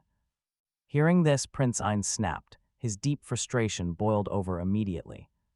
"What do you mean by saying that, Count?" he demanded. The old man smirked, his sarcastic gaze confirming the unspoken truth. Kelterin muttered that only the one wearing the crown could lie with her. Meanwhile, Sihon was back at the mansion. He was completely oblivious, engrossed in a good book. Then a sudden, desperate scream shattered his quiet afternoon. Sihon flung the door open, his face twisted with concern. He called out, asking what happened as Alita stumbled in. Her eyes were wide with terror as she desperately called out his name. The reason for the chaos quickly became clear. The girl had lost control of her growing magic, nearly blasting Zenon. Sihon quickly rushed to his friend, gently shaking his shoulders. "Wake up, Zenon, pull yourself together. What on earth happened?" Alita was determined to confess. She explained the terrifying details. She had been practicing her magic rite near Zenon's vegetable garden. She remembered Zenon checking on his crops earlier that day. He had happily noted they were almost ready for harvest. After a full month of training, Alita felt super confident. Today was finally the day to cast a real spell. Summoning her spellbook, she resolved to follow Sihon's lessons. She chose a simple fire enchantment, just like his demonstration. But the instant she chanted, calling flames to her fingertips, something went wrong. She possessed way too much raw magic. She instantly lost control of the spell as absolute terror gripped her. Overwhelmed, the spell was spiraling rapidly out of control. Zenon turned around, sensing a sudden surge of raw energy. He asked if she was okay, but it was already too late. A massive fireball hurtled directly at him, and Zenon completely froze. He could not move as the massive explosion blasted him. Alita finished explaining, her voice shaking with intense regret. She tried desperately to steer the fireball away from him. Instead, she blasted the crops. Zenon wished it hit him. Blasted him instead of his beloved garden, his daughters, as he lovingly called them. Flustered, Alita quickly apologized, vowing to aim directly at him next time, only making Zenon even angrier. Zenon told her to aim for the sky. Sihon, looking over the charred ground and ruined trees, realizing that something was completely wrong. This was no basic first-floor spell. The scale of destruction was just too massive. To confirm this, he asked her to chant again. As Alita started, Sihon watched in total shock. The terrifying power his friend now held, before she could cause more chaos. He jumped in, shouting for Alita to stop. Sihon wondered how someone with zero formal training could possess such ridiculous talent. The magical energy coming off her was on an entirely different level. Easily matching fifth-floor magic, maybe even a seventh-floor spell. Zenon was stunned, stammering to ask if Sihon was mistaken. Sihon shook his head. This made zero sense, but raw talent rarely followed rules. Overwhelmed by her own absurd magic, Alita begged for some answers. Sihon carefully broke down the basics. Normally, mages absorb 10 units of natural magic and turn it into just 1 or 2 units of actual power, but Alita absorbed 10 units just like anyone else. Yet her magic did not drop. Instead, it actually multiplied, as if she was drawing energy from some unknown source. Could Sagrin or Lilstein have answers? Sihon wondered, while Alita worried her weird talent would only hinder her progress. Since she could not control it, Sihon warned her with a serious look. She had to stop practicing immediately, still trying to process everything. Alita asked if her magic was really that incredibly strong, realizing she could not help him get revenge in her current state. She vowed to master this power. Sihon watched her closely, feeling a sudden wave of respect for her intense drive as an idea clicked. He looked at her and realized there was one way to help her. He admitted that they could actually train to control this wild energy. Sihon remembered dealing with the exact same issue when he first arrived. His human body absorbed magic too fast, making it uncontrollable. Knowing her wild magic could be tamed brought a wave of hope. Relief washed over her. Sihon offered to train her, but warned that the risks were completely unknown. He asked if she was really ready for that, Alita's. Immediate and enthusiastic yes was all he needed. Meanwhile, back at Kilter Mansion, Sihon met with Count Kellerin, who welcomed him back with a warm smile. Sihon asked for immediate updates. The Count confirmed that Prince Ein was finally showing some genuine interest. But Kellerin pointed out one major catch to Sihon. To fully secure his alliance, the prince demanded solid proof of their power. This sent a sudden jolt of pure excitement straight through Sihon. Sihon completely expected the prince to ask for exactly that. What exactly is he after? Kelter leaned in closer with the answer. Ein wanted the death of one of the king's 3 loyal dogs. Sihon frowned. Who are they? The count explained. The prince meant powerful hidden masterminds. People pulling strings, real masterminds, operating behind the scenes. First up, on the military side, there was the formidable Great Berkeley, leader of the Black Lions. On the economic side, though, stood Duke Cromatant, the wealthiest man in the whole kingdom. Sihon smirked sarcastically. So who is the 3rd loyal dog? With a knowing, almost familiar smile, Kelter delivered his reply. That would be me, he declared. Next, the target. Berkeley was the target. The name alone made Sihon quite uneasy. Berkeley was a master swordsman, a truly terrifying opponent. But Kelter just laughed off his worry with total confidence. To an otherworlder savior, this should be nothing, Sihon had to agree. Still, a big problem remained. He had to hide his identity. That meant abandoning his signature fighting styles, which was pretty tough. Kelter then asked if Sihon had ever crossed paths with Berkeley. Sihon shook his head. The count revealed that the man changed names. When he became a noble, he discarded his past identity completely. He was once Darth Wald. Meanwhile, a massive castle rose elsewhere. It was King Jengard's massive new stronghold, rising quickly from the ground. Black Lion Knights constantly whipped exhausted slaves to make them hurry. They wanted to quickly finish building the new Rothenburg Empire. One cruel knight barked, "Must I kill another worker to make you hurry?" Before his threat even finished, the brutal knight suddenly collapsed to the ground.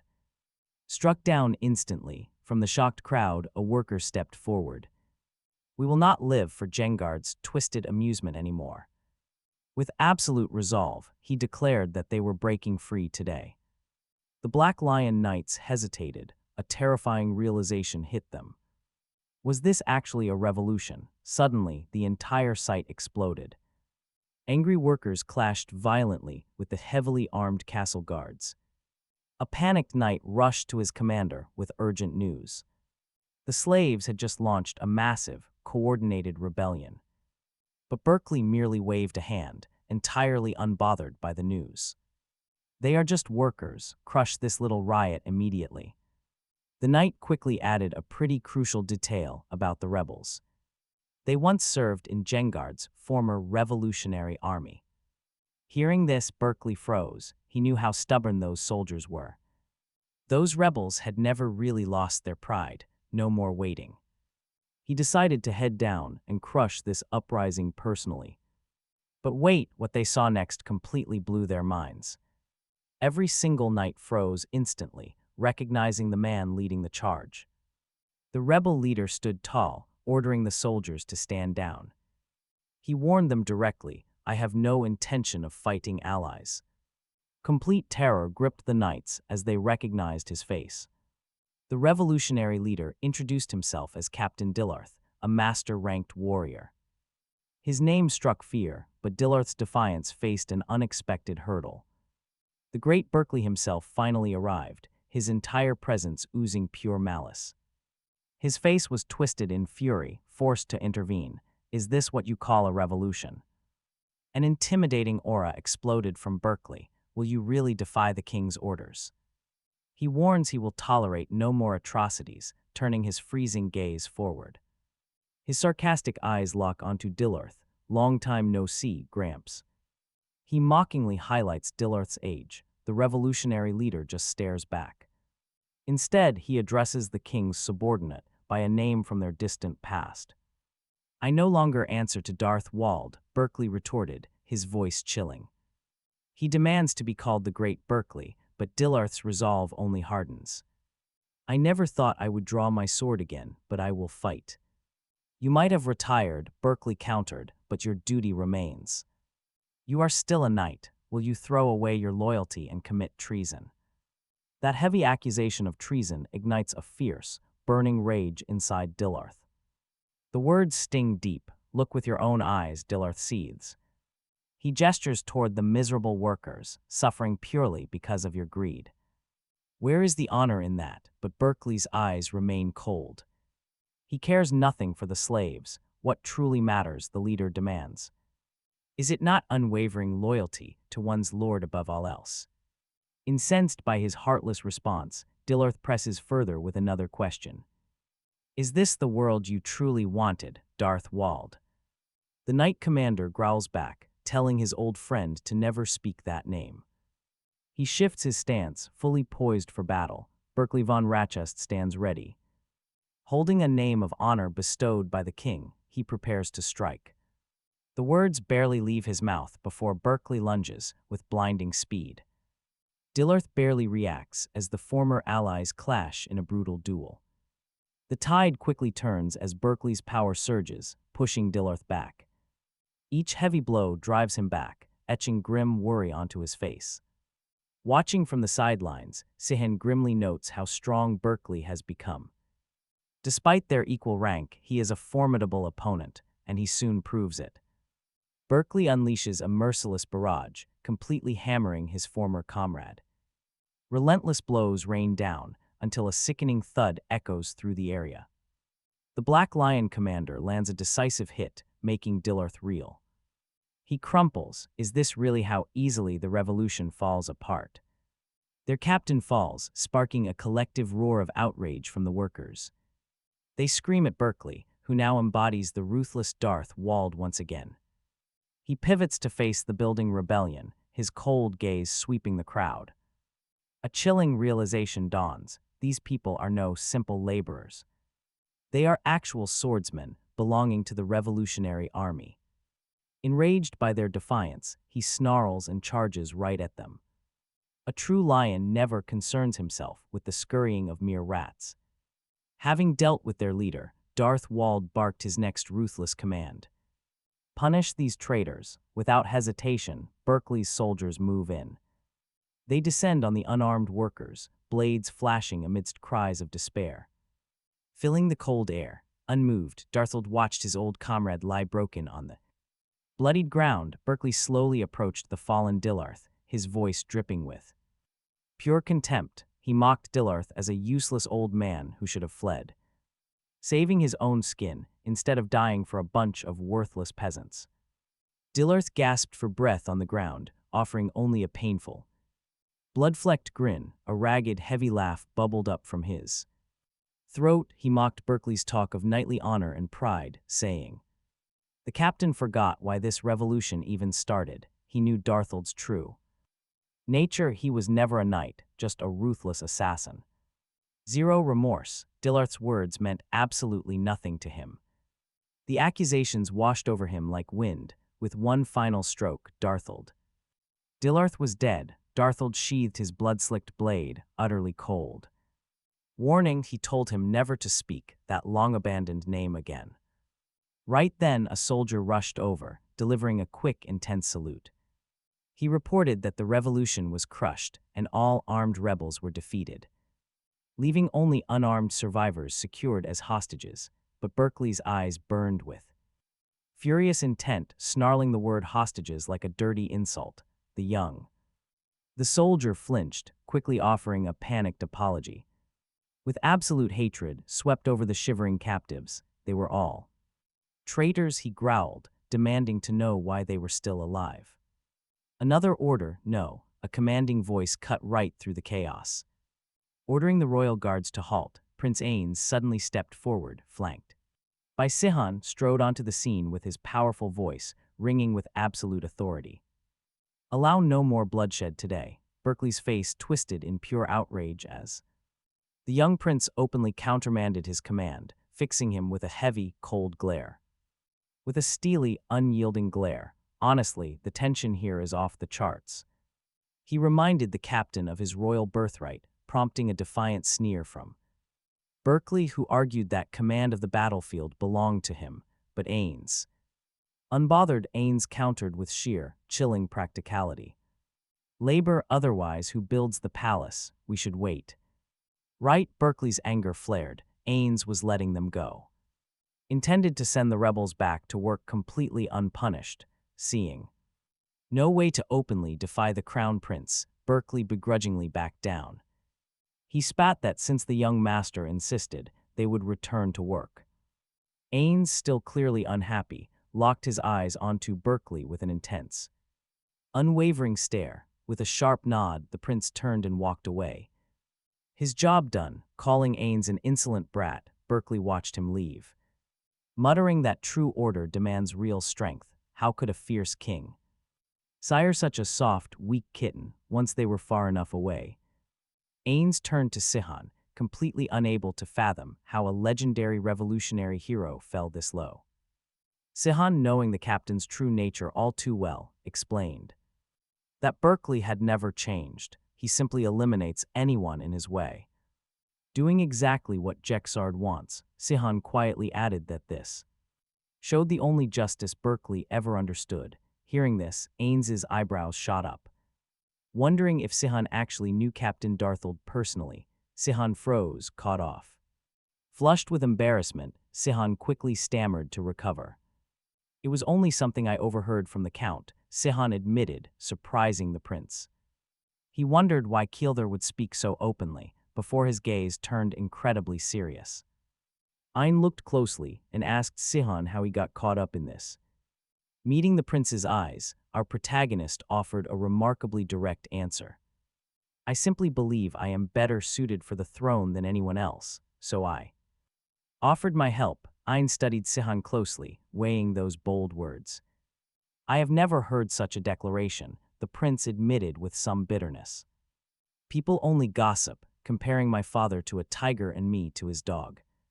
Seizing the chance to earn Ain's trust, Sihon offered a confident smile. The dog prince is humanity's loyal companion, arguably the most useful creature. Sihon continued with a steady voice, calling King Jexard a powerful tiger.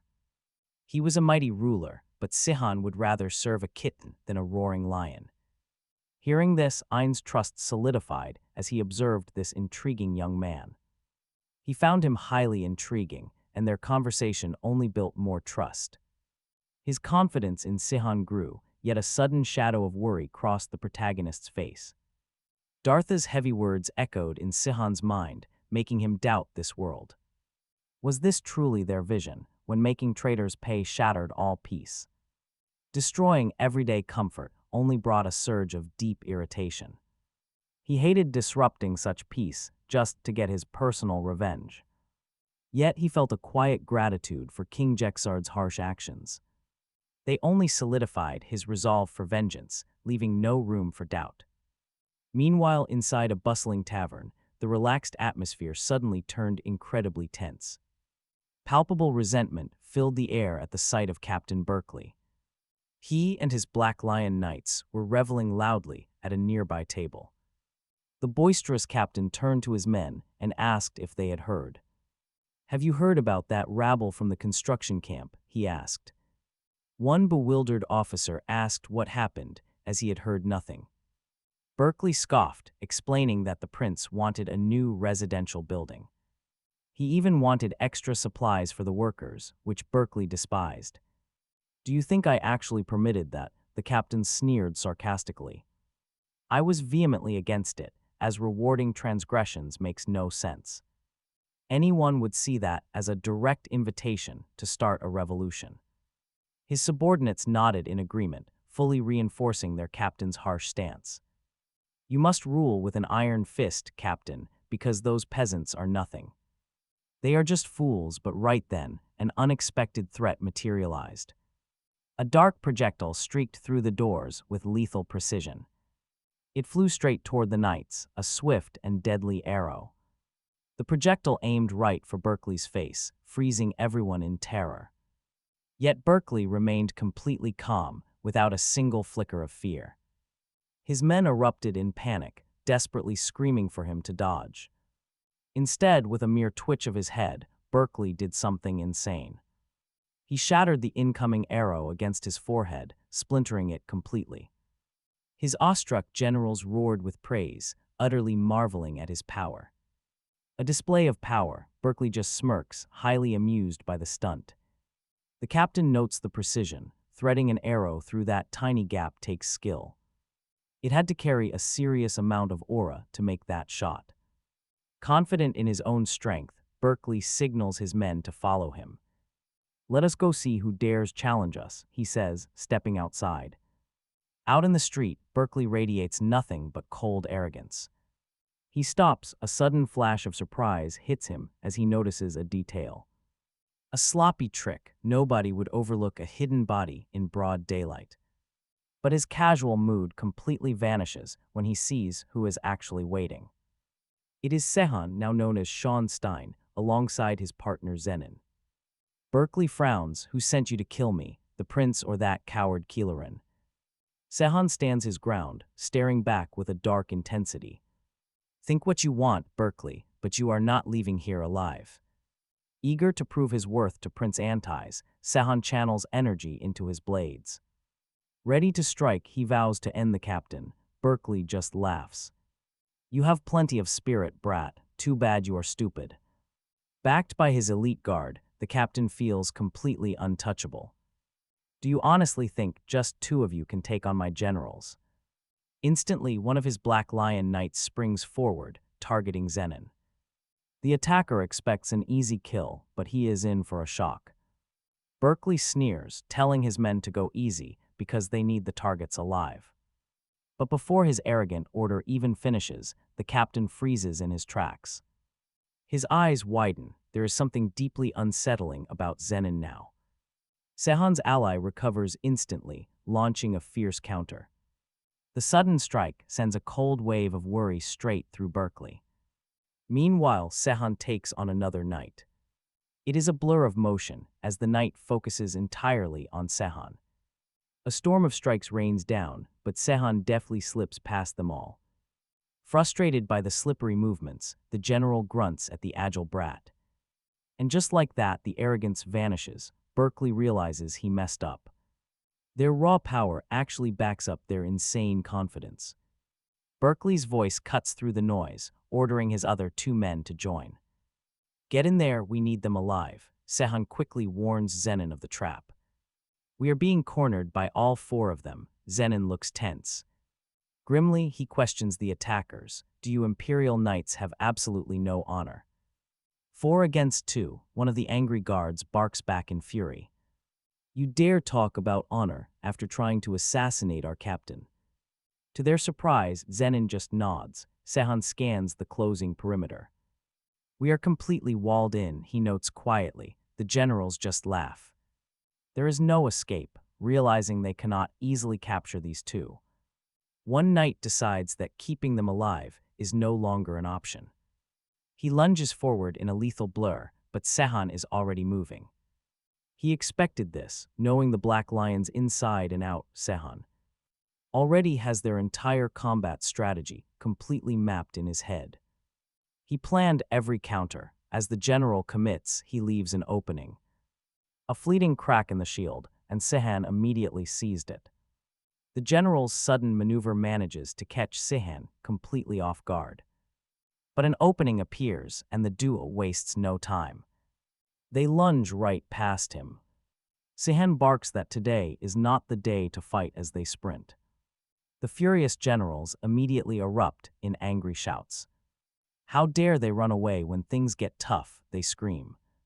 The elite subordinates launch into action. They immediately give chase, determined to keep Zenon and Sihon from escaping. One general scoffs that capturing these two will be effortless. He claims they don't even need special speed techniques to catch them. But as they pursue, they notice the runaways are moving incredibly light. Their heavy combat gear seems virtually weightless. Sihon and Xenon quickly slip away. They plunge right under a bridge, vanishing from sight. It looks like they escaped, but their relief is short-lived. Suddenly, the enemy reappears and completely blocks their path. A smug general points out this road was blocked years ago. Then Berkeley materializes, mockingly calling them total idiots for escaping here. He sneers that jumping between the buildings was their only actual hope. He warns they should have been much more careful targeting a captain. But to his utter surprise, the fugitives do not look worried. Instead, Sihon merely shrugs.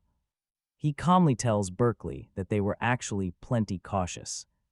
With a smirk, Sihon adds that they never planned to do this alone. But wait till you see who steps out of the shadows next. To everyone's absolute shock, the young swordswoman Alita appears. Berkeley stands there baffled while his generals begin to mock her. One high-ranking swordswoman laughs, asking if this girl is their master plan. Berkeley laughs too, but then he feels a strange, sudden shift. Something is deeply off about her. Alita begins radiating a massive, completely overwhelming force. Berkeley's laughter dies as he realizes this is definitely not normal combat energy. Alita remembers Sihon's teachings. He told her to learn advanced magic to help control her power. This is the only way to safely release her massive, innate potential. In that exact instant, Alita unleashes a devastating blast of magic. A blinding torrent of pure destruction rushes straight at the generals. Her blazing bright light arcane explosion completely consumes the battlefield. The sheer scale of the devastation is breathtaking. Even Alita stares wide-eyed at her own incredible power. But she immediately sways and begins to fall. Sihon quickly catches her, saying she drained too much mana. She is completely exhausted now and won't be using magic again today. Alita just looks at him blankly, totally confused by his odd salary analogy. Meanwhile, Xenon can only stare in absolute awe at her raw strength. Looking at the fallen knights, Zenon murmured, glad they avoided facing that entire army. Sihon explained that the defensive wall was too weak. The wall looked solid, but it failed to disperse her magical impact. No basic swordsman, he added, could stop magic with simple iron walls. But look closely, not everyone fell to her magic. Berkeley stood up, scorched, furious, and roaring with pure rage. Zenon flinched, deeply unnerved by the captain's sheer persistence. But Sihon recognized a truly massive, terrifying threat.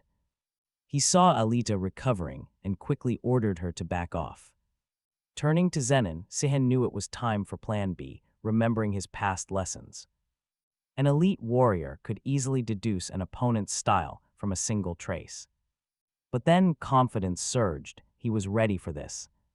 The captain was actually an elite, master spear specialist. Fighting with a sword put Berkeley at a clear disadvantage. Keep him on that blade, and it is an easy win. But Berkeley scoffed, admitting Sihon was right about his weapon. Still, Berkeley growled that they were fools to underestimate him. Berkeley ripped off his heavy cape, wrapping it around his sword. Zenon and Sihon watched, completely bewildered by his actions. Then shock, the captain actually spoke to them. A master can turn a simple cloth cape into a hardened metal weapon.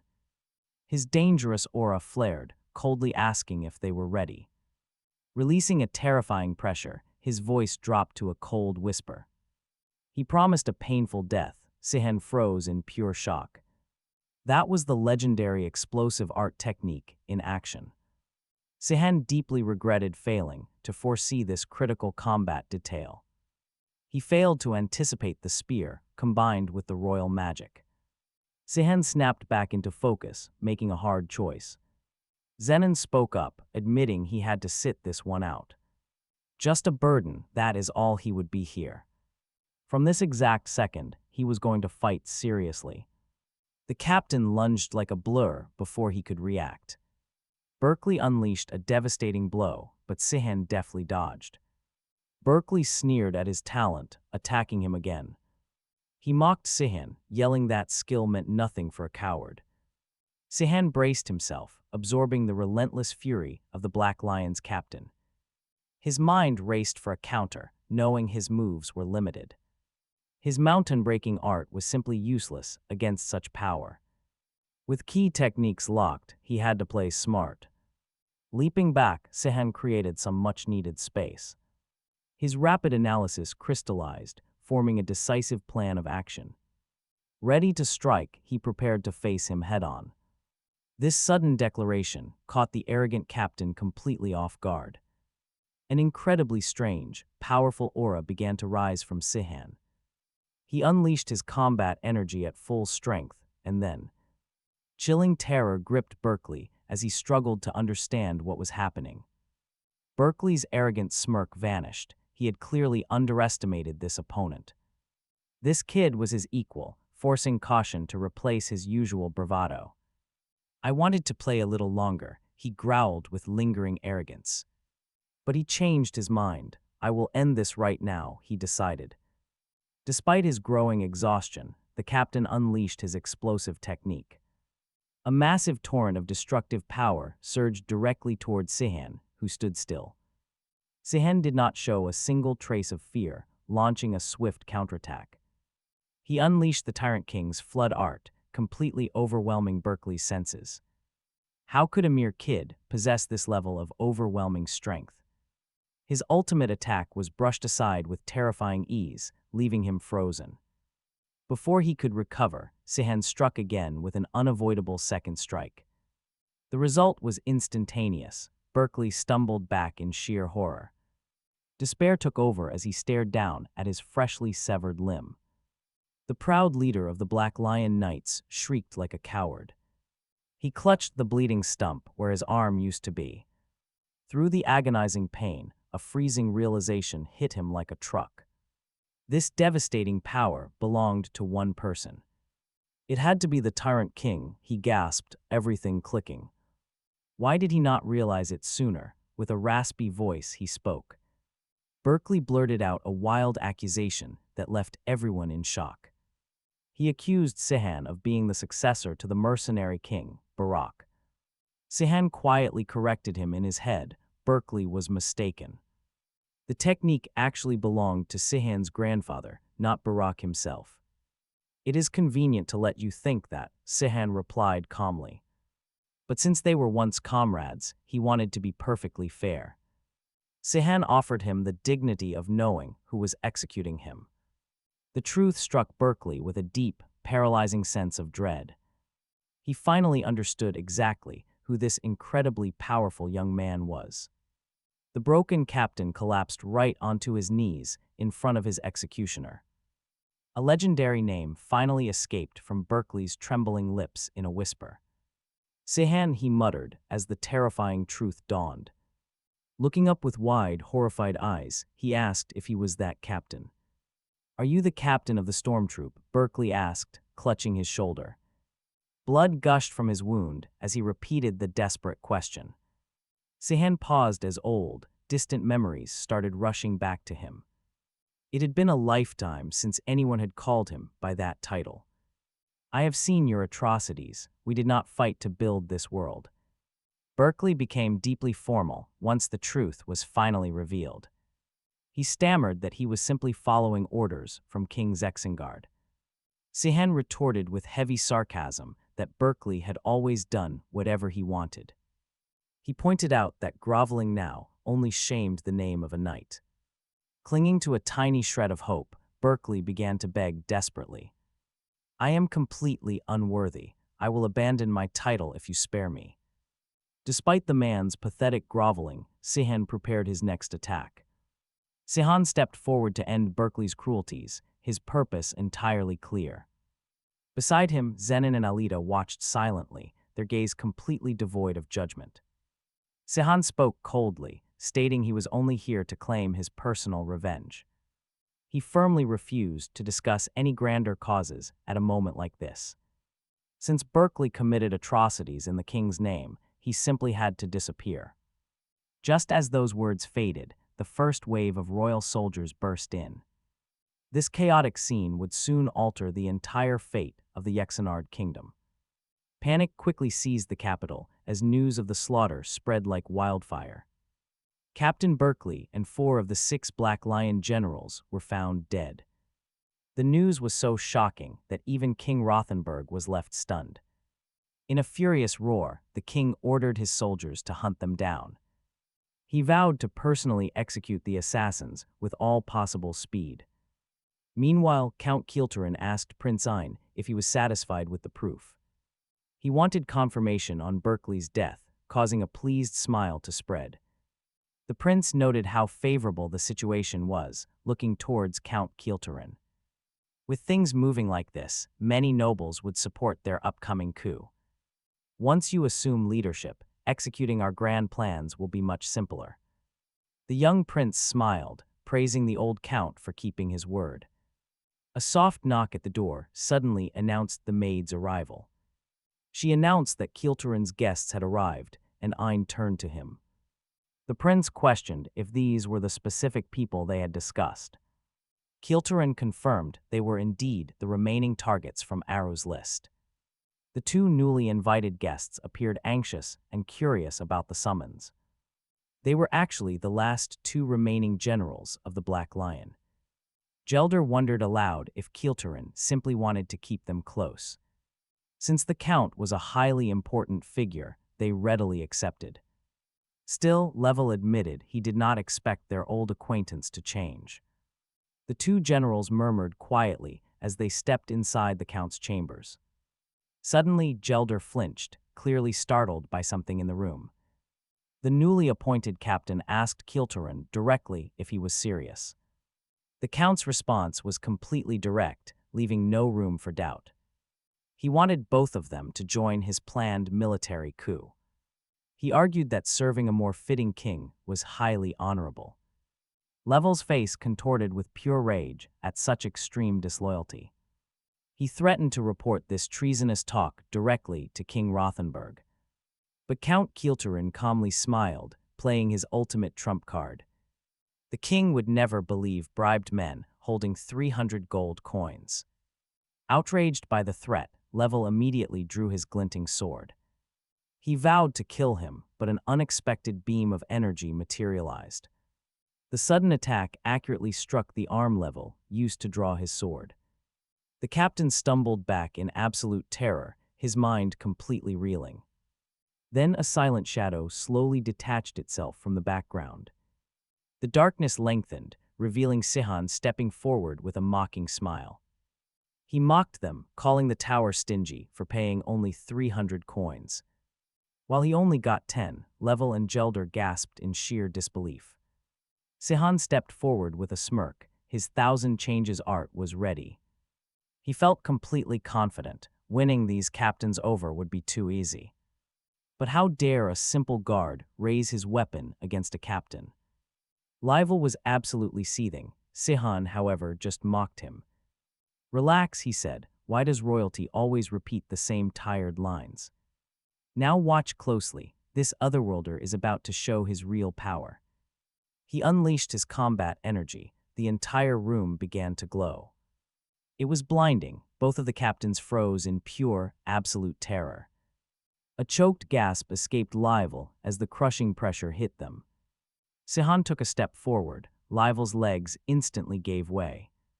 Geld, the new leader of the Black Lions, finally recognized this power. This was the exact power that killed Captain Berkeley. Sihon stared down at him. His gaze was cold and mocking. Why the sudden politeness? He asked if they were just opportunists. Keldarin quickly jumped in to help.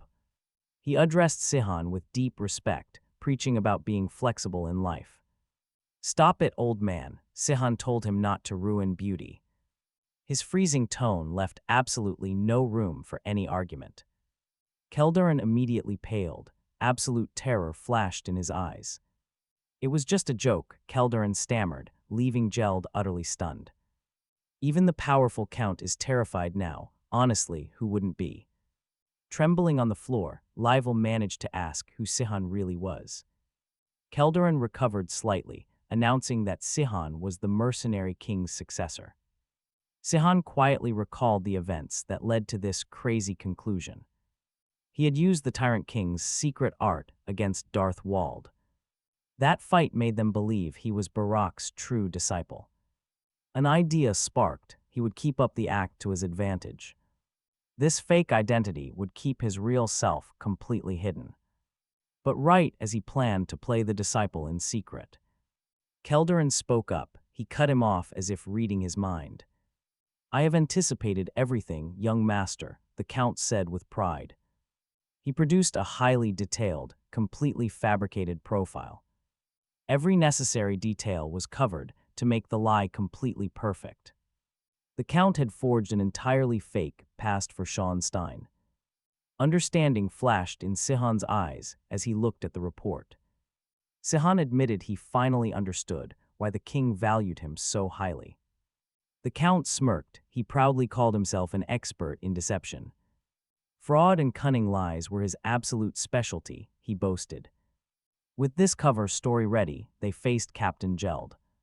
Seeing the proof, Jeld finally conceded to Sihon's massive power.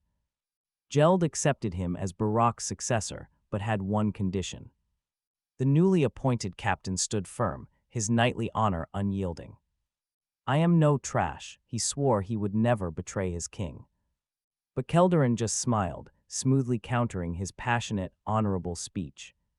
Keldarin assured Jeld that no one was asking him to betray the kingdom. He is only asking for a different kind of loyalty to the true king. Hearing this, Jeldar is shocked and demands to know who he means. Before Keldarin can explain, another figure steps inside the room. Talk about perfect timing, this next guest changes the entire game. The newcomer asks for their help to save the kingdom from ruin. Jeldar and Lyle instantly freeze in pure shock. Suddenly they drop to their knees, bowing deeply. This is the official heir of King Jengard, Prince Ein himself, the final piece of their grand coup. He assures them that their rebellion is for the people's good. Calling them the proud Black Lions, Prince Ein asks for their vow. "Will you stand with me, captains?" With their absolute loyalty secured, the commanders quietly depart from Count Keldarin's opulent grand estate. Sihon smiles to himself, deeply satisfied with how the meeting went. They managed to play on their target's weaknesses with clever pressure and a strong appeal to their morality. Suddenly, Zenon calls out. Interrupting his thoughts to say dinner is ready, Alita chimes in too. Telling him to eat since his first goal is met, Sihon starts completely unaware they were there. He blushes, caught off guard. While talking to himself, Alita playfully wags a finger at Sihon, saying, "They cannot leave without eating. Wasting food is a sin." Zenon meanwhile praises Count Keldarin on his excellent chef. Keldarin nods, saying he is very picky. One becomes so after surviving the brutal war. Those horrors change you. Sihon's mind quickly drifts back to his plans for revenge. Since Jeldar and Lyle are promoted, he wonders who will take over as commanders. Keldarin anticipates his question, explaining that only two original captains remain. The formidable Keller and Droth, their skills are unmatched. Indeed, they were chosen as the most experienced knights available. Zenon notices Sihon's plate is still full and frowns. He asks why he has not touched his lobster yet. Sihon snaps out of his thoughts with a faint smile, replying that it is his favorite. He is just saving the best part for last. Still plotting to destroy the royal court, he compares his meal to his scheme. The main course requires patience. Just like a perfect strategy, Keldarin pulls out another list. This one showing all the major nobles already joining Sihon's cause. Everything is moving forward incredibly fast, Sihon points out with satisfaction. Keldarin merely shrugs, saying that the fast progress only proves how many people suffer under the king's tyrannical rule, but for their grand coup to succeed, they absolutely require Viscount Crumble's help. Sihon frowns, asking if he means the man who is known as the very symbol of the kingdom. Keldarin confirms that the Viscount is incredibly rich, but more crucially, His business connections span the entire nation. Sihon, expecting a huge hurdle, points out that convincing him will be very difficult. But here is the twist: Viscount Crumble is already involved, and he has set a single difficult condition. It is honestly more like a personal favor, which sparks Sihon's curiosity. Sihon asks what it is, and Kilder reveals the Viscount's terms. He wants Alita to mentor his youngest daughter, nearly sending Sihon into a coughing fit. Sihon gasps, choking on his drink, wondering if Alita can actually do that at her current skill level, but the Count just raises an eyebrow, noting that to be a high-ranking fighter at her young age is incredibly impressive. Kilder continues. The Viscount's youngest daughter lacks a mentor, and her father has definitely heard of Alita's unique accomplishments. Sihon muses aloud that there are indeed very few female knights of her high caliber in Terraner. It makes sense that the Viscount is desperate, but as Sihon starts connecting the dots, a strange wave of déjà vu washes over him. Count Kilder supplies the missing piece. They have met her before. She was actually with them during their night mission against those cultists. And that is when the truth finally clicks. Our savior from another world blurts out in panicked realization, is it Dina Crumble, the girl who hit him on the head?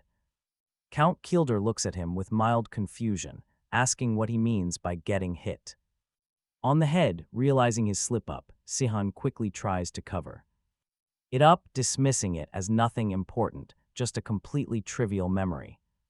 Meanwhile, Alita, who has been listening intently this whole time, gasps in surprise. Alita gasps, wondering if they want her to mentor. Sihon tries to explain using a rather confusing analogy, comparing it to a brilliant college professor teaching in high school. He reassures her that if she wants to refuse, it is no problem at all. The Viscount already pledged support to the coup anyway. Ever logical Alita wonders if Crumble's specific mentoring condition is even still valuable to them. Sihon clarifies that it is not just about Crumble himself. Dina's mother actually comes from an incredibly powerful family, with influence stretching far beyond the Viscount's own. He explains that her maternal grandfather, Count Salat, is actually part of the royal family of the Lilstein Kingdom. Unlike the Viscount, their vast business network spans across all of Terraner, making their entire family completely indispensable. Explaining Count Salat's massive holdings, Sihon reveals that with Dina's backing their travel and lodging will be incredibly convenient no matter where they go. Hearing this, Alita's eyes widen. She is impressed by how much Sihon has researched the Crumble family, but he admits that the valuable information actually came from Count Kilder, the Lusklin descendant. Then presses Sihon, asking about the potential risks if she decides to train and mentor Dina. Honestly, Sihon admits to Alita that both of their true identities could be deeply jeopardized, his as the savior from another world, and hers because of her Royal Lusklin Empire lineage. A shadow of deep apprehension crosses Alita's face as she absorbs these consequences. Sihon warns her that the danger will be significantly greater for her, potentially exposing her as a direct descendant of the formidable Lusklin Empire. Alita grows thoughtful, her gaze turning distant as she weighs this choice. To Sihon's surprise, she finally declares that if this is the reason, she accepts. The young swordswoman remembers her father, Karen, always cautioned her to stay wary and highly questioning of anyone entering their lives. Because in their dangerous world, doubt is the only way to truly understand the truth. Alita believed that blind trust is no different than having no trust at all. She insisted that even when someone becomes an ally, you must never stop trying to understand them. Because of this belief, Alita truly wanted to meet Dina in person. Sihon froze, a painful memory sparked deep inside. He recalled the endless praise showered on him by friends after every hard victory, recalling Elva's passionate love declaration. Back then, he had trusted them blindly, assuming they felt the exact same way. Friendship, love, and absolute devotion. Then a cold question crept in. Were there really no warning signs? You have to wonder how he completely missed the warning signs of betrayal after every battle. He realized he never actually understood his friends, completely blinded by a false sense of trust. Blaming himself, he realized he simply did not try hard enough. Understanding his teammates' genuine thoughts was something he completely missed. Seeing him lost in his dark thoughts, Alita softly called out his name. Sihon snapped out of it, apologizing and saying he was just thinking things over. Shaking it off, Sihon told his friend they should go meet Dina. They needed to see if she was trustworthy or if she would betray them. Especially if she found out who they really were. Then he questioned Alita. Did she really distrust everyone despite her father's teachings? Alita had a simple answer. We do not always obey, she said. Leaving the room, Sihon's voice turned cold. He made it clear he had no intention of letting go of his revenge. Meanwhile, in the courtyard of the Countalin mansion, Dina waited with pure excitement. She promised her new master that she would do her absolute best. Alita, still feeling slightly awkward, gave the young girl a shy, quiet greeting. Nice to meet you, she murmured. Sihon nudged Zenon, watching the girl. He noted how thrilled Dina seemed, considering Alita was basically her only option. Zenon just laughed, pointing out that they looked like a pair of sisters. Ready to start, Alita announced they would begin training right away. Hearing this, Dina remembered how her father had doubted Alita at first. Count Countalin had dismissed her as a mere fighter-rank swordswoman with no real future. He claimed he could easily find a much better teacher for his daughter. But Dina had stubbornly refused to listen, begging him to relent. Eager to show off Alita's strength, she had made a bold claim. Alita is super ultra amazing, she had insisted. Now training was starting. Asking her new student, she wondered if they should start with basic sword strikes. The girl, absolutely thrilled, nodded and shouted an enthusiastic yes. Alita began the lesson, unleashing a clean sequence of strikes on a dummy. But Dina's pure, wild enthusiasm caught Alita completely off guard. She is even cooler than I imagined, Dina cheered with sparkling eyes. Alita blushed hard, totally embarrassed by the nonstop, loud admiration. Dina's mind was completely filled with worship for her master's sharp movements. She recalled hearing that standard armor is completely useless against real experts, especially those who have reached the fighter rank or higher tiers. Dina quietly vowed she would reach her master's level one day. They shifted, growing uneasy under such intense enthusiasm as Dina pressed forward. Dina went on, hoping to reinforce metals with combat energy once she reached knight rank. Just like Zenon did, though her intense hunger for power made him pretty uncomfortable. Power-hungry and totally driven by her goals, Dina kept on pushing. She wanted to reach the level of a master swordsman. Specifically like the great Sihon, leaving Alita and Zenon totally exhausted. They just sighed at her endless hype. He wondered where she even found the crazy drive to become this strong. Soon after, Alita decided to satisfy her own growing curiosity. She wanted to know more about the top martial ranks here. Alita asked Sihon if things got even crazier for a transcendent rank. Sihon raised an eyebrow, asking why she was suddenly so curious. She played it cool, mentioning how a master's armor type supposedly never matters. Yet the 7 transcendent heroes all chose completely different gear for themselves. Sihon clarified that it all depends on the user's specific martial arts style. He broke it down simply, say a set of regular clothes has basic defense. While heavy metal armor is 10 times stronger, a skilled knight can close that gap. A knight can reinforce that flimsy clothing to make it way tougher. Masters can make normal cloth just as durable as heavy metal armor. And they only need basic combat energy, but a transcendent warrior is completely different. They can fuse their energy straight into the material of any object. This multiplies its natural strength, but Alita remained highly skeptical. She asked if heavy metal armor wouldn't just always be the better choice. Sihon immediately shut that down, explaining how personal style dictates everything. It all comes down to combat style. Speed demons need lighter gear, while frontline tanks relying on pure power need the heavy stuff instead. Processing this, Alita decided she would definitely stick to lightweight gear. Sihon immediately threw shade, telling her to reach that level first. There was still a long, painful road ahead before she could dream big. Alita blushed in pure embarrassment after the legendary savior's reality check.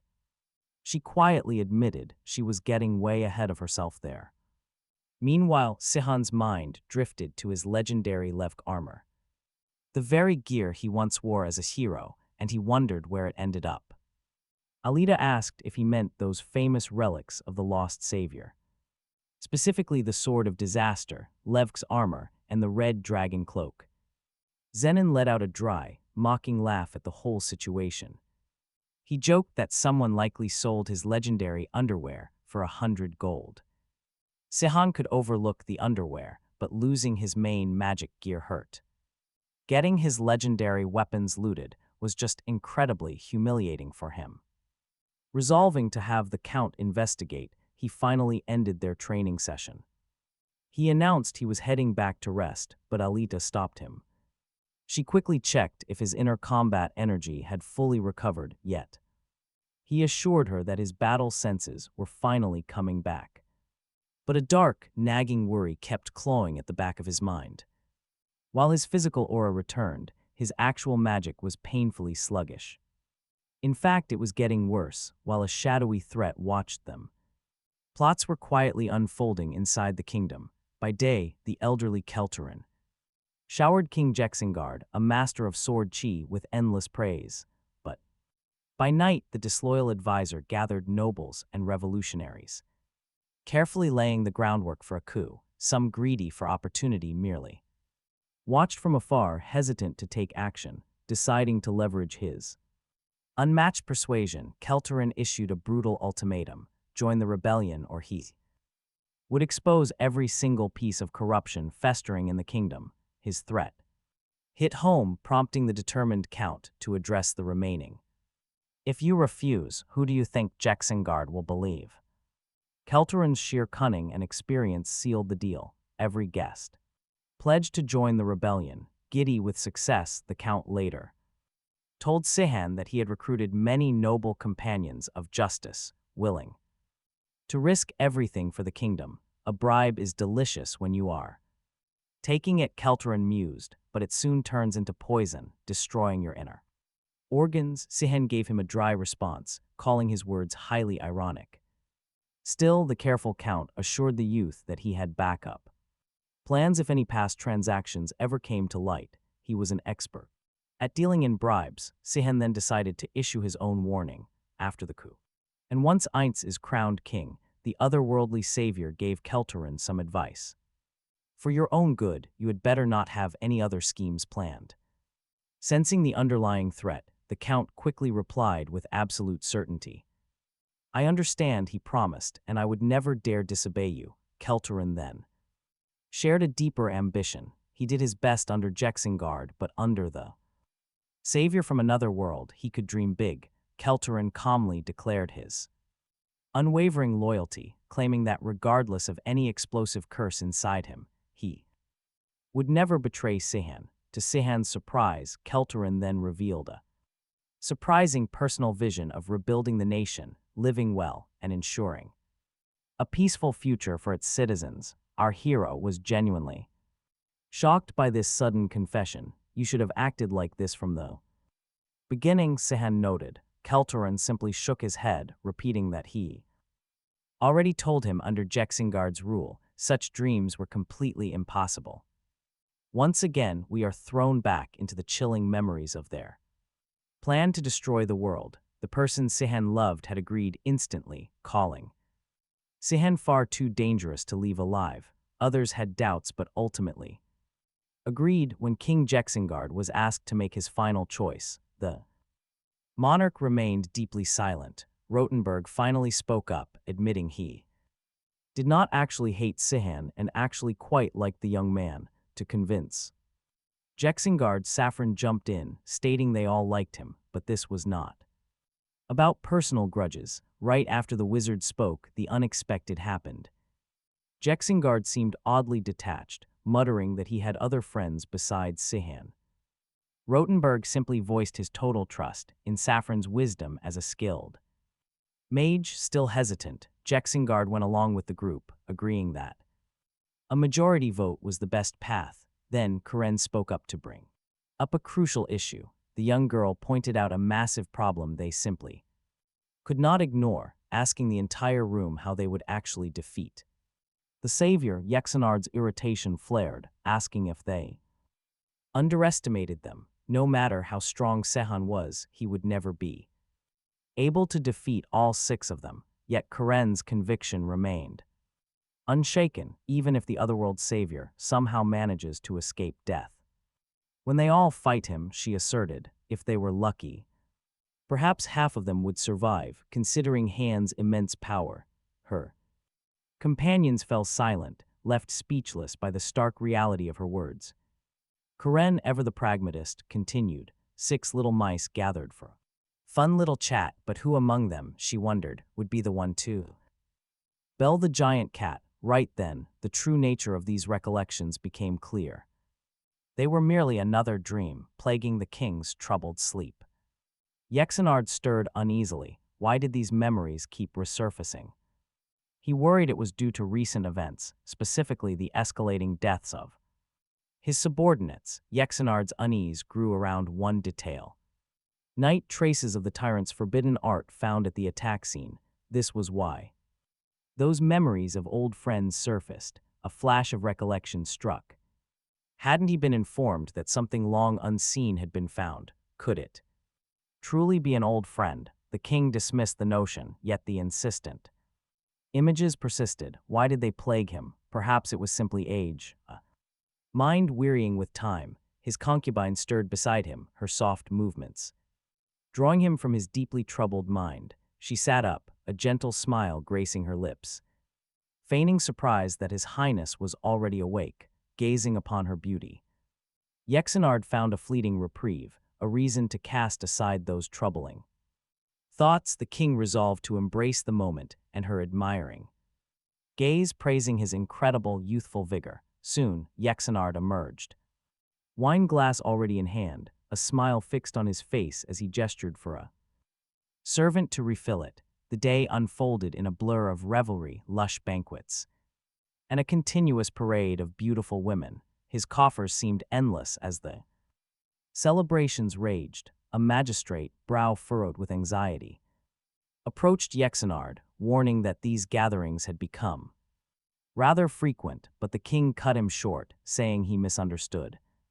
The chancellor, this is no mere party, it is a tribute to the late Berkeley, Yexinard declared. A sigh of weary resignation escaped the magistrate. Even so, your highness, a full month of extravagance is inappropriate. Even for a commemoration, he retorted, his voice tinged with irony. Yexinard's eyes narrowed with irritation. Silence, he commanded. This is how warriors honor their fallen brethren. Just then another figure strode in, his voice ringing with praise. Captain Berkeley would surely rejoice at such a magnificent tribute, Your Majesty. It was Keller, newly promoted, who raised his glass high to the soul of the late captain. He toasted with a steady gaze. The magistrate sighed, fell as Yexinard praised his commander's spirit, realizing futility of serious discussion. The disgruntled subordinate bowed curtly and exited. Scarcely had he departed when another a herald announces a new visitor. Kelterin steps forward, bowing deeply. He brings urgent news. The assassins have finally been located. They found the killers responsible for the great Berkeley's death. Hearing those long-awaited words strikes Zexingard into a terrifying stillness. His eyes burn with absolute fury. With a guttural roar, he hurls his goblet. The glass shatters on the floor, sending his terrified concubine recoiling. A raw, potent thirst for vengeance completely consumes the furious king. Zexingard demands to know if this intelligence is truly sound. Kelterin leads the tense king to a secluded alcove, whispering. He reports that the assassin is a disciple of the mercenary King Barak. Zexingard demands to know his name, his massive fists clenching. Kelterin admits they have yet to learn it, but he has a nickname. He is known simply as the Black Giant, the Count calmly explains. His sources report the giant is currently hiding inside an old castle. The fortress in western Lainsel is protected by 800 rebels. Zexingard smiles darkly, praising him. Vengeance is near. He quickly summons Keller forward.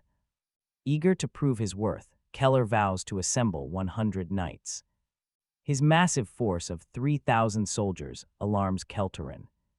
This is too much. Kelterin did not plan for this. Keller's attempt to stand out in his first command threatens everything. Quick thinking, the Count pivots his scheme immediately. He praises the bold plan, feigning admiration to disarm the commander. Keller is pleased. He falls right into the trap. Kelterin notes that the Black Giant is no ordinary warrior. Having slain Berkeley, a large force might seem justified at first. But the Count pauses, asking if deploying their entire army is wise. Won't the people think their king trembles before a single killer? Zexingard is shook, his brow furrows. He agrees that such a massive mobilization would only display weakness. Keller receives orders to prepare only 50 Black Lion Knights. The king decides he will personally lead the upcoming hunt himself. Keller desperately tries to salvage his plan with some weak excuses. Kelterin steps in, a small smile plays on his lips. He dryly points out that a simple rabbit only needs 2 lions. Keller's jaw tightens in anger, his frustration reaching a boiling point. Zexingard agrees, his word is absolute law. With a disarming, almost serpentine grace, Kelterin turns to the commander. He offers Keller a fake apology to soothe his bruised ego. His true motive remains hidden behind this polite gesture. Plus, the ongoing construction of the royal palace needs laborers. Sending 3,000 soldiers would simply be too expensive right now. Clueless, Keller nods, unaware of the web surrounding him. He agrees his zeal was reckless, accepting his lesser role. Accompanied by the king, Keller assigns Gelger and Livel to serve. Act as lieutenants and follow us, while the rest wait back at the castle. The 2 newly appointed captains, already deeply involved in this treasonous coup, quickly agreed to their leader's command. Kelterin's cold eyes gleamed with satisfaction. His intricate plans were finally coming together. Count, young Sihon quietly asked. Addressing the mastermind Kelterin, why target only one of the 6 captains, Gelder and Livel? Are already our allies, Kelterin calmly explained to the young man. Our next move is to slide them directly into the king's elite guard. Why not 4 then? Sihon pressed further. Kelterin smiled, laying out his sheer cunning. 3 captains. Serve Keller directly. We must pressure the new commander, reminding him that arrogance has no place in high politics. Sihon considered this carefully, eliminating subordinate might look suspicious. Instead, we can use their new promotions against them. A dark, dangerous thought suddenly sparked in Sihon's mind. While manipulating these loyalties, could he also cripple the king's imperial forces, permanently shattering his military strength? If you do that, Sihon, Alita cut in, her voice remarkably firm. They will simply promote someone else, making it entirely impossible to slide Gelder and Livel into those vacant ranks. Her knowledge of military succession was so incredibly sharp and precise that Kelterin's dark gaze narrowed, locking onto her. A sharp suspicion was dawning. You speak as if you have first-hand experience in these matters, young woman.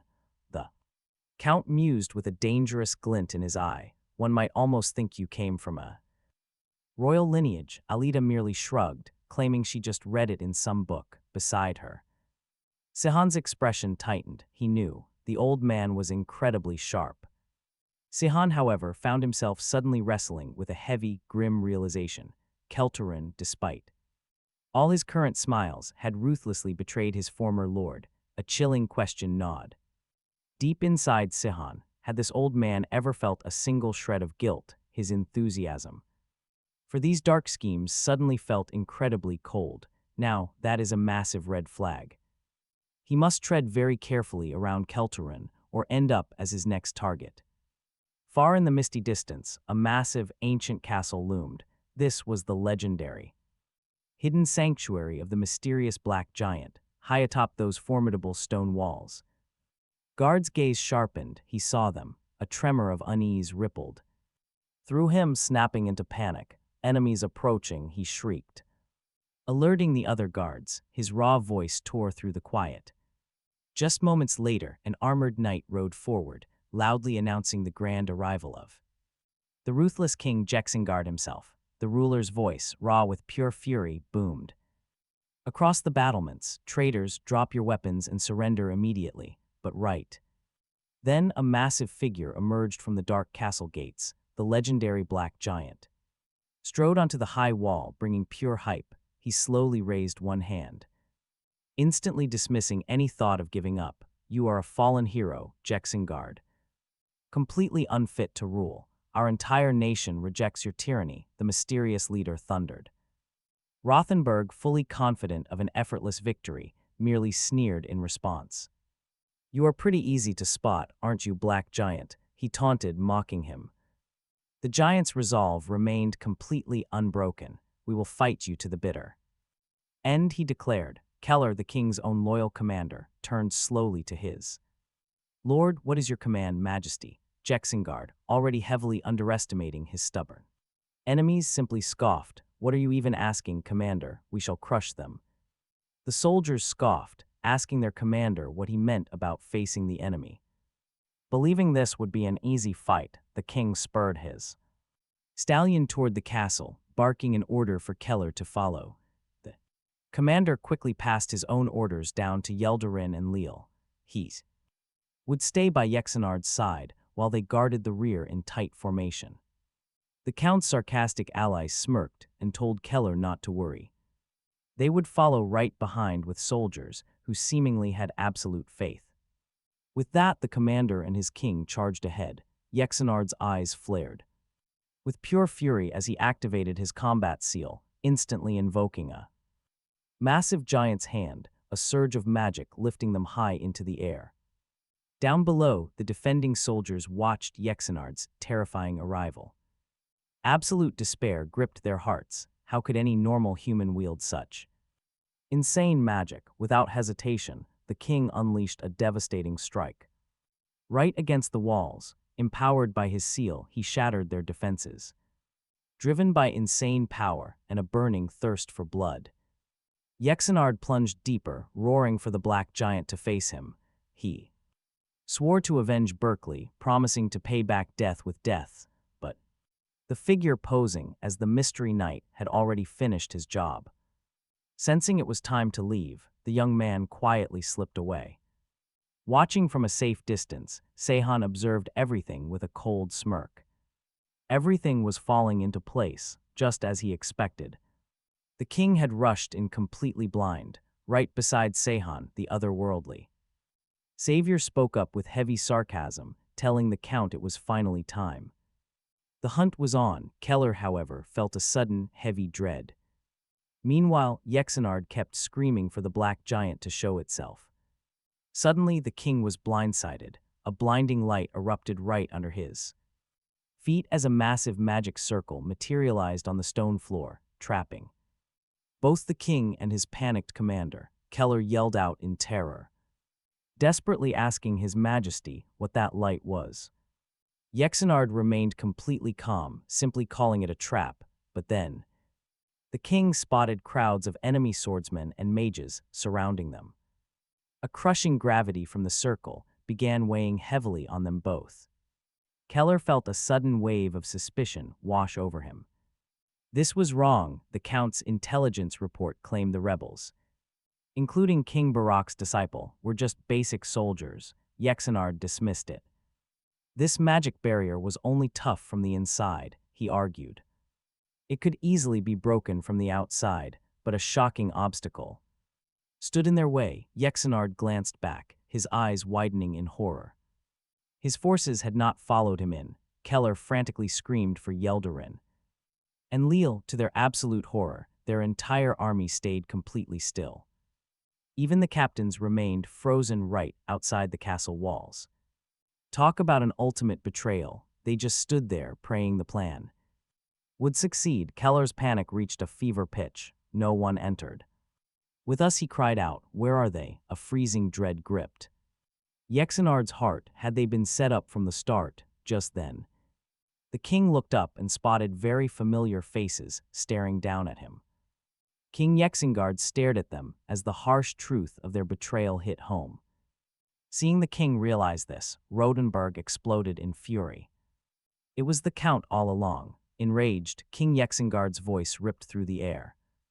He roared out, asking how Kelterin dared betray him. The old man, caught red-handed, visibly panicked. Sihon watched the frightened Count and spoke in a mocking tone, saying King Yexengard looked pretty scary.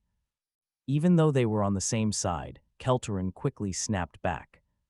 He claimed he was only surprised, but Sihon merely grinned. Shaken, Kelterin stammered, asking if this was necessary. It was absolutely necessary, Sihon replied, his voice completely cold now. He needed to see the Count's conviction firsthand when standing against Yexengard. Without that, his trust would be incomplete. Kelterin slumped in defeat. He nodded in agreement, and Sihon praised him for acting so perfectly. Luring the king to this exact spot was absolutely crucial, Kelterin agreed. Kelterin smiled slightly, noting that Zenon played his part surprisingly well. He turned back to Sihon, his face hardening with strategic calculation. Yexengard would recognize Sihon if he fought as the giant, so Zenon stepped up. The old man narrowed his eyes, warning that walking into a tiger's den runs the risk of getting eaten alive, but the real art of hunting lies in baiting the trap, Kelterin insisted. Down below, King Yexengard and Commander Rodenberg felt the barrier's heavy pressure tighten. Desperate to escape, Rodenberg roared to destroy the magic circle. He demanded they release their king and surrender now if they wanted mercy. Rodenberg pleaded with his men, but the knight next to him scoffed.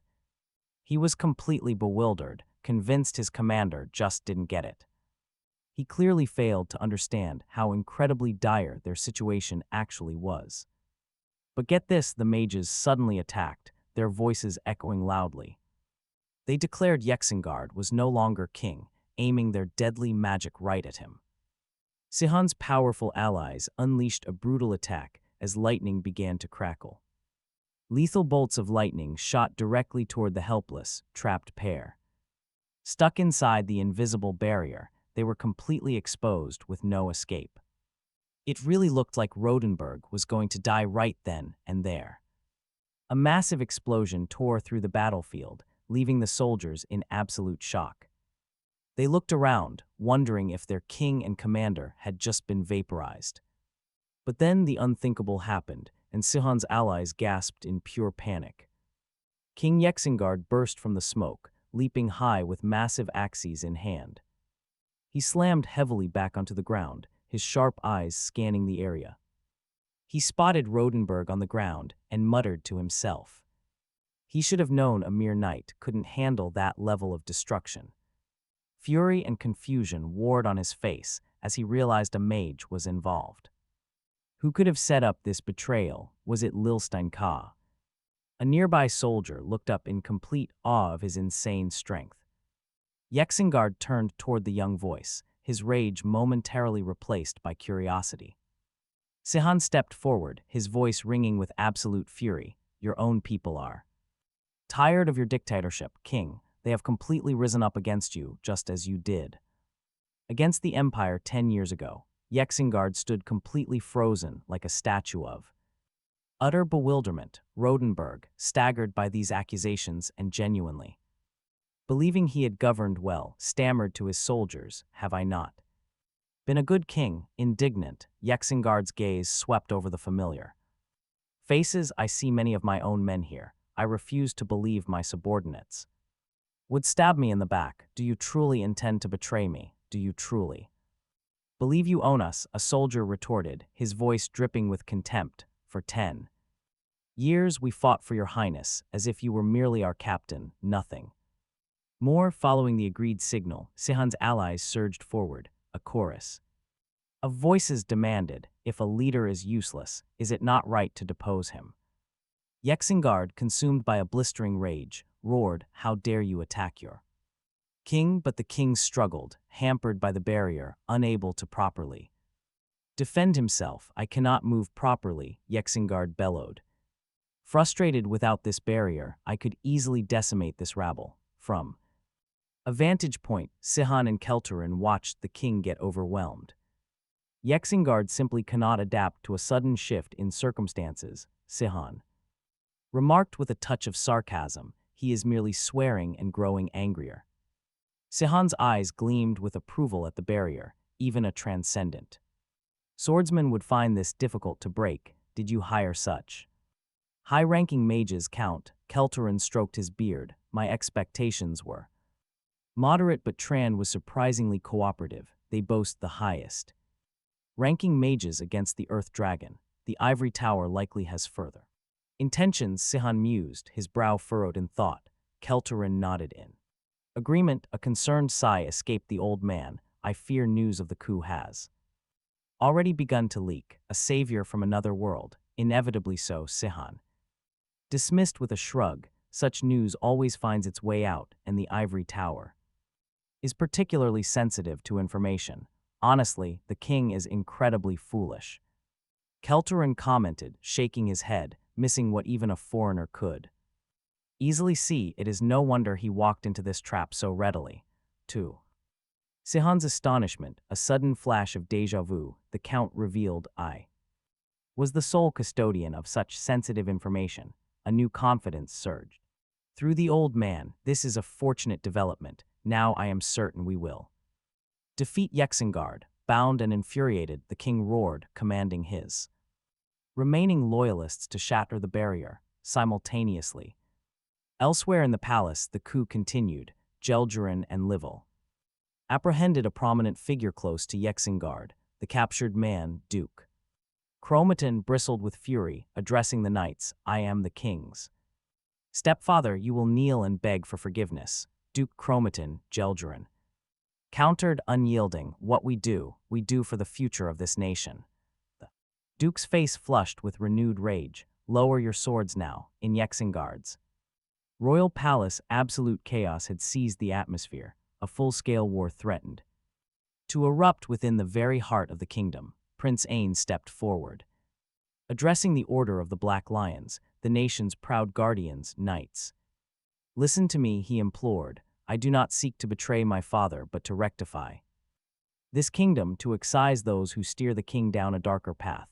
The prince Ain begs them again, stand down and lower your weapons. The knights are still trying to process this sudden shock, but they finally obey, choosing to wait for the king. A smug look flashes in the prince's eyes, and he calls it a wise decision. It keeps innocent blood from being spilled, left alone with his thoughts. The prince realizes taking the palace is half the battle won. But even with this first victory, the coup is far from over. Everything now rests entirely on Count Kelterin and his men confronting the king. Ain genuinely wants to save this nation, but anxiety still eats at him. He just prays their dangerous rebellion goes smoothly. Meanwhile, far away, King Yexingard is absolutely furious. An invisible barrier holds him tight, completely stopping him in his tracks. He roars out in anger, calling his soldiers backstabbing dogs, and demanding to know if they really dare betray their own ruler. A brave knight barks back, telling the king to shut his mouth. He screams that the king does not deserve the throne. With absolute pride, he reveals they serve under Prince Ain. The king recoils in disbelief. Realization hits him hard. Is his own flesh and blood really plotting to steal the royal crown from him? He glares at the crowd, and honestly, the truth is just brutal. It is not just Ain, his top generals, his trusted lords, and even Count Kelterin have betrayed him. Cold fury takes over. Jexingard snaps. He prepares to make every single traitor pay. The enraged king unleashes his massive strength, vowing complete slaughter. His overwhelming aura explodes outwards, sending a heavy wave of absolute terror through the army. Even Kelterin falls into deep despair, but Sihon just watches the chaos.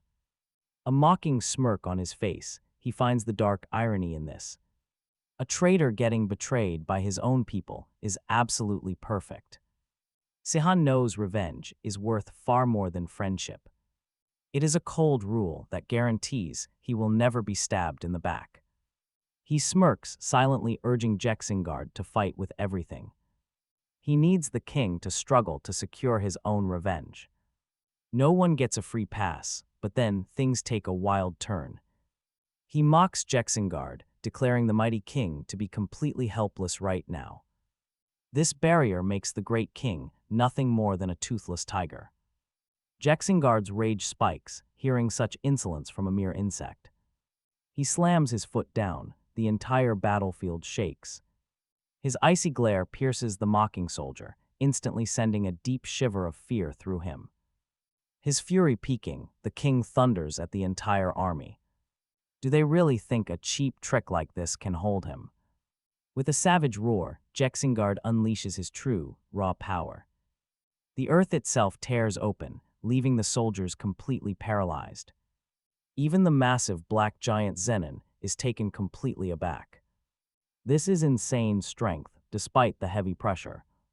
Jexingard triggers his battle seal, summoning his giant form to fight.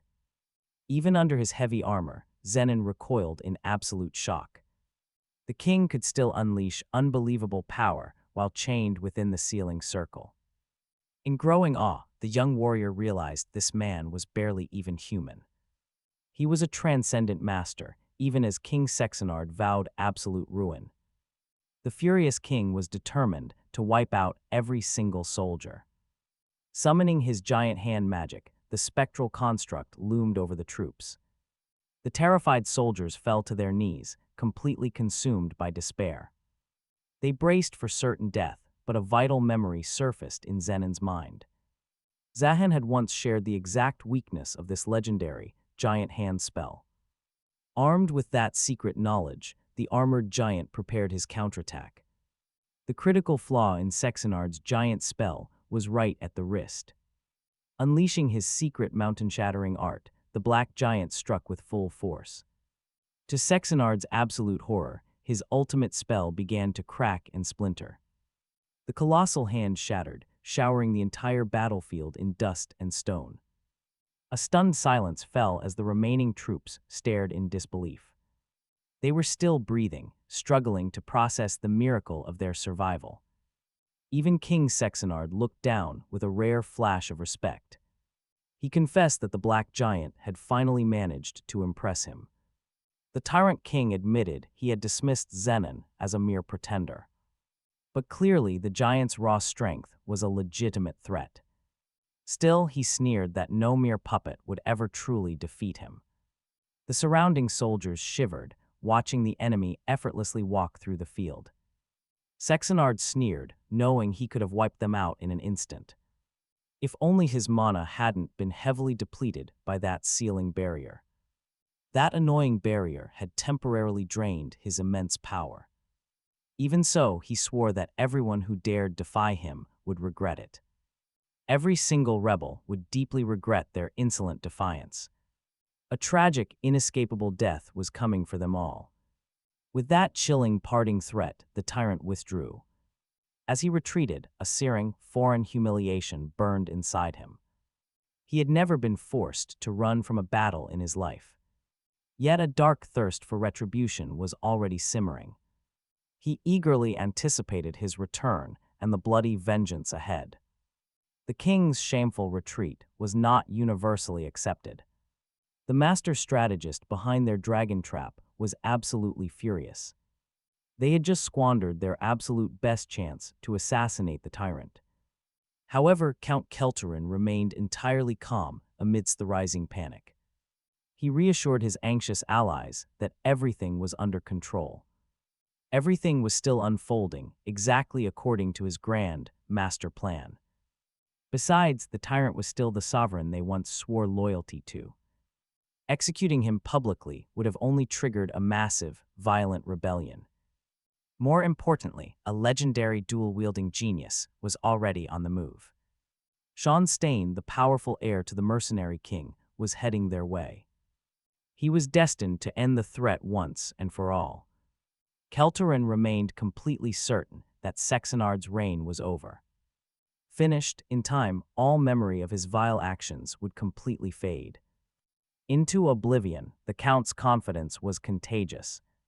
Instantly rallying his worried allies, now they were ready to give their complete trust. Together, they decided to quickly hold an emergency council with the king to discuss matters of vital importance. Suddenly, a flashback broke through, revealing a lush, ancient forest where a small group warily traveled through the ancient woods until they suddenly met a formidable barbarian. Unfazed, the young boy boldly asked Sexengard if he was the protector of this wild territory, but after their talk, the ally wonders if going with just two of them is smart, but Sihon argues his ally, a highly skilled 6th-level mage, should never quail before simple forest thieves. Watching them closely, the giant barbarian sees a surprisingly young foe. Baffled by his audacity, the boy did not hesitate to openly mock him. He demands to know why his men stay totally passive.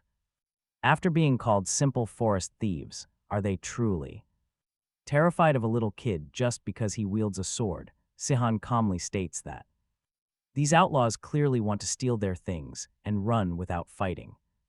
Still, he asks if there is a way to settle this whole situation completely peacefully, but the leader growls that this gear belongs to him now, and he won't be giving up his spoils. Instantly, he lunges at the protagonist. Sihon knows this thug plan to attack from the very start, but he doesn't just stand there waiting, defending the heavy strike. His enemy realizes this young boy is shockingly strong.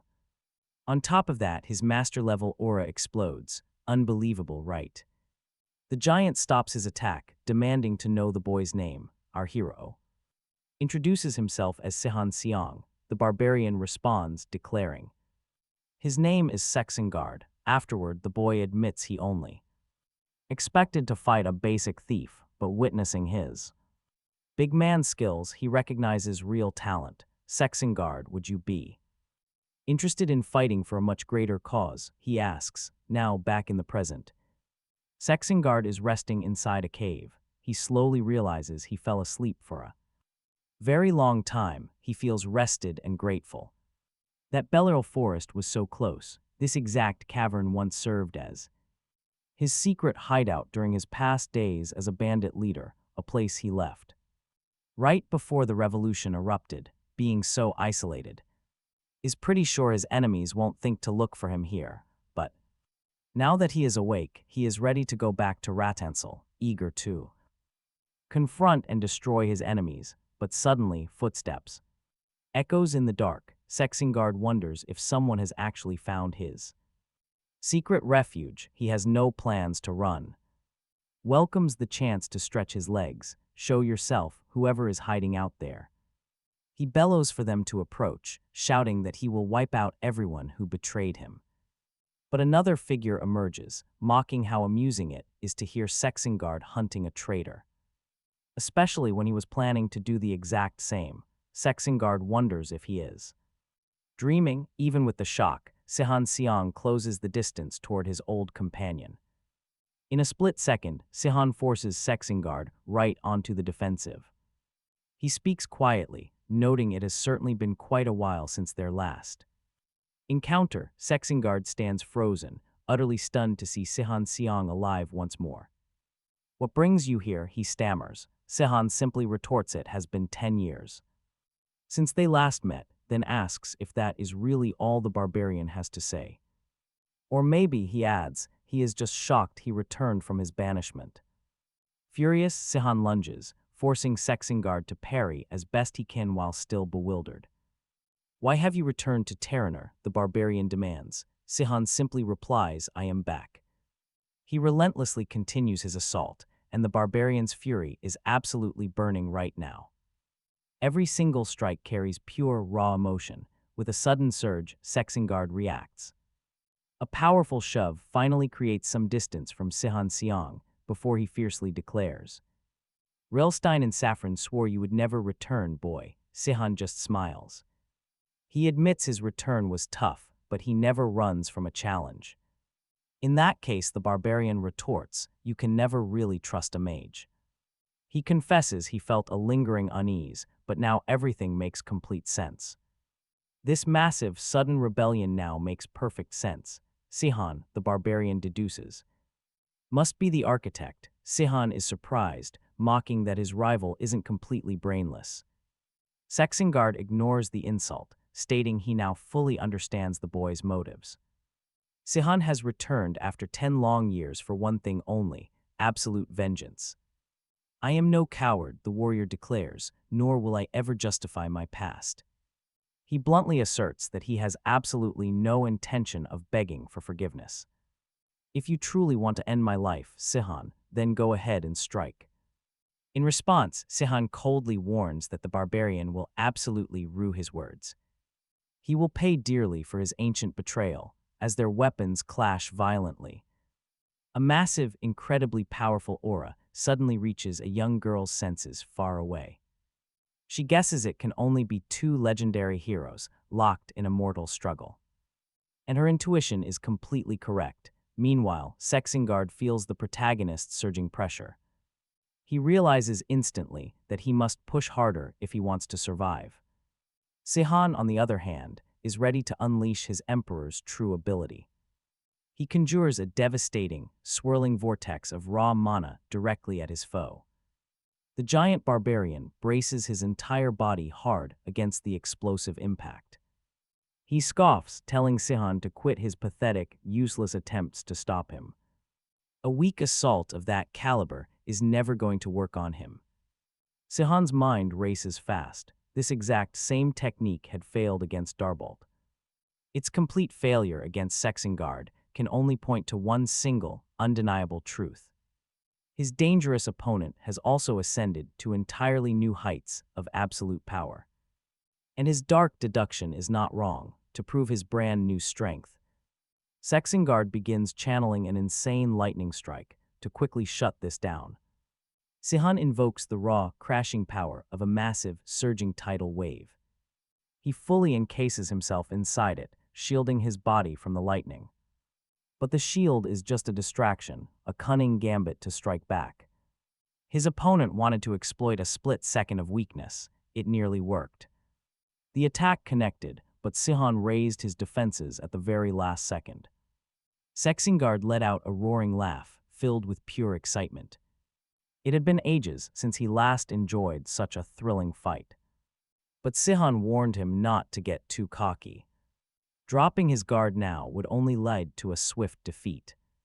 Sexingard just laughed it off, completely unfazed. He knew he was fighting the legendary savior from another world. A hero like Sihon simply lacked the stomach for true cruelty. He claimed Sihon stood no chance against his own merciless nature. 10 long years passed after that. The 6 revolutionary heroes had united against Sihon, yet even their combined might was not enough. No strategy could permanently put down the savior from another realm. A dark realization washed over Sexingard. If 6 legendary heroes had failed to defeat Sihon, what hope did he have on his own? Knowing this was his final stand, victory became his last concern. His goal was simply to fight hard enough to hide his true plans. He would fight to his dying breath without showing any weakness. With that grim determination, Sexingard launched a devastating, full-power assault. Sihon charged right back, meeting him head-on with equal fury. During the chaotic clash, Sexingard suddenly noticed a strange change. His attitude shifted, sending a cold shiver down his spine. Feeling uneasy, he decided to push his attacks even harder. Sihon saw right through him, holding his defensive stance. Suddenly, Sexingard stopped his relentless assault. He spoke up, asking Sihon if he was using refined aura. This high-level technique was reserved only for Grandmaster swordsmen.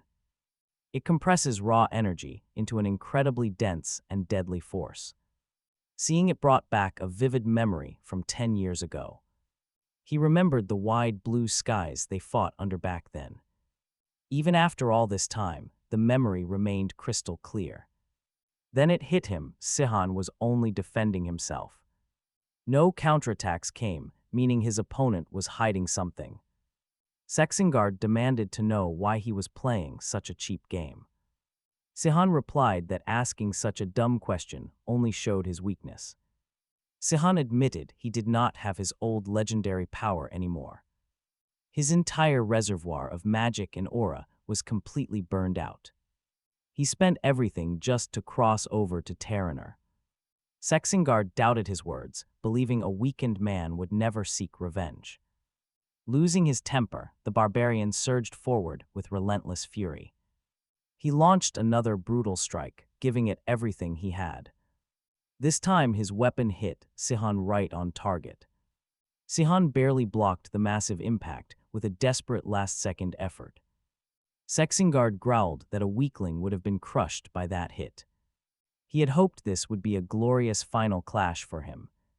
A legendary battle ending in a warrior's proud, honorable death. If a meager resistance is all you can muster, I will utterly destroy you. Sihon countered that while his full power still eluded him, he kept more than enough might to bring his foe to his knees, anticipating every single blow. Sexingard scoffed. Did he really harbor some foolish hope? That his dormant power would awaken mid-battle, Sihon had nothing. He found himself with absolutely no opening to strike back, even worse. He felt a massive, devastating attack coming straight from the ground below. Suddenly, a giant hand of solid stone erupted from below. Its only goal was to crush the young hero completely. Sexingard mockingly admitted that Sihon was not entirely lying about his strength. Yet he never expected Sihon to run away instead of fight. But the protagonist was suddenly caught in a desperate trap. Trapped, he was utterly snared by the unexpected, brutal assault. He tried to block, but the attack caught him off guard. The stone fingers clamped down, locking him in a tight grip.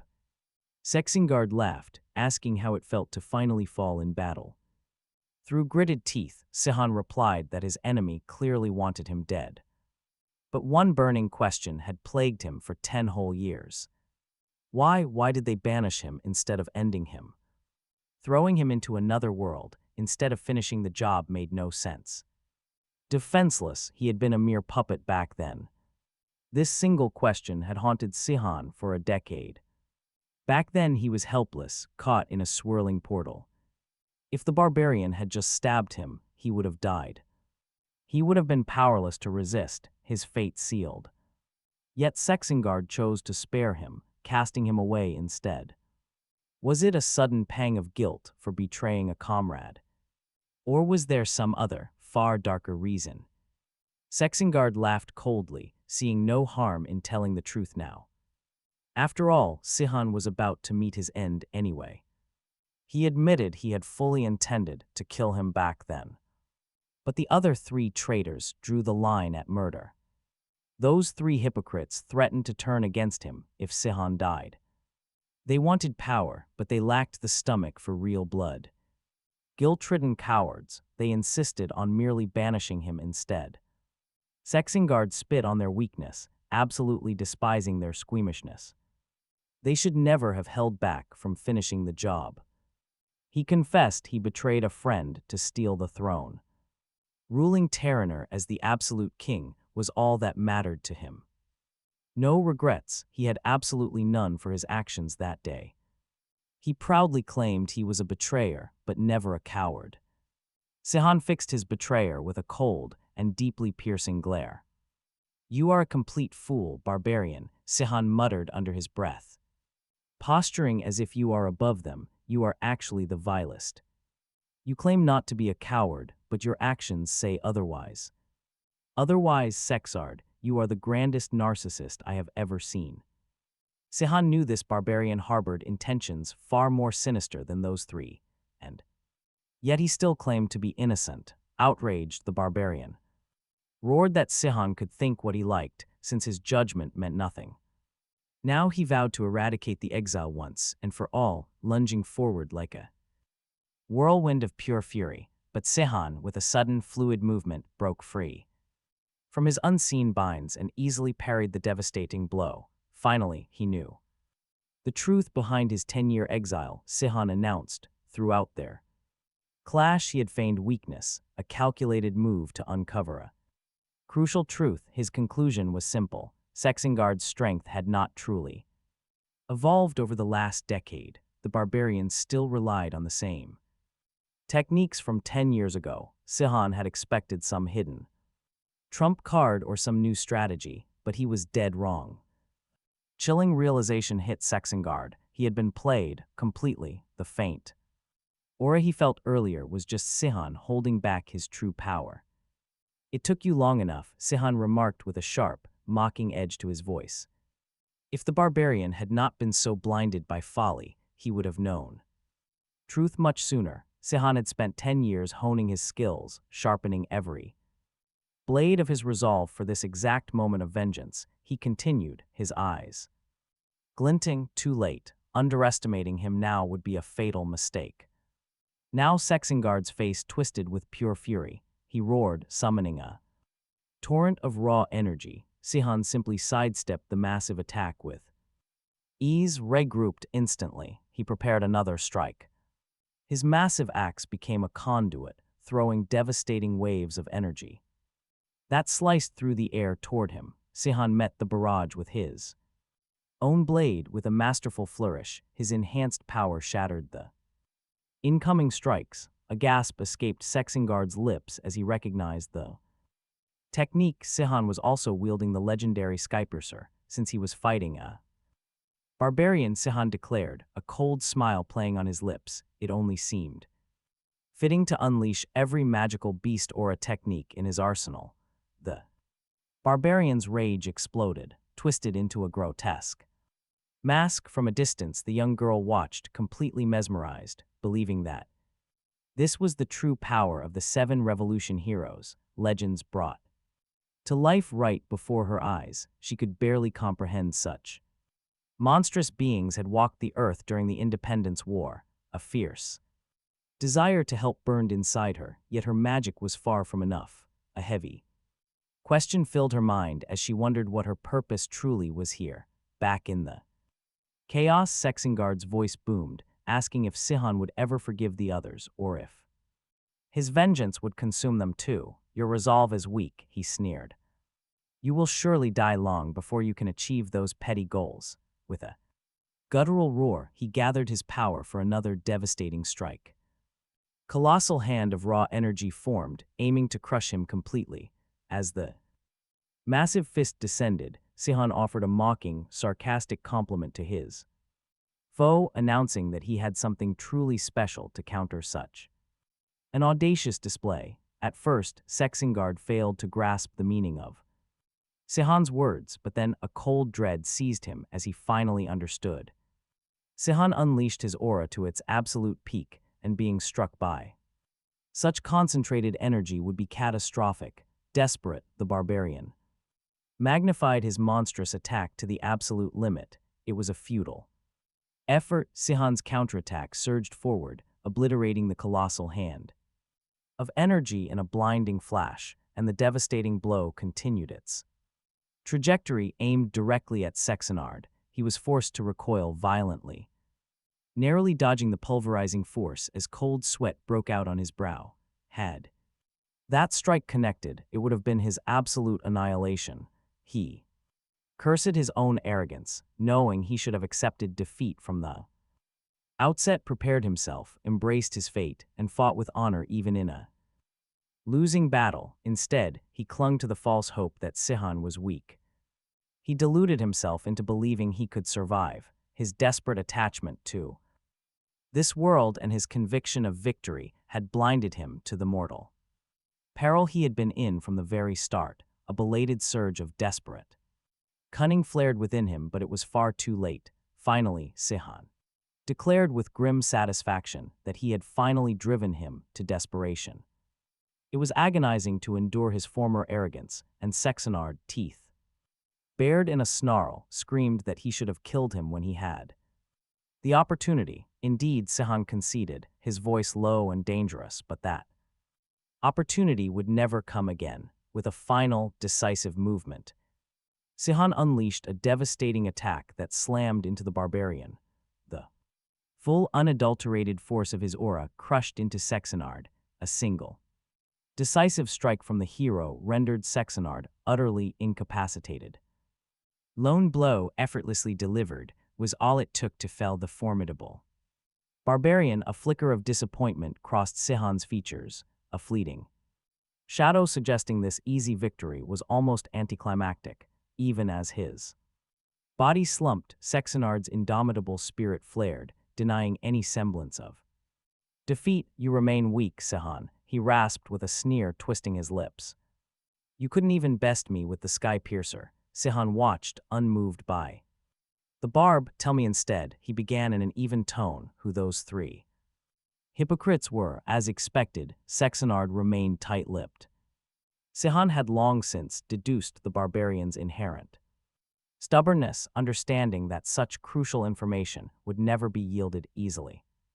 A different query now gnawed at him. Why the betrayal, Sexenard? Sihon's gaze sharpened. "You were never one to covet opulence or authority. Why abandon everything for the hollow crown of a king?" A mirthless laugh rattled Sexenard's chest. "Your questions merely underscore your profound ignorance," he declared. "It was never solely about the crown. I refused to live forever in your colossal shadow, Sihon. I craved renown as the apex of strength, not merely the comrade of a more formidable man. Should I have groveled like a fawning hound, eternally grateful for the mere crumbs of your friendship, mighty Sihon? Such poetic grievance is beyond your devising, Sexenard." Sihon countered, his gaze piercing. "I have heard these sentiments echoed before. You are merely another puppet in a larger scheme." His expression hardened. "Nonetheless, no external influence will absolve you of." He had betrayed a sacred trust, but defiance still blazed in Sexenard's eyes, eclipsing any trace of fear. He demanded that Sihon just end it, his voice raw with a desperate plea. "Strike me down, Sihon. Let my pride remain intact." Sihon's voice was firm and resolute. Simply killing him would be too merciful. A different retribution awaited him. A deep crease furrowed the barbarian's brow. What devious torment was he talking about? He growled, completely bewildered. Sihon called out, his voice echoing with clear intent. Fury twisted Sexenard's face. He demanded Sihon finish him and stop the games, but Sihon refused, his voice cold. Though his past self had wanted his absolute destruction, Sexenard had merely banished him to another realm. Now it was his turn to experience that agony. His gaze was completely unwavering. Sexenard would endure exactly what he did for 10 agonizing years. He would be cast into that exact same world. Sexenard recoiled, horror dawning in his eyes at the true nature of this vengeance. Yet, even as he balked, a glowing rift tore open, creating a massive swirling vortex of energy. The barbarian had no choice but to face his looming fate. Alita's keen senses immediately registered a subtle drain. She realized Sihon had siphoned her mana, weaving it into the portal. To her, the entire concept of manipulating another's energy for spells was preposterous. It was like trying to build your own physique with another's muscles. Yet an anomaly existed. Within this arcane law, summoned magical entities bound by extra-dimensional techniques possessed the inherent right to draw power directly from their summoners. Sihon had not initially intended a direct drain, but his own mana recovery was proving agonizingly slow. In that moment, Alita fully understood the true purpose of her role in Sihon's meticulously crafted plan for vengeance. He truly meant for Sexenard to relive every single harrowing moment of his decade-long exile. The barbarian thrashed, desperate to fight the irresistible pull. He exhausted every ounce of his remaining strength to resist. The portal's inexorable draw. Sihon watched closely, his voice devoid of pity. He recognized this futile struggle, having attempted the exact same thing a decade ago. "But I only sent you back home," Sexard roared, his voice highly strained. "This is an unknown land, it is not fair," Sihon replied, his tone chilling. He called it a refund with interest. Terror now contorted Sexard's face. He fought against the invisible force, his eyes wide with dawning horror. Beyond the shimmering maw, grotesque, powerful silhouettes writhed in the darkness. They looked like the Emperor's worst summons. His ultimate punishment was clear and endless solitary battle against relentless horrors in a forsaken realm. Sexard gasped out, asking if Sihon truly believed this was the end. With desperation clawing at his throat, he swore he would survive the abyss. Just like Sihon did, promising that they would clash again as a final, solemn vow. Sihon merely offered a quiet farewell in response. The swirling vortex flared, then collapsed inward, consuming Sexard entirely and leaving only a lingering tremor in the air. Alita's brow furrowed, wondering if this was wise. She warned him that the four towers would surely sense such potent disturbances, but Sihon shrugged, saying it mattered very little since they were leaving soon, protected by his cloaking spells. Sihon brushed away their tracks, silencing any lingering tremors, his eyes falling upon the tattered garments of the barbarian, discarded after his banishment. "Perhaps I can sell these for a decent sum," he mused with a hint of dark humor in his tone. "What will become of Setchingard?" Alita asked, her voice filled with concern. "Who can say?" Sihon replied, his gaze growing distant. "Anything is possible in that other world. His survival, his demise, it holds no bearing on me. My vengeance is complete, and whatever fate awaits him is his own concern, not mine. I would feel safer if he had been completely eliminated." Alita confessed, "Even a tiny chance of his return, as he promised, troubles me. That is hardly a simple feat, especially for someone who is not a mage." Sihon acknowledged, "Yet I, more than anyone, know that such returns are possible, defying all expectations. Did I not, after all, confound my own enemies? And if he actually returns?" Alita probed, her gaze searching. "What then?" Sihon considered, a slow, predatory smile spreading across his lips. "I confess," he admitted, his honesty cold and sharp, "I would be pretty intrigued to witness the final fruit of my revenge." Not long after, the reigning monarch realized he was unfit to rule and abdicated, embracing the life of a free man, unbound by the crown. Ein Primero then ascended the throne as the new sovereign, solemnly decreeing that the nation would from then on be known as the Kingdom of Ratenburg. After crowning himself, Ein swiftly reorganized the kingdom's internal affairs. Count Crumble, whose constant efforts had supported the new king, was fittingly elevated to the noble rank of Count, taking over the administrative affairs previously managed by Kelterin. Gelderin was appointed commander of the Black Lion Knights, with Ryle named as his vice-commander. Kelterin, already elevated to Marquis, was subsequently appointed chancellor and hailed as a hero by the people, watching Ein systematically wipe out any lingering remnants of the previous reign. The remaining nobles braced themselves, fearing a brutal purge. But get this, the new king declared he was nothing like Emperor Rustinard. While he could not ignore the crimes committed by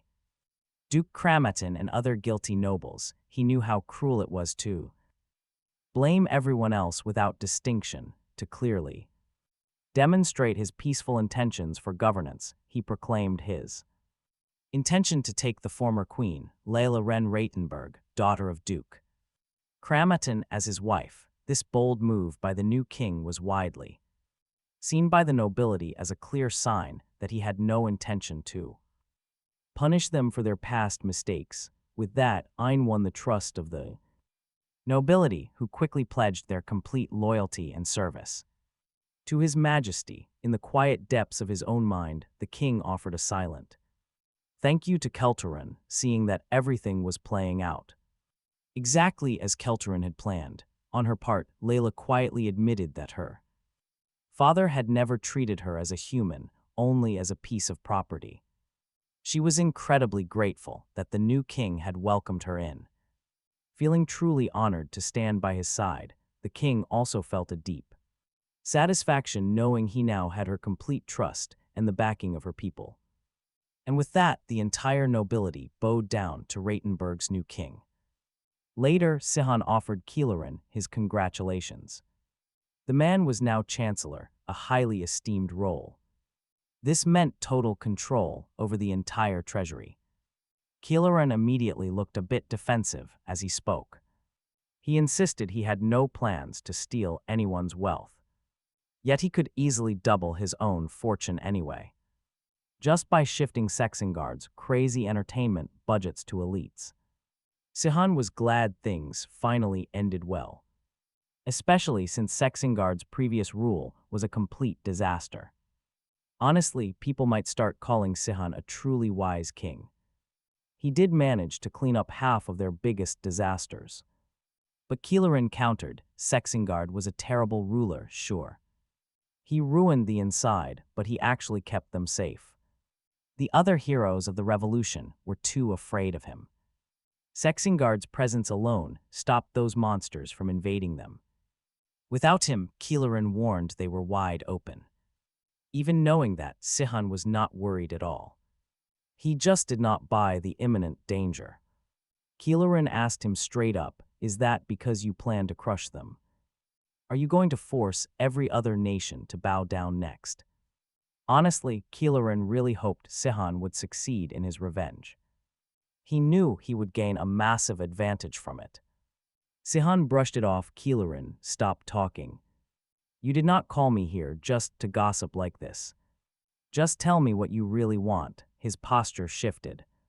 He dropped the act and admitted the other heroes were much stronger. They were on a whole different level compared to Sexingard. The old king was out of shape, useless in battle. He spent way too much time away from actual fights. But Rilstein and Safarin, they literally run the four towers. Both achieved the legendary floormaster rank, a crazy difficult title. Kielerin had done it once too, but Sihon cut in. Those two actually had proper, elite magic training, so they might actually match his own insane power. Tyrant and Karen Anasius were monsters too. They train relentlessly, driven by nothing but a hunger for power. But Kielerin warned that Lvina was the most dangerous of all. She just went through some kind of massive power-up. Sihon cut him off, dropped the build-up, Chancellor. Get to the point. Kielerin finally turned serious. If he had to choose between a savior from another world or the literal destroyers of this world, he'd pick Sihon. Doing anything else was just pure suicide, he claimed. But what if the regular citizens are forced to choose? It is a decision that would make anyone else agonize. Hearing this, Sihon's gaze sharpens. Has Lvina truly grown that formidable? Kelterin declares only 3 people on Earth could ever stand against Sihon. The first is General Londark, the elite guardian knight of the Ruslan Empire. The second is Barak, the legendary mercenary king. But he vanished after the fall and is presumed dead. From old age, that leaves only one last person Kelterin knows. Intimately, Lvina, the invisible thief queen, she recently reached the pinnacle, earning the absolute highest rank of God Sword Warrior. With the other 3 legendary warriors completely gone from the world, she is officially the only God Sword Warrior left on the continent. Hearing this, Sihon realizes that while shocking, it makes total sense. 10 years ago, Lvina achieved Grandmaster status while still just a kid. She was an absolute prodigy right from the start. It is no surprise she reached the absolute summit by now. But Kelterin warns that Tyrant is actually close to her level. Despite her ambition, Lvina has not invaded her neighbor yet. This glaring delay, combined with Tyrant's rapid rise, tells a different story. Even as a God Sword Warrior, she lacks total confidence in victory. Because of that, Tyrant remains a massive threat to her. Sihon counters that while Lvina can be ambitious, she would never ruthlessly crush others for personal desire. He genuinely asks if the Chancellor has mistaken her for someone else. Kelterin admits he cannot be fully sure of everything. Yet he insists Sihon is dead wrong about her character. He firmly believes that Lvina has always harbored that exact same dark nature. In fact, the rest of the world thinks so too. The other 6 revolutionary heroes knew it, and so did Sexart himself. Kelterin claims that Sihon is the only one left in the dark. Upon hearing this, an incredibly chilling aura starts rising from Sihon. Upon hearing this, Kelterin immediately backs away in pure shock. He instantly begs the quiet protagonist for his forgiveness. Sihon reassures him that there is absolutely no need to worry. He was simply caught off guard by the unexpected news. Kelterin then cautiously asks if there is anything he can do to help. Sihon simply shakes his head and tells him not to worry. He simply states that he has all the necessary information now. It is finally time to put his own secret plans into action. With one final quiet nod, he leaves the Chancellor alone with his swirling thoughts. But there is one thing Kelterin will never understand. He saw Lvina's terrifying true nature a whole decade ago. Just the thought of her icy glare still sends a shiver down his spine. It almost feels as if she is watching him right now. As Sihon gets ready to depart, Alita calls out to him. Sihon shrugged when asked about his plans, claiming he was just deeply bored. He thought about a walk, but Terraner offered very little entertainment. So he decided to search for books, and Alita immediately asked to join. Sihon raised an eyebrow, tired of being locked up indoors himself. He questioned if she was ready for public exposure. Alita confidently claimed she had completely mastered the art of disguise. Suddenly, another young woman appeared and called Sihon her master. Since she heard his plans, she eagerly begged to join their trip. Before Sihon could answer, another ally quickly stepped in to stop her. He sternly reminded the girl about her scheduled lessons with him, insisting she should not even think about wasting Sihon's time. The girl pretended to be clueless, though her inner thoughts said otherwise. She actually wanted to ruin Sihon and Alita's little trip together. But the male ally was firm; she was going to study anyway. Sihon watched them and noted how energetic their interaction was. It was definitely amusing to watch as they headed out. Walking into the busy city, Sihon remarked that Terraner was truly thriving. It had a lively energy that was completely missing in the past. Using his disguise technique, Sihon admitted his quest for revenge was deeply personal. But he had no regrets as Alita suddenly spotted something interesting. Just ahead of them, a charming little bookstore caught her attention. They headed inside and began searching for some interesting books. Sihon noticed several books that seemed filled with suggestive titles. He wondered just how inappropriate the actual content inside really was. But among those suggestive covers, one specific book caught his eye. The cover dramatically read, "The Lover of the Otherworld Savior." Sihon figured it was probably a story about his romance with Lvina. Wondering if their 10-year-old relationship had inspired this romantic tale. However, flipping the book open gave him a massive shock. The story actually described a romantic relationship between him and Rilstein. And incredibly confused, Sihon wondered who on earth would write this. Was the author completely blind to his real relationship with Lvina? And why did they pair him up with another man of all people? Alita stood there flushed in an incredibly awkward silence, utterly speechless. She quickly bought a copy and practically ran out of the shop. Their next stop was the massive public square in the city center. Looking at the giant statues of heroes, Sihon wondered if Sexenard built them. Alita replied that there was no real harm in honoring revolution heroes. After all, they even had a statue dedicated to the savior himself. Sihon stared at the monument of himself and saw absolutely no resemblance. Alita smiled and clarified that his legends were slightly embellished.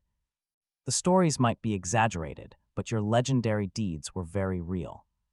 She added that his achievements back then were completely extraordinary. Sihon joked that he was just glad nobody could recognize him now. With Sexenard finally defeated, Alita softly asked what he would do.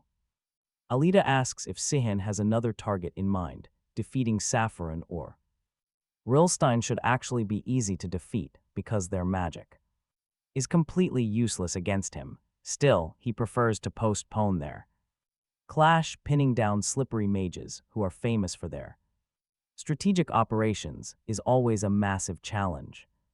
Sihon originally planned to hunt down Tyrant after defeating Sexenard, believing Tyrant's arrogant pride in his swordplay would make him an easy target to isolate, yet Lvina became a warrior goddess through her legendary sword skills, and Sihon strongly suspects a dangerous truth, though.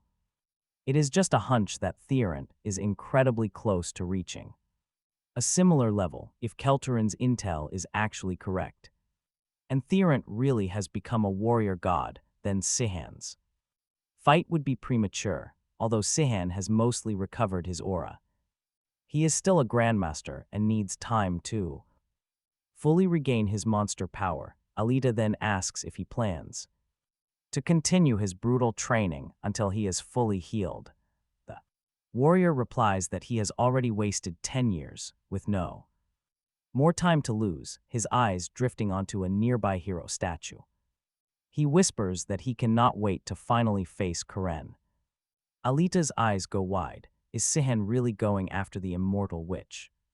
Sihon explains that Karen wields restorative cleric magic alongside the devastating destructive power of a Templar. That rare combination is unheard of, but her real threat is not just her insane personal combat power, but her genius ability to blend these diverse talents together, far exceeding any simple physical boosts. This unique fusion of skills lets her curse enemies with a variety of deadly plagues. Even legendary swordsmen and mages fear her curses.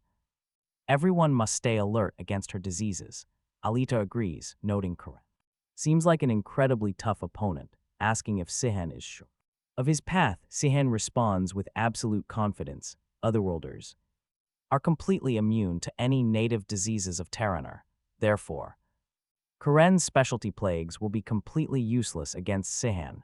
Alita presses, confirming if it is not just Karen's custom viruses, but literally any sickness in Terraner. Sihon confirms this, his voice filled with relief, admitting that without this immunity, he would never have survived. Alita wonders if this is some powerful magic, but Sihon explains the science. On Earth, constant exposure to antibiotics created super germs. He basically became a carrier, bringing those robust microbes right across the dimensional divide. The dimensional portal apparently made no effort to stop them. When pulled into this world, his entire microbial ecosystem came along too. Alita is completely blown away, realizing even germs can cross dimensional portals, wondering about the true limits of this world. Sihon notes that Rilstein was once obsessed with finding that exact answer, once theorizing that only living organisms could actually pass through the dimensional gate before his research. Sihon thought back, what exactly did that portal count as a living thing? Sihon was unsure, maybe souls were the key. That idea got Rilstein going with a barrage of wild theories.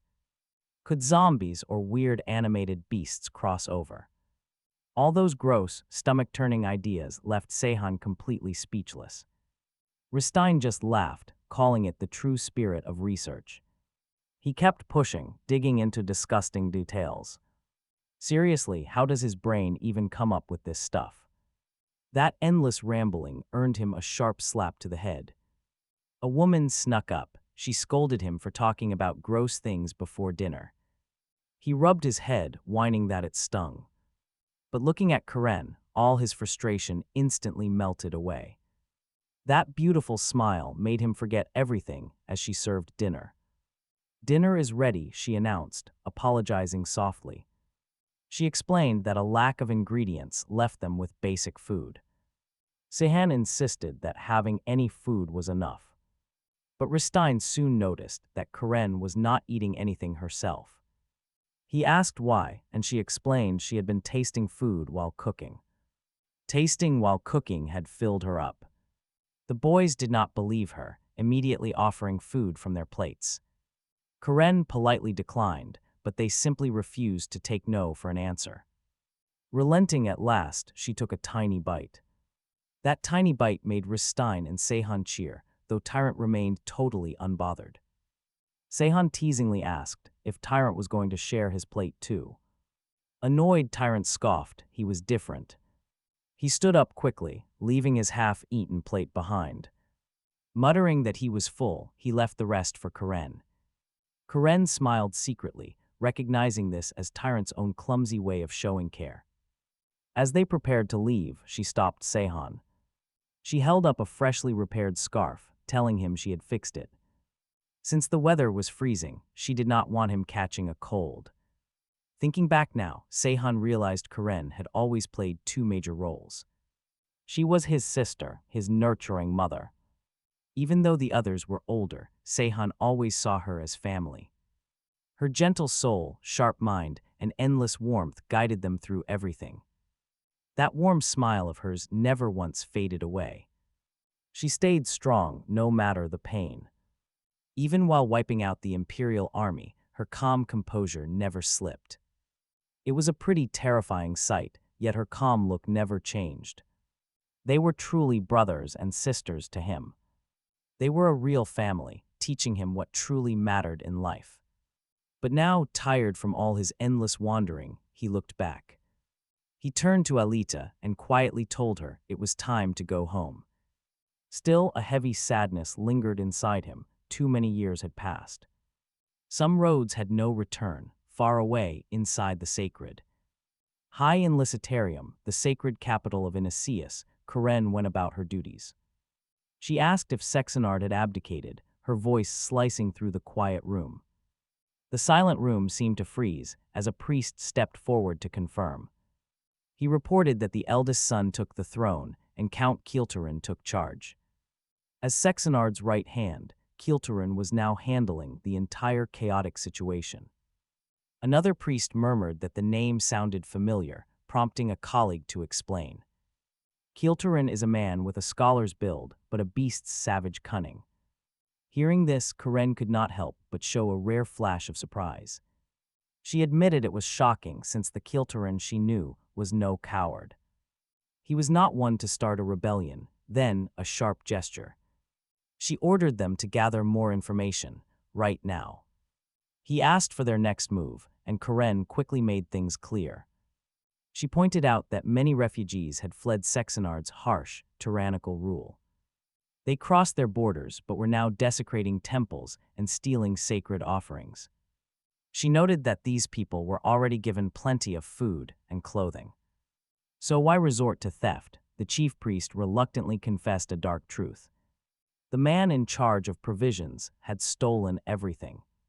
He kept the resources, leaving the refugees to starve. Stealing from the goddess is a sin, but they needed to survive. He begged Her Holiness not to punish these desperate people for surviving. But look at Karen, she remained cold and completely unyielding. Under divine law, hard circumstances do not excuse a wicked crime. She declared that every thief must be executed, no exceptions. Secular rules are completely unjust because they rely on fragile human emotions. People must follow only the goddess, not their own arbitrary rules. They must submit to her will, ignoring any morals they made up. Only complete obedience can lead them to a truly righteous life. Now that you understand, priest, she said, you may live. Her eyes were completely empty, showing a chilling lack of any human emotion. Some might call it pure justice, but it was just terrifying. Left with no choice, the priests had to accept her brutal decree. They bowed and quietly left. Meanwhile, let's head back to Sihon. Kilturin reported that he had executed Sihan's request flawlessly. Sihon, along with Zenin, Alita, and his student Dina, were all chosen. They were officially named as the Rottenburg delegation to visit Inasius. This religious kingdom was their target, and Sihon was highly impressed. He needed a way to find Karen and had asked Kilturin for help. Searching without raising any alarms was crucial, and the Count fully delivered. Though Kilturin asked for time, he worked with unbelievable speed. Sihon figured the guy would think it over for at least a day. Instead, Kilturin had already finished every single detail. Sihon knew the score. For a new king to prove his legitimacy, he needed international backing. That meant sending formal diplomats directly to foreign capitals. Yet Sihon knew such political paperwork usually took a very long time. Sihon directly asks how he secured permission for everyone so quickly. Kilturin explains that he assigned Sihon and the others to protect. Handling the delegation from its start, a task made easy by his high status as a count, Sihon wondered if Kilturin had planned everything, meticulously preparing for whatever decisions might be made. Do not make extra work for your subordinates, he warned. Simply ask first next time. Kilturin agreed immediately, accepting it as sound advice. Watching this, Sihon realized the Count had faced serious hardships under Saxonard, which explained his obvious fear of making any mistakes. The Count then reported that the Holy Kingdom of Aeneas welcomed the news of their new king, a positive reaction shared by other nations. Now they could use this delegation to set up meetings with representatives from across the other realms, he told Sihon. Sihon had a faint idea of who this person was. They had always been close to Saxonard, meaning they definitely held a grudge against Ames I. But honestly, Sihon never expected such blatant hostility. He prayed they weren't plotting war. He meant Sarafin, of course. Their paths would cross far too soon. The Sarafin kingdom stood completely alone, refusing to acknowledge the new king. This stubborn stance came from deep alliance with Saxonard. Their bond went far beyond simple friendship. They were a legendary duo forged in battle. Sarafin brought the strategic mind, while Saxonard provided the raw power. Kilturin insisted that Saxonard had voluntarily stepped down to live a quiet, peaceful life, but Sarafin knew Saxonard too well, calling it an absolute lie. Sihon realized that Serafin's distrust must run incredibly deep, completely explaining his refusal to accept the new king. A grim realization hit him hard. He could not let innocence become collateral. At this rate, his path might lead to Sarafin before Karen. Kilturin, however, reassured Sihon, telling him his worries were completely unneeded. Every other kingdom except for Sarafin was on very friendly terms. Plus, they had the massive backing of the Realstein kingdom, the continent's most powerful nation. Both Realstein and Sarafin were lands of incredibly strong mages, their rivalry burning hot ever since the War of Revolution. With this balance of power, Sarafin could not make any reckless moves or start an impulsive war, so Kilturin concluded they could safely proceed with their original travel plans, heading straight to the Holy Kingdom of Aeneas. After all, every single preparation was already complete. The Count must have planned for this exact situation from the very start. Sihon noted. Trusting Kilturin's strategic advice, he decided to push forward. He told Kilturin that he would leave all the final plans to him. 3 days later, Sihon set out on the open road, not alone, but traveling with his entire delegation toward the kingdom of Anas. From inside a luxurious carriage, a noble watched Sihon riding right alongside on his horse, asking if he wanted to rest. The noble asks if he needs a break, but Sihon refuses. Honestly, riding out here is way better than being trapped in a carriage. Just say the word if you need anything, the noble offers. Sihon silently admits it has actually been a pretty long time since his last ride. He really enjoys it, but unlike him, Attila has zero experience with horses. Still, he notices she is slowly improving. He cautions her to take it easy, warning her about aura. Speed-boosting abilities are incredibly difficult to master on this level, so she really needs to learn proper horsemanship first. They need to ride like Sihon, the royal knight, or the noble-born Diana. Sihon admits he always assumed she came from a wealthy family too. She looks back and calmly says her family was completely wiped out. Her voice is flat, but her resolve to master riding is clear. She wants this down fast. Night falls and they camp. This time the soldiers handle everything. Sihon watches them with a quiet sense of satisfaction. He enjoys the luxury, but Zenon is seriously confused. As mercenaries, shouldn't they be taking a much faster route?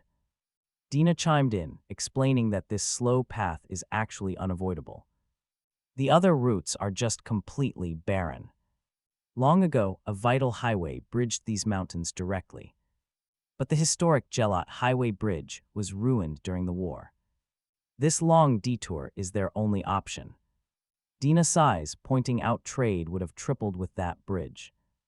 As a merchant's daughter, she has an incredibly sharp eye for business. Attila notes a mountain bridge must have been exceptionally strong. That leaves a massive question lingering in the air. She asks how it was destroyed, her eyes drifting towards Sihon. He looks visibly embarrassed, and the truth hits her instantly. Yeah, he was the one who actually destroyed it. Sihon quickly deflects, blaming the brutal conflict with Sexard instead. The whole region was just totally devastated. But a heavy realization suddenly settles deep within his chest. He never fully grasped the raw pain his actions caused. He vows to do better, but boredom strikes. With the soldiers handling every chore, he has absolutely nothing to do. Zenon heads off to help the troops with heavy transport. Attila decides to keep practicing her horse riding skills. She asks Sihon if he can spare some time to train Dina. He agrees, facing the highly energetic and excited young warrior. She lunges forward with a sudden strike. Sihon easily counters her incredibly fierce rush. But raw spirit alone is not going to win a battle.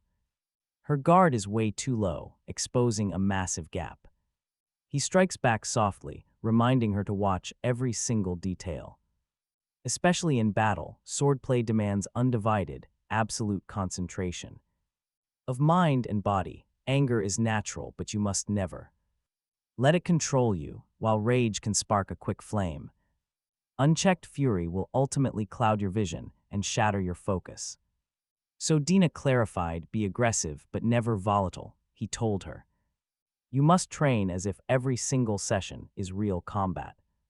Without that fierce intensity, you will never improve in this art. He also cautioned Dina against pushing past her physical limits. Training to exhaustion yields nothing, so practicing in moderation is key. Dina eagerly absorbed his advice with an incredibly surprising readiness, which genuinely astonished the protagonist. This was exactly what Sihon expected from the legendary mercenary king's successor. Smiling, she said. She was honored to learn from him. She then eagerly asked if he mastered his basic fundamentals with those exact same techniques. Before, instantly, Sihon's mind reeled back to his own brutal training. Unlike Dina, his master had shown him absolutely zero leniency. The grueling training sessions were relentlessly harsh, and to make matters worse, his trainer never offered a single word of genuine motivation. One day, a friend stepped in, openly protesting those brutal methods. He believed the teacher was being far too cruel to him. But the instructor justified his harsh ways as the fastest path. He believed that without this rigor, Sihon would die instantly. Once the teacher left, Sihon's friend quickly rushed to his side. Tears streaming down, Sihon confessed, honestly, it is hard to watch this. He admitted it had been 3 agonizing months since arriving here. He felt he did not deserve any of this awful torture. His friend gently explained his pain was not his fault, but rather the cold, cruel nature of this harsh world itself. But your most precious possession, Sihon, is your life, he urged. If you want to survive, you must get strong, only then can you hope. To achieve your goals, back in the present, Sihon quietly reflected, realizing he had indeed met all of Master Shah's brutal demands. He praised Dina for her exceptional work today, telling her to stop and rest. Sihon then thought back to his own dark origins. Wielding a blade learned not from an esteemed master, but a vagabond. In some dark alley, he did not study clean combat, but rather the raw, brutal meaning of pure violence itself. Through that, Sihon learned the chilling, terrifying simplicity of taking another life, and exactly what was required to survive the fires of Terranor. At the camp, Zenon noted how incredibly satisfying it was to watch a disciplined army work together. Alita chimed in with a hint of dry wit, asking if rain was coming again now. That they had found another magical beast. Sihon gestured upward, assuring her that the clear sky meant perfect weather tonight. Laughter spread through the group as Dina smiled, feeling completely at peace. Dina happily praised the camping food. She alone seemed to actually enjoy the food. Sihon found it totally unpalatable. Zenon had cooked, and while he was an amazing knight, his culinary skills left much to be desired. Alita silently agreed. Yet nobody dared speak up, terrified to ruin the happy mood. They didn't want to hurt his feelings, but a silent pact agreement formed, keep Zenon completely away from any future cooking. Only Dina loved his dishes. Dusk settled over the camp. Sihon declared that absolutely nobody should dare disturb them tonight. He decided it was the perfect time for aura training. He wanted Alita to master the fabled stealth of Lva. For Zan, he chose Sexingard's highly destructive, explosive aura. Alita doubted it, asking if that was really easy. She said he struggled explaining things from his vastly different world. But Sihon had a clever plan, action over words. Show don't tell, that was the ultimate teacher, Zenon's hype was unreal. He promised to follow precisely. But Alita argued these secret techniques belonged only to heroes of the revolution. Using them would bring too much heat. It would draw unwanted attention. Sihon simply smiled. They could just lie, say some dead master taught them. Alita was completely dumbfounded by this insanely bold fabrication. But Sihon mused that this excuse was extremely common in the past. Even Sexingard used it back in the day, making it perfectly believable. How they learned did not matter. What mattered was if they were compatible with it. To find this out, Sihon immediately kicked off their harsh training, carefully guiding them step by step. Afterwards, Sihon felt the heavy weight of complete exhaustion. Alita guessed he was tired from showing them all those moves. He had to demonstrate every single technique again for them. But Sihon brushed it off, saying he just needed food. Zenon immediately volunteered, rushing off to prepare some food. Sihon quickly waved his hands, trying to stop him. He insisted he could wait, but wait, Zenon was already back. He proudly held 2 freshly caught, plump rabbits. Sihon's eyes went completely wide. Zenon asked if he hated rabbit. No, Sihon stammered quickly, explaining that was not it. He was just completely shocked he caught them so fast. It is my specialty, Zenon grinned, incredibly proud of himself. Sihon had absolutely no idea his friend was this good. He asked him to hunt again, and Zenon agreed. Sihon decided to carefully time this next quick run. Watching him go, Sihon noticed a highly unusual aura. It spread like a subtle spiderweb, the perfect radar. Out on the hunt, Zenon chased a squirrel, completely unaware of his own power. The creature froze instantly, completely trapped by his subconscious aura. Zenon just shrugged at its tiny size, deciding it was too small to eat. But Sihon, with his sharp senses, saw Zenon's massive aura clearly.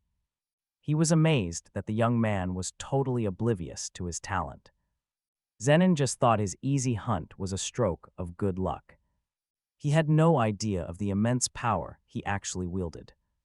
The massive gap in their awareness made Sihon ask him directly, "How did you control your aura like that?" Zenon looked completely confused. Sihon realized something right away. The kid's energy flared up by instinct rather than conscious control. This meant Zenon's current night rank was misleading. His ranking was not the absolute limit of his talent. Rather, he was stuck there because his massive potential was still untapped.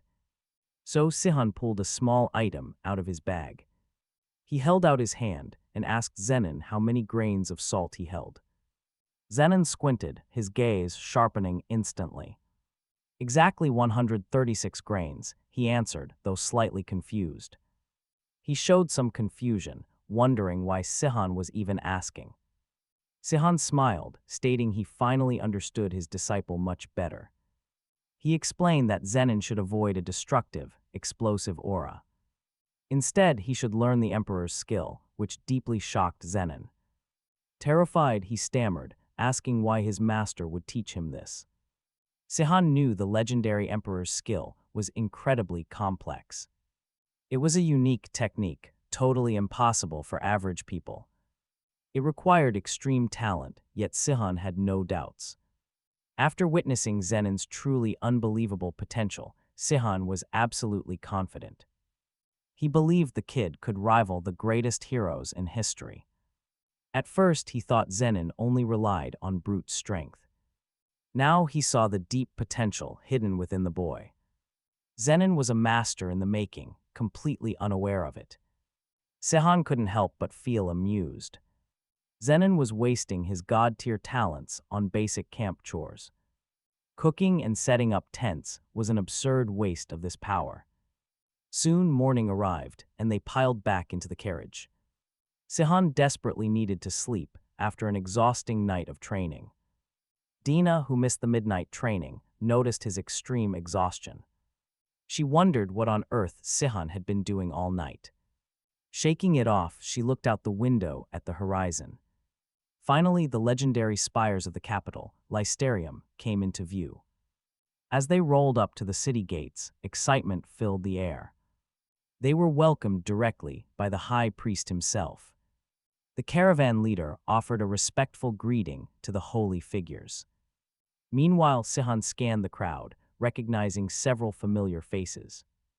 Old acquaintances stood in the crowd, watching their arrival. Some VIPs who have served Karen since the early days of the Revolutionary Army. Sihon ensures his own presence remains fully undetected, his face hidden by a powerful magic disguise. The moment finally arrives as the priests raise their voices, announcing her grand entrance. Her Royal Highness, the Queen of Anius. A collective gasp sweeps through the group, everyone completely captivated by her beauty. But Alita is not one to be easily swayed by looks. Instead, she is stunned to face one of the fabled 7 heroes. She never imagined actually meeting the legendary hero, Karen of Anius. Rumors said Karen was in her early 30s, yet the woman before them looks impossibly young, making Alita wonder if those rumors were completely wrong. But then, an even stranger sight catches her attention. Her eyes drift to Sihon, and she notices something seriously off with his behavior. Suddenly, Sihon mutters under his breath, "What is happening?" His companions exchange confused looks. Later, Alita demands an explanation. Asking him what exactly he meant back there, Sihon explains flat out that the woman they saw was definitely not the real Karen. Even though they look identical, he felt a strange, chilling energy. Completely different from her usual presence, this could only mean one thing. She is an imposter, but without proof, he cannot back up his serious claim. Alita tries to be realistic, maybe her personality simply changed once she took the throne. After all, 10 long years can completely alter a person. That is when Zenon chimes in, pointing out they will see the queen again tomorrow. A massive banquet is planned for the Ratenburg delegation, giving Sihon the perfect chance to watch her closely. Just then, Dina bursts into their room. With custom outfits for the celebration, meeting a queen after all. Demands they look great and follow royal protocol. Alita is excited and immediately runs to try on her new gown. When she steps out, Dina gasps, completely blown away by how stunning her friend looks. Sihon, on the other hand, complains about having to wear such a fancy, ridiculous outfit. Zenon strictly warns him that this is just how high royalty works. Alita notices Sihon staring at her and asks if he likes the dress. He quickly retorts that actually, it suits her incredibly well. Dina crosses her arms, asking if that is really all he has to say to her. Sihon just wants to take these stiff clothes off. Now that Dina has his measurements, admitting he feels extremely uncomfortable wearing such formal gear. But Dina insists he keep it on until he gets used to it. She warns him that the celebration is not just a standard banquet. They are hosting a formal ball, and he will be in serious trouble if he cannot even move around properly on the dance floor. Alita admits it has been a very long time since she graced a ballroom. Dina agrees. Her last party was about 6 months back. Prior, Zenon usually avoids balls, yet he is pretty excited. Dina playfully smiles. She notes that any honorable, true knight must know how to dance. She looks at Sihon. Are you skilled in this? He nods confidently. Of course he is. Fencing is essentially just a rhythmic, vigorous sword dance. Inside his mind, though, pure panic. He has to stay totally calm if he wants to approach Karen. But the truth is simple. He has zero clue how to dance. Alita senses his hidden desperation. She offers to teach him right here. She steps up. Gracefully, she demonstrates the basic movements. Alita leads the way, guiding him gently. Everything seems completely fine. Sihon slowly gets the rhythm down, but then things go sideways. He suddenly pulls a wild move, locking her arm in a tight grip. Dina gasps in absolute shock. What on earth is he doing? Sihon sheepishly apologizes. His body just reacted. It is pure combat instinct. His friends can only sigh. What a hopeless battle maniac. Anyway, get ready. The next night, the massive hall is packed. Wealthy guests are everywhere. Beautiful music fills the warm air. Massive tables overflow with delicious food. Zenon is completely wide-eyed. He gasps. He has never seen such incredible luxury before. While Zenon drools over the food, their guide explains the dishes. It is all local specialty food. There is one famous dish, simply called grass. Sihon takes a bite. It is pretty simple. Just a mix of warm noodles and vegetables, very familiar. It tastes exactly like Korean japchae. He is absolutely shocked. Seeing him so excited, Zenon playfully offers to cook it next. But Sihon is not really paying attention. He is too distracted. His eyes constantly scan the massive crowd. He is searching. Karen is still missing, through the loud, noisy thrum of the party. Dina complains about the crazy crowd. Then she looks at Alita. Her mentor looks incredibly tense, despite her usual calm nature. Alita quietly looks around. There are just too many strange faces. While they talk, a handsome young man suddenly walks over. He politely asks if she is Dina Crumble. Dina hesitates. She apologizes, admitting she does not know him. He smiles. He heard she was coming and recognized her resemblance to her mother. He introduces himself as Bright, from the famous Amos family. It turns out their mothers are actually sisters. Dina remembers the family name. Her aunt married into their line. Over in Anna's, slowly she realizes he is her cousin. Just then, another young warrior walks right over to join them. Bright introduces him as Duran Gren, the elite family guardian knight. But amidst all the heavy drinking, Sihon senses something dangerous. He quickly walks over to Dina to investigate the situation. She quickly clears up the situation, explaining she just met her cousin. She introduces him to the group as Bright of the Amos family. Next, she presents her companions, the Marquis of Kelterin, Sean Stain, and Zenon. Finally, her eyes settle on Alita Rolkin, giving her a formal introduction. What a gorgeous name for a gorgeous lady, Bright purrs, requesting a dance. Hearing this, Dina frowns slightly as a sudden flash of annoyance crosses her face. This warm welcome is completely different from how he treated her just moments ago. She wonders if Bright only used her as a stepping stone to get to Alita. Sensing her growing annoyance, Duran steps in to smooth things over. He reaches his hand out to Dina, asking if he can have this dance. Quite pleased by his sudden offer, she happily accepts and takes his hand. Sihon feels a wave of relief, glad to see Dina calm down. But his attention is immediately pulled away as the main event finally arrives. Queen Karen has entered the hall, making Sihon's heart race with anticipation. After all, securing a private meeting with her is his absolute main goal. As she walks through the crowd, a quiet gasp echoes across the ballroom. Every single eye is locked onto her breathtaking, almost otherworldly beauty. Dozens of noblemen desperately want to ask her for a dance. But they all hold back, completely terrified of getting rejected. Sihon shows zero fear, stepping forward with complete confidence. He bows deeply, introducing himself as Marquis Sean Stain of Kelterin. He boldly asks if she would grant him the honor of a dance. The surrounding crowd erupts in whispers, shocked by his incredible boldness. Nobody expected anyone to actually break the ice and approach her. Though Sihon had some doubts, he knew this direct move was necessary. It was his only shot to get close to her. Queen Karen gives a gentle nod, accepting his hand as they glide together. All eyes in the room instantly lock onto the pair. Sihon realizes this is his perfect, gold-plated opportunity to shine. Now is the time to show off all his hard practice. Sihon's body is built for war, which usually makes ballroom dancing tough.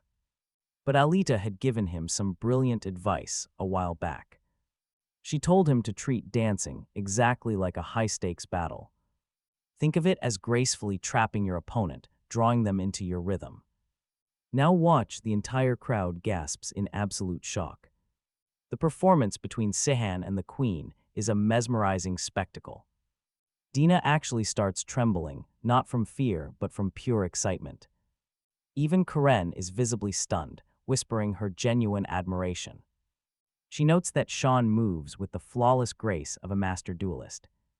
Seeing his chance, Sihon smoothly delivers a charming compliment. "You are absolutely breathtaking, Your Majesty," he whispers softly. "Dancing with you feels like waltzing with a goddess from the moon. Even the legendary moon rabbit would be blinded by your sheer brilliance." Hearing this, a look of deep surprise washes over Karen's face. Sihon had just spoken the exact words she never expected to hear. He got that exact same compliment once before. Back then, our main character had. He once told her about a moon rabbit, explaining it was just a common folk story born from the dark shapes on the moon. Vaguely resembling a hare, back then, Karen laughed and said that people in Sihon's homeland were entertaining, but he assured her there was much more to the moon's mysteries, sharing endless stories of lunar lore to keep her entertained. Now in the present, Karen asks about that rabbit. Living on the moon, wondering where on earth he ever found that story.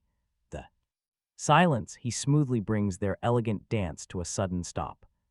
"It was an absolute pleasure dancing with you," he tells her, and the Queen politely agrees she enjoyed it too, before making a graceful exit. With a grand nod, she leaves the ballroom, his doubts vanish. He is absolutely sure this woman is a completely fake queen. The real queen would have instantly recalled that beautiful old story they once shared. Meanwhile, near the holy kingdom of Anasius, high up on the rugged Abrilangel plateau, a secret meeting begins. Deep inside the dark sable tower, a subordinate steps forward to deliver huge news, announcing they have located a target with the ancient blood of Rauslan. The leader praises Magus Howland for his exceptional work. Her voice cold as stone. "Was it hard?" Longer than expected, Howland explains she hid her identity with incredible cunning, working as an elite high sword. She is serving as a personal knight under a wealthy lord, no wonder.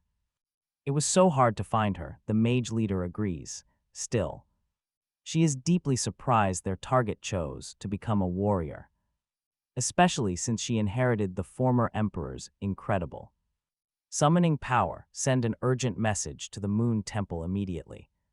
She commands confident priest Lumen will help. After all, the target has the terrifying ability to summon creatures from other worlds, rendering normal magic completely useless. We have spent massive resources and unbelievable effort to find a Rauslan survivor, and we cannot. No mistakes can be made, none. The soldier nods, fully understanding the high stakes of this mission. Suspicions now turn to absolute certainty. The Karen he just danced with is a total imposter. But who is this mysterious fake queen, and what has actually happened to the real one? That remains a mystery, and Zenon warns him. They cannot exactly walk around the castle, asking everyone where the real queen is. Fortunately, their current roles as elite knight escorts sent by Kilarin give them a distinct edge. Sihon points out, allowing them to easily approach highly influential people. But with things so complicated now, gathering any real information is going to be a much harder challenge. To discover where the real queen is hidden, they must work on building close connections with the resident nobility and learning about their inner circles. Then a brilliant idea hits him. He recalled noble Dina from the festivities, thinking he could use her. He needed a subtle wedge to slip quietly into those elite social circles. The next day, Duran stood waiting for his high-profile guests. Welcoming Dina back, he warmly offered to act as her official escort. Duran explained that the Count was incredibly eager to meet his cousin. He wanted to welcome her after her exhausting journey from a faraway foreign land. Sihon had been planning how to approach them, but the path suddenly cleared itself. This sudden invitation cleared the path ahead of him perfectly. Their deep influence with the local nobility was a massive shortcut. They likely held crucial secrets about the mysterious papal court. This was his chance. He had to find Karen. Along the road, Duran mentioned becoming a magic swordsman at age 18. He had faithfully served the wealthy Amos family for 6 long years now. With Sean and Zenon around, she was in safe hands. Dina quietly shook her head, claiming her skills were nothing special. She admitted she still struggled to manipulate aura for physical reinforcement. Duran smiled, offering the core creed of a true knight. A sword isn't for selfish power, but to protect those you love. He reassured her that although her path was still long and difficult, in fact, he was sure she would gain immense power. Zenon muttered that Duran was indeed a highly respectable knight. Alita, though, felt an uneasy, strange vibe from the man. Her suspicion grew as they finally reached the massive estate. The imposing Amos family mansion loomed tall right ahead of them. Bright stepped forward to welcome his prestigious guests with a low bow. He immediately struck up a smooth, polite conversation with Dina. They chatted casually about their families and noble high society gossip. Listening closely, Sihon quickly realized this small talk was completely useless. No clues, absolutely zero hints about Karen's location. Asking directly would raise red flags, so he needed a clever angle. He had to find a natural excuse to get closer to their host. But then Bright suddenly stepped forward, presenting Alita with beautiful flowers. He admitted he had been deeply enchanted since they last met. Humbly, he begged for a chance to know her better. The entire group gasped in shock, and Alita stood completely frozen. Seriously, the absolute nerve of this guy is unreal. Duran quickly jumped in to explain his master's weird habit. He apparently confessed to beautiful women the second he met them. It was just a harmless, dramatic custom whenever he saw someone pretty. Cutting right to the point, Bright asked her to be his beloved. Alita stood completely stunned, staring at him in disbelief. She apologized politely if she had somehow given him the wrong idea. Her heart already belonged to someone else, she quietly explained. She pointed directly at Sihon, leaving him completely flabbergasted. Everyone in the room lost their minds, but Alita stayed firm. Her lifelong companion was already chosen, and nothing would change her mind. Forcing her to reject his proposal, Bright looks on his face. Completely crestfallen, apologizing for the trouble with visible disappointment. In his eyes, so deeply embarrassed, he begs for a moment. To step away, Duran promises them his master will return shortly.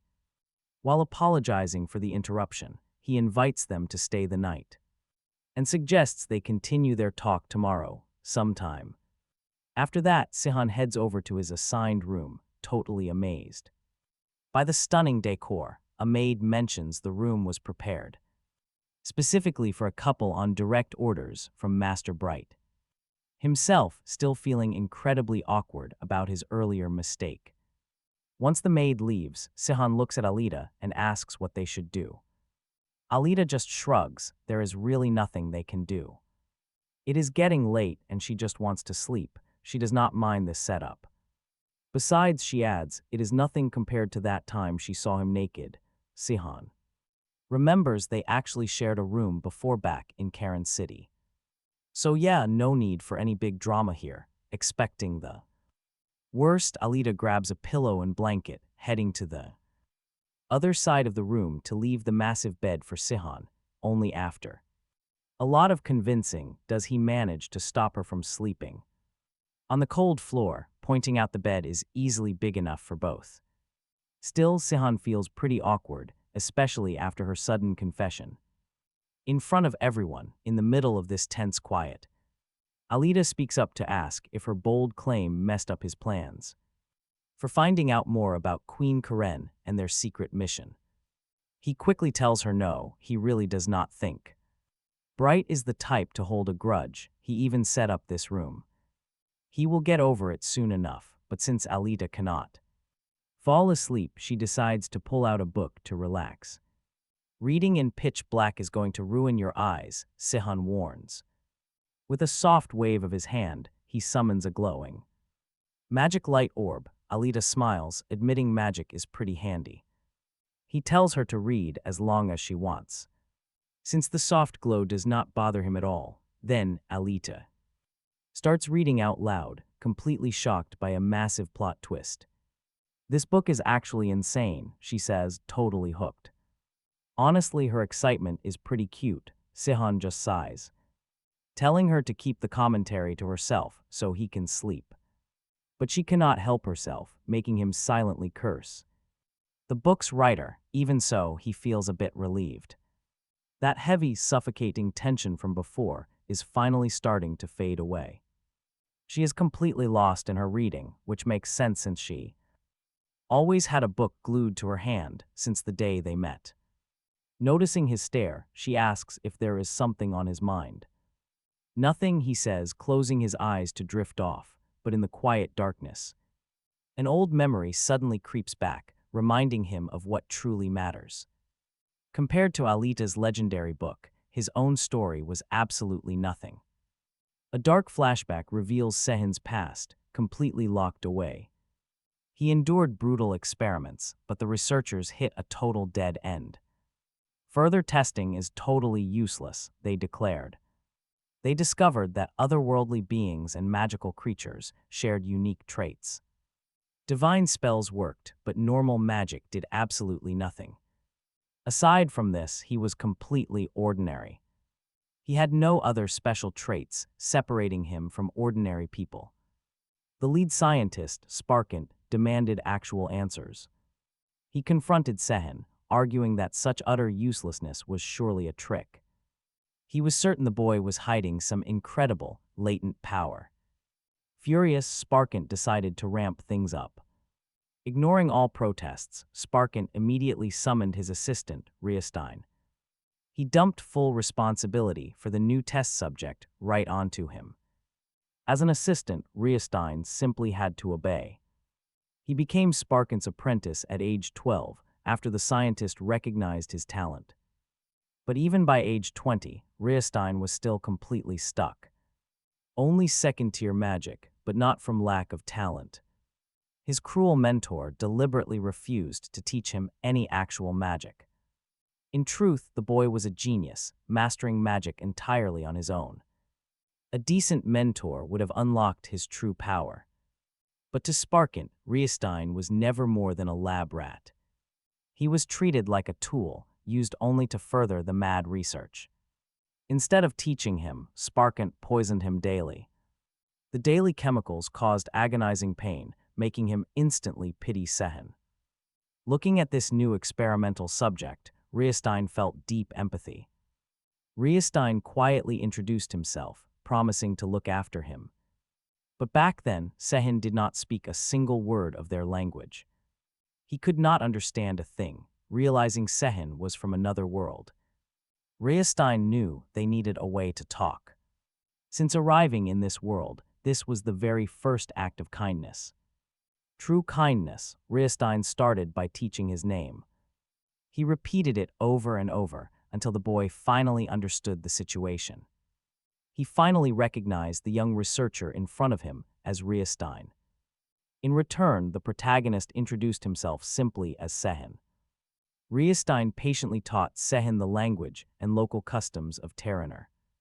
Their shared suffering forged an unbreakable bond of friendship.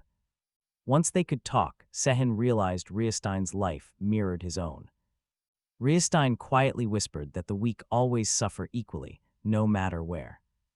Bound by their shared pain, they swore a solemn, unbreakable vow to survive together. But 3 months in, everything suddenly shatters. A massive, uncontrollable surge of magic suddenly erupted deep inside Sihon. The sudden blast of power shocked the senior mages. Sparkant wondered if an outsider could gather magic far faster than normal. Did this boy have an innate ability far beyond ordinary humans? Was this the specimen? Sparkant rejoiced quietly, finally achieving a satisfying result. But this raging magical tempest remained a massive problem requiring a quick fix. Sparkant announced he already had a perfect plan ready to go.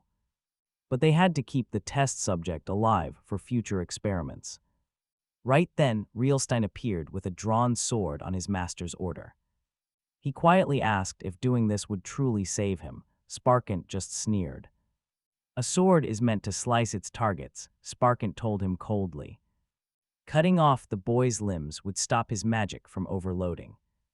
That would give them the perfect chance to completely disable him. Even without limbs, the boy was still useful for crazy experiments. For the first time ever, Riestein openly refused to obey his master. He simply could not watch his dearest friend get brutally mutilated. Rebelling meant certain death, but he was fully prepared to face it. He would fight his master to save Sihon. Now watch this crazy twist. As Sparkant turned away, Riestein plunged a sword straight into his back. Pure rage consumed Sparkant, but his failing body refused to move. He collapsed powerlessly to the floor. With Sparkant down, they were safe. Riestein was finally free. Now, his only goal was saving Sihon. He urged the protagonist to stop holding back the surging magic, to just let it run wild. As Sihon obeyed, a massive wave of power erupted. The explosion completely obliterated everything in sight. Suddenly, Sihon woke up, realizing these memories were just a vivid dream. Alita watched him. She quietly thought about how incredibly painful Sihon's past must have been. Looking through his memories, she realized his bond with Riestein was his only hope. It was their only light. This gave Alita a much deeper understanding of him. She finally got why Sihon struggled so terribly with the pain of betrayal. Still, she wondered, how did he fall asleep so fast right next to her? After all, she was a girl. How could he sleep so peacefully beside her? Well, whatever. Alita decided not to overthink it and tried to rest too. She closed her eyes, but seconds later, Sihon's eyes snapped wide open. No more sleeping, he announced suddenly. Startled, Alita asked what was wrong. Sihon warned her that he could feel a nun, 2 master swordsmen, and mages. 4 powerful spellcasters were extremely close, and things were about to get worse.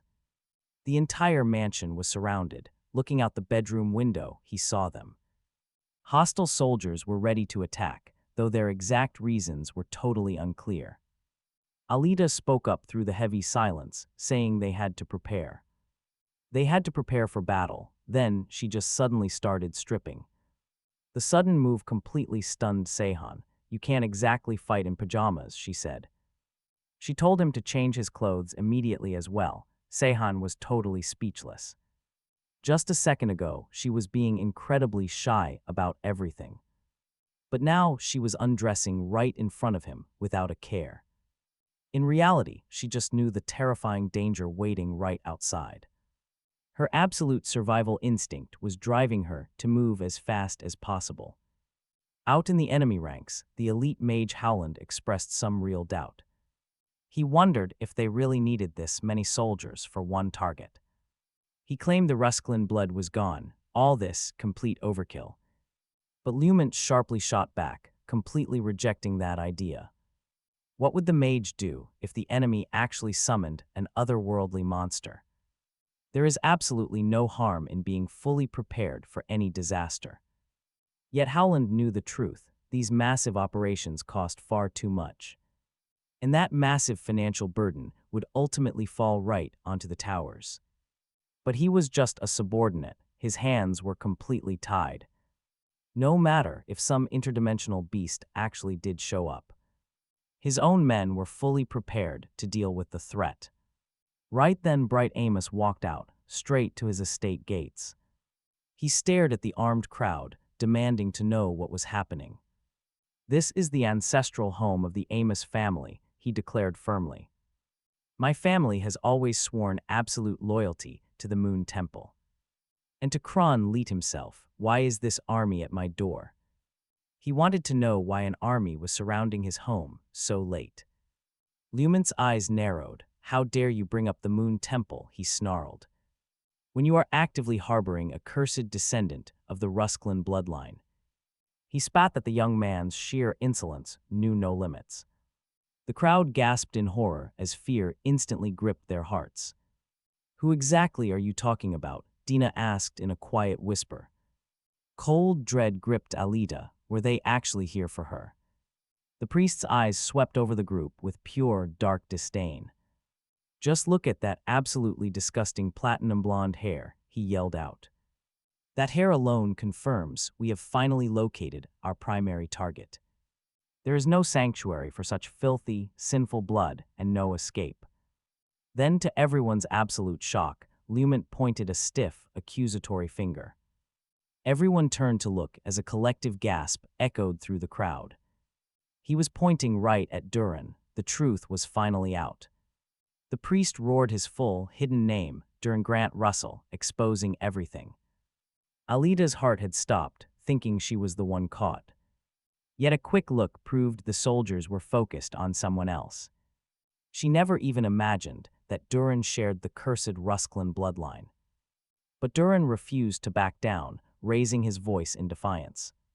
He shouted that he was a Bariano like the Emperor, not a Rusklin. Bright quickly stepped in, desperate to calm the rising tension.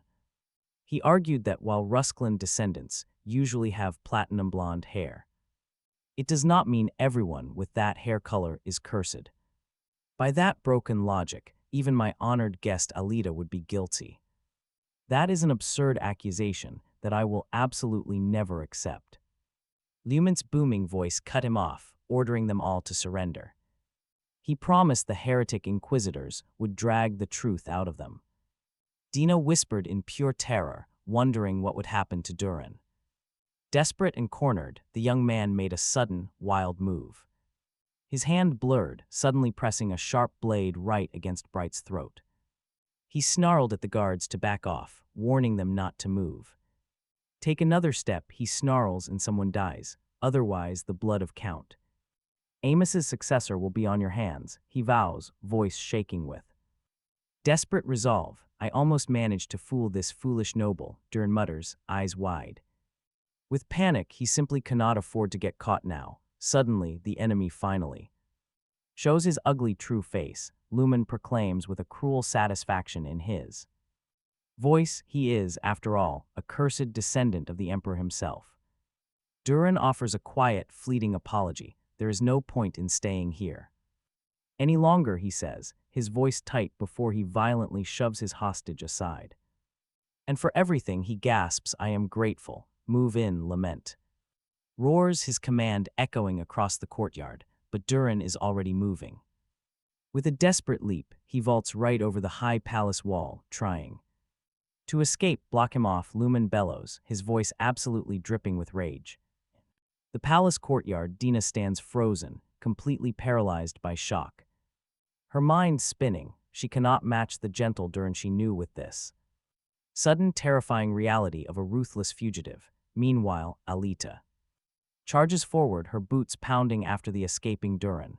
Dina, still dazed, tries to follow, but the protagonist stops her, telling Zenon to hold her back. Bright, even while reeling from the shocking revelation, feels a sudden wave of panic for Durin. Meanwhile, the glint of Durin's platinum hair flashes as he's locked in a brutal clash with the guards trying to corner him. The heavy strain of combat is written all over his tired body. There is no way the enemy escapes us now, the priest asserts. Triumphantly, his identity fully exposed now. Durin's eyes burn with a fierce resolve. I have nothing left to lose, he screams, with a raw, guttural roar. He throws himself into the fight, ready for his final, desperate, all-or-nothing gamble. But fate is brutally cruel, and he's about to pay the ultimate price. In superior foe, Durin is instantly crushed, taken down by a single brutal blow. The agonizing pain of the priest's strike rips through his body.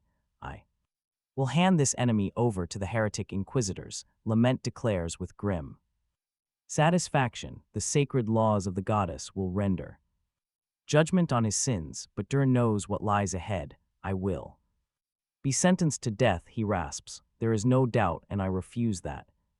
And he continues, which leaves me with only one desperate choice.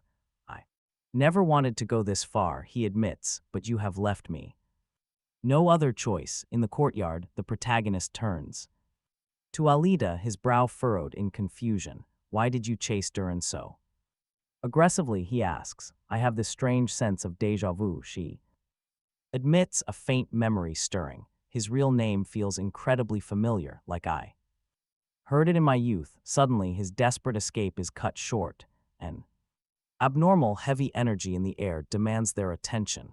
Even the elite mages among the soldiers back away, their faces twisted in pure terror at what is happening. Now watch, cornered and desperate, Durin unleashes his final, terrifying trump card, summoning a monstrous entity from another world. High above the city, a swirling, violent portal rips open the sky, its dark presence casting a thick shadow of terror over everyone. The priest can only stare, aghast at the sudden summoning. Even Durin himself was completely thunderstruck. He protested. This was not his will, yet he had no other choice. To survive, he had no option but to order the monstrous entity forward. The beast attacked. Immediately, the frontline soldiers were struck down. Lament commanded his men not to falter, his voice ringing with power. They were the goddess's mighty blades, untouchable under her hallowed protection. Galvanized by his call, the soldiers surged forward in a unified charge. Lament remained at the absolute vanguard, plunging directly into the fierce battle. The colossal monster failed to spark any fear in the priest. Seeing their leader fight so valiantly only spurred the others to stand tall. They shouted that this monster could never withstand the might of their holy protectors.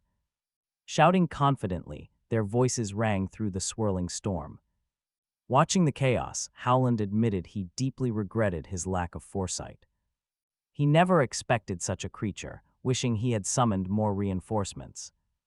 But a nearby mage retorted that it was far too late for regrets.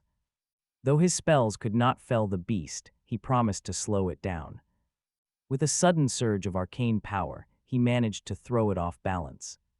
Lament cried out that this was their opening, preparing to strike again. Our protagonist watched. He quietly analyzed the dangerous situation. Alita watched. Raw power was being unleashed right in front of her. She realized the priest fought on par with a high-level swordsman. They possessed master swordsmen, 100 elite soldiers, and even a mage. Yet even their combined forces could barely slow down the foreign monster. Alita finally understood. Fighting a beast from another world was pure horror. But he scoffed. Our protagonist dismissed her dramatic revelation. He pointed out that they were only struggling because they were weak. If they were actually competent, they would have finished this battle already. Someone like Sexenard could slay it alone. She had never considered that perspective. Seeing Zenon and Dina show up, our protagonist frowned in annoyance. "Why are you here?" He had warned them both to stay back. Dina stepped forward, believing she could still talk sense into Duran. She desperately tried to reason with him, to stop the madness. But Duran begged her to retreat. He was visibly panicking. He pleaded with her, warning that his control over the summon was failing. Anyone who refused to retreat immediately would soon face grave, life-threatening danger. Our protagonist noted that Duran was desperately trying to avoid casualties. It was a miracle nobody had died yet under Duran's onslaught. But his restraint would not last. The peaceful pause was ending. Alita cried out that this senseless fighting should never have happened. She begged them to choose empathy over hatred in this dark moment. Duran's father may have been the emperor, but was that really such a grave sin to bear? Fear gripped the battlefield, yet Duran stood completely unswayed. Worst of all, his grip on the monster was slipping fast. The enemy finally reveals its true, hideous nature. One soldier screams out. Sensing the immediate danger, his comrade tries to warn him. No use. Too late, facing away from the threat, he takes a brutal hit. The devastating blow sends him flying backward. His partner watches, enraged. He lunges forward, aiming his blade directly at the monster's thick hide. But a foul, strange substance suddenly starts leaking from its tentacles. It is the monster's own blood, corrosive acid spraying everywhere. The acidic liquid melts the soldier's face. He collapses in agony. Dead, the remaining troops pull back in absolute, paralyzing horror. They cannot fight it without hitting it, which means certain death. The priest watches with grim concern, desperately planning their next move. Retreat, he immediately orders his panicked men to fall back right now. But many are trapped, caught right in the monster's brutal onslaught. Lumen realizes this disaster is his own fault. He caused this. He brought way too many men, severely underestimating the enemy. Desperate to hide his mistake, he turns his rage on Duran.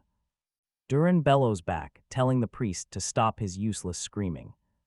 His accusations are only making him lose control of the beast.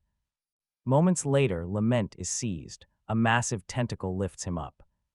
It prepares to crush him, but our protagonist steps in. He swings, slicing through the thick limbs with ease. Everyone watches in shock, completely stunned by this display of power. Sihon arrives on the scene, immediately offering her skilled assistance. She tells the priest and his remaining men to run away.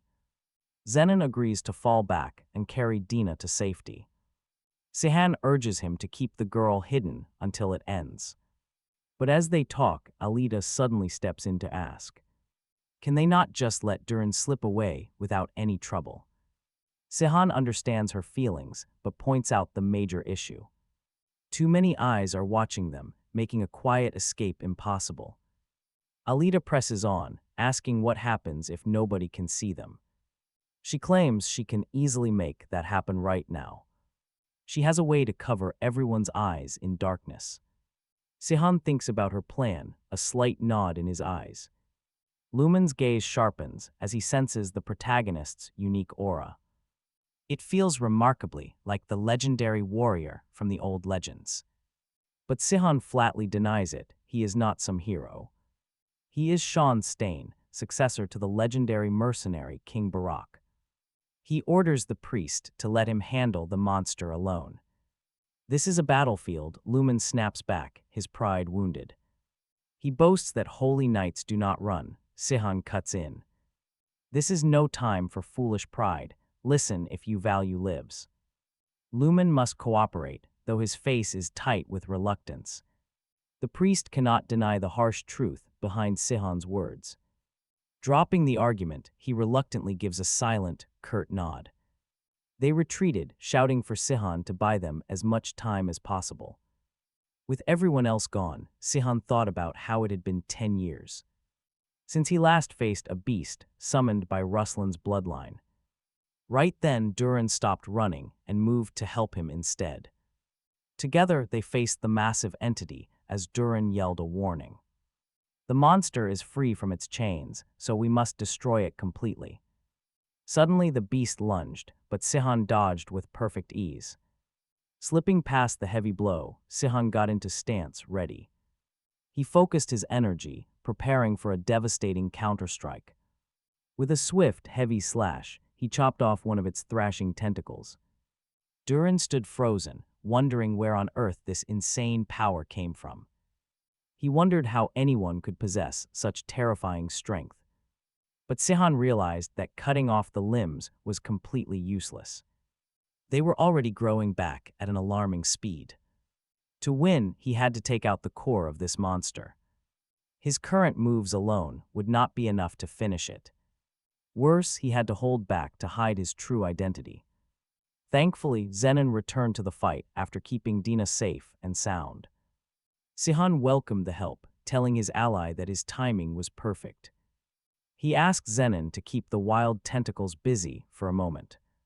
Zenon grinned, excited to finally test out his newly acquired powers. This was his moment to shine, and he was not holding back. He charged forward, unleashing the formidable Emperor's power. The sheer scale of the attack completely blew Sihon away. Zenon moved with incredible skill, keeping his attacks extremely precise. He did exactly what Sihon wanted and distracted the beast. The thrashing tentacles were occupied, creating a perfect opening for them. Even so, Sihon wondered why Zenon was not using his aura. His explosive energy would be much more effective than simple Emperor skills. But since the plan was working, he decided not to complain. Sihon had his own crucial job to finish right now. The giant beast was completely focused on Zenon's relentless assault.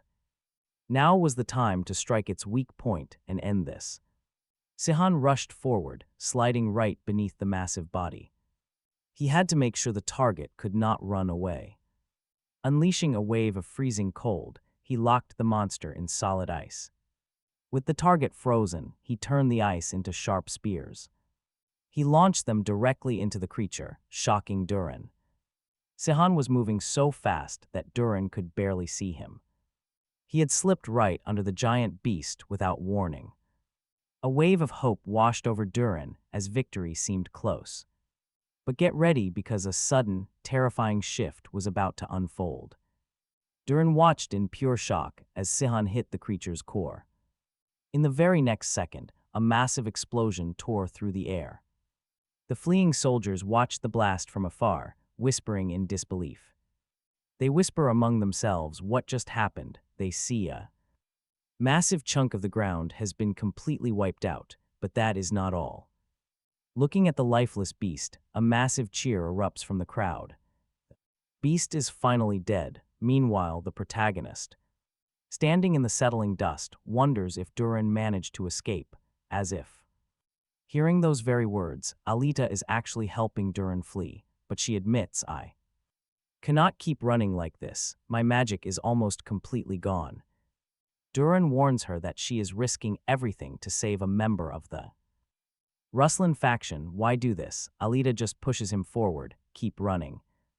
Young man, before someone catches us." Right then, a sudden memory flashes through Duran's mind from a long time ago. He realizes that Alita looks exactly like a young girl he used to know. "Are you Serafina's daughter?" he asks, his voice shaking. Alita does not say a single word, but her quiet stare tells him everything he needs to know. A wave of relief and joy washes over him because she is still alive, yet a deep sadness follows knowing they are meeting again under such terrible conditions. Still, before they split up, he has to tell her something incredibly important. Whispering quietly, Duran shares a massive secret. This revelation leaves Alita completely stunned. Is this really true? She asks. Her eyes wide with shock. It is, Duran confirms. I need you to keep this secret. Then, out of absolutely nowhere, the worst happens. Duran is blindsided by a brutal direct hit. It all happens right directly in front of Alita's horrified eyes.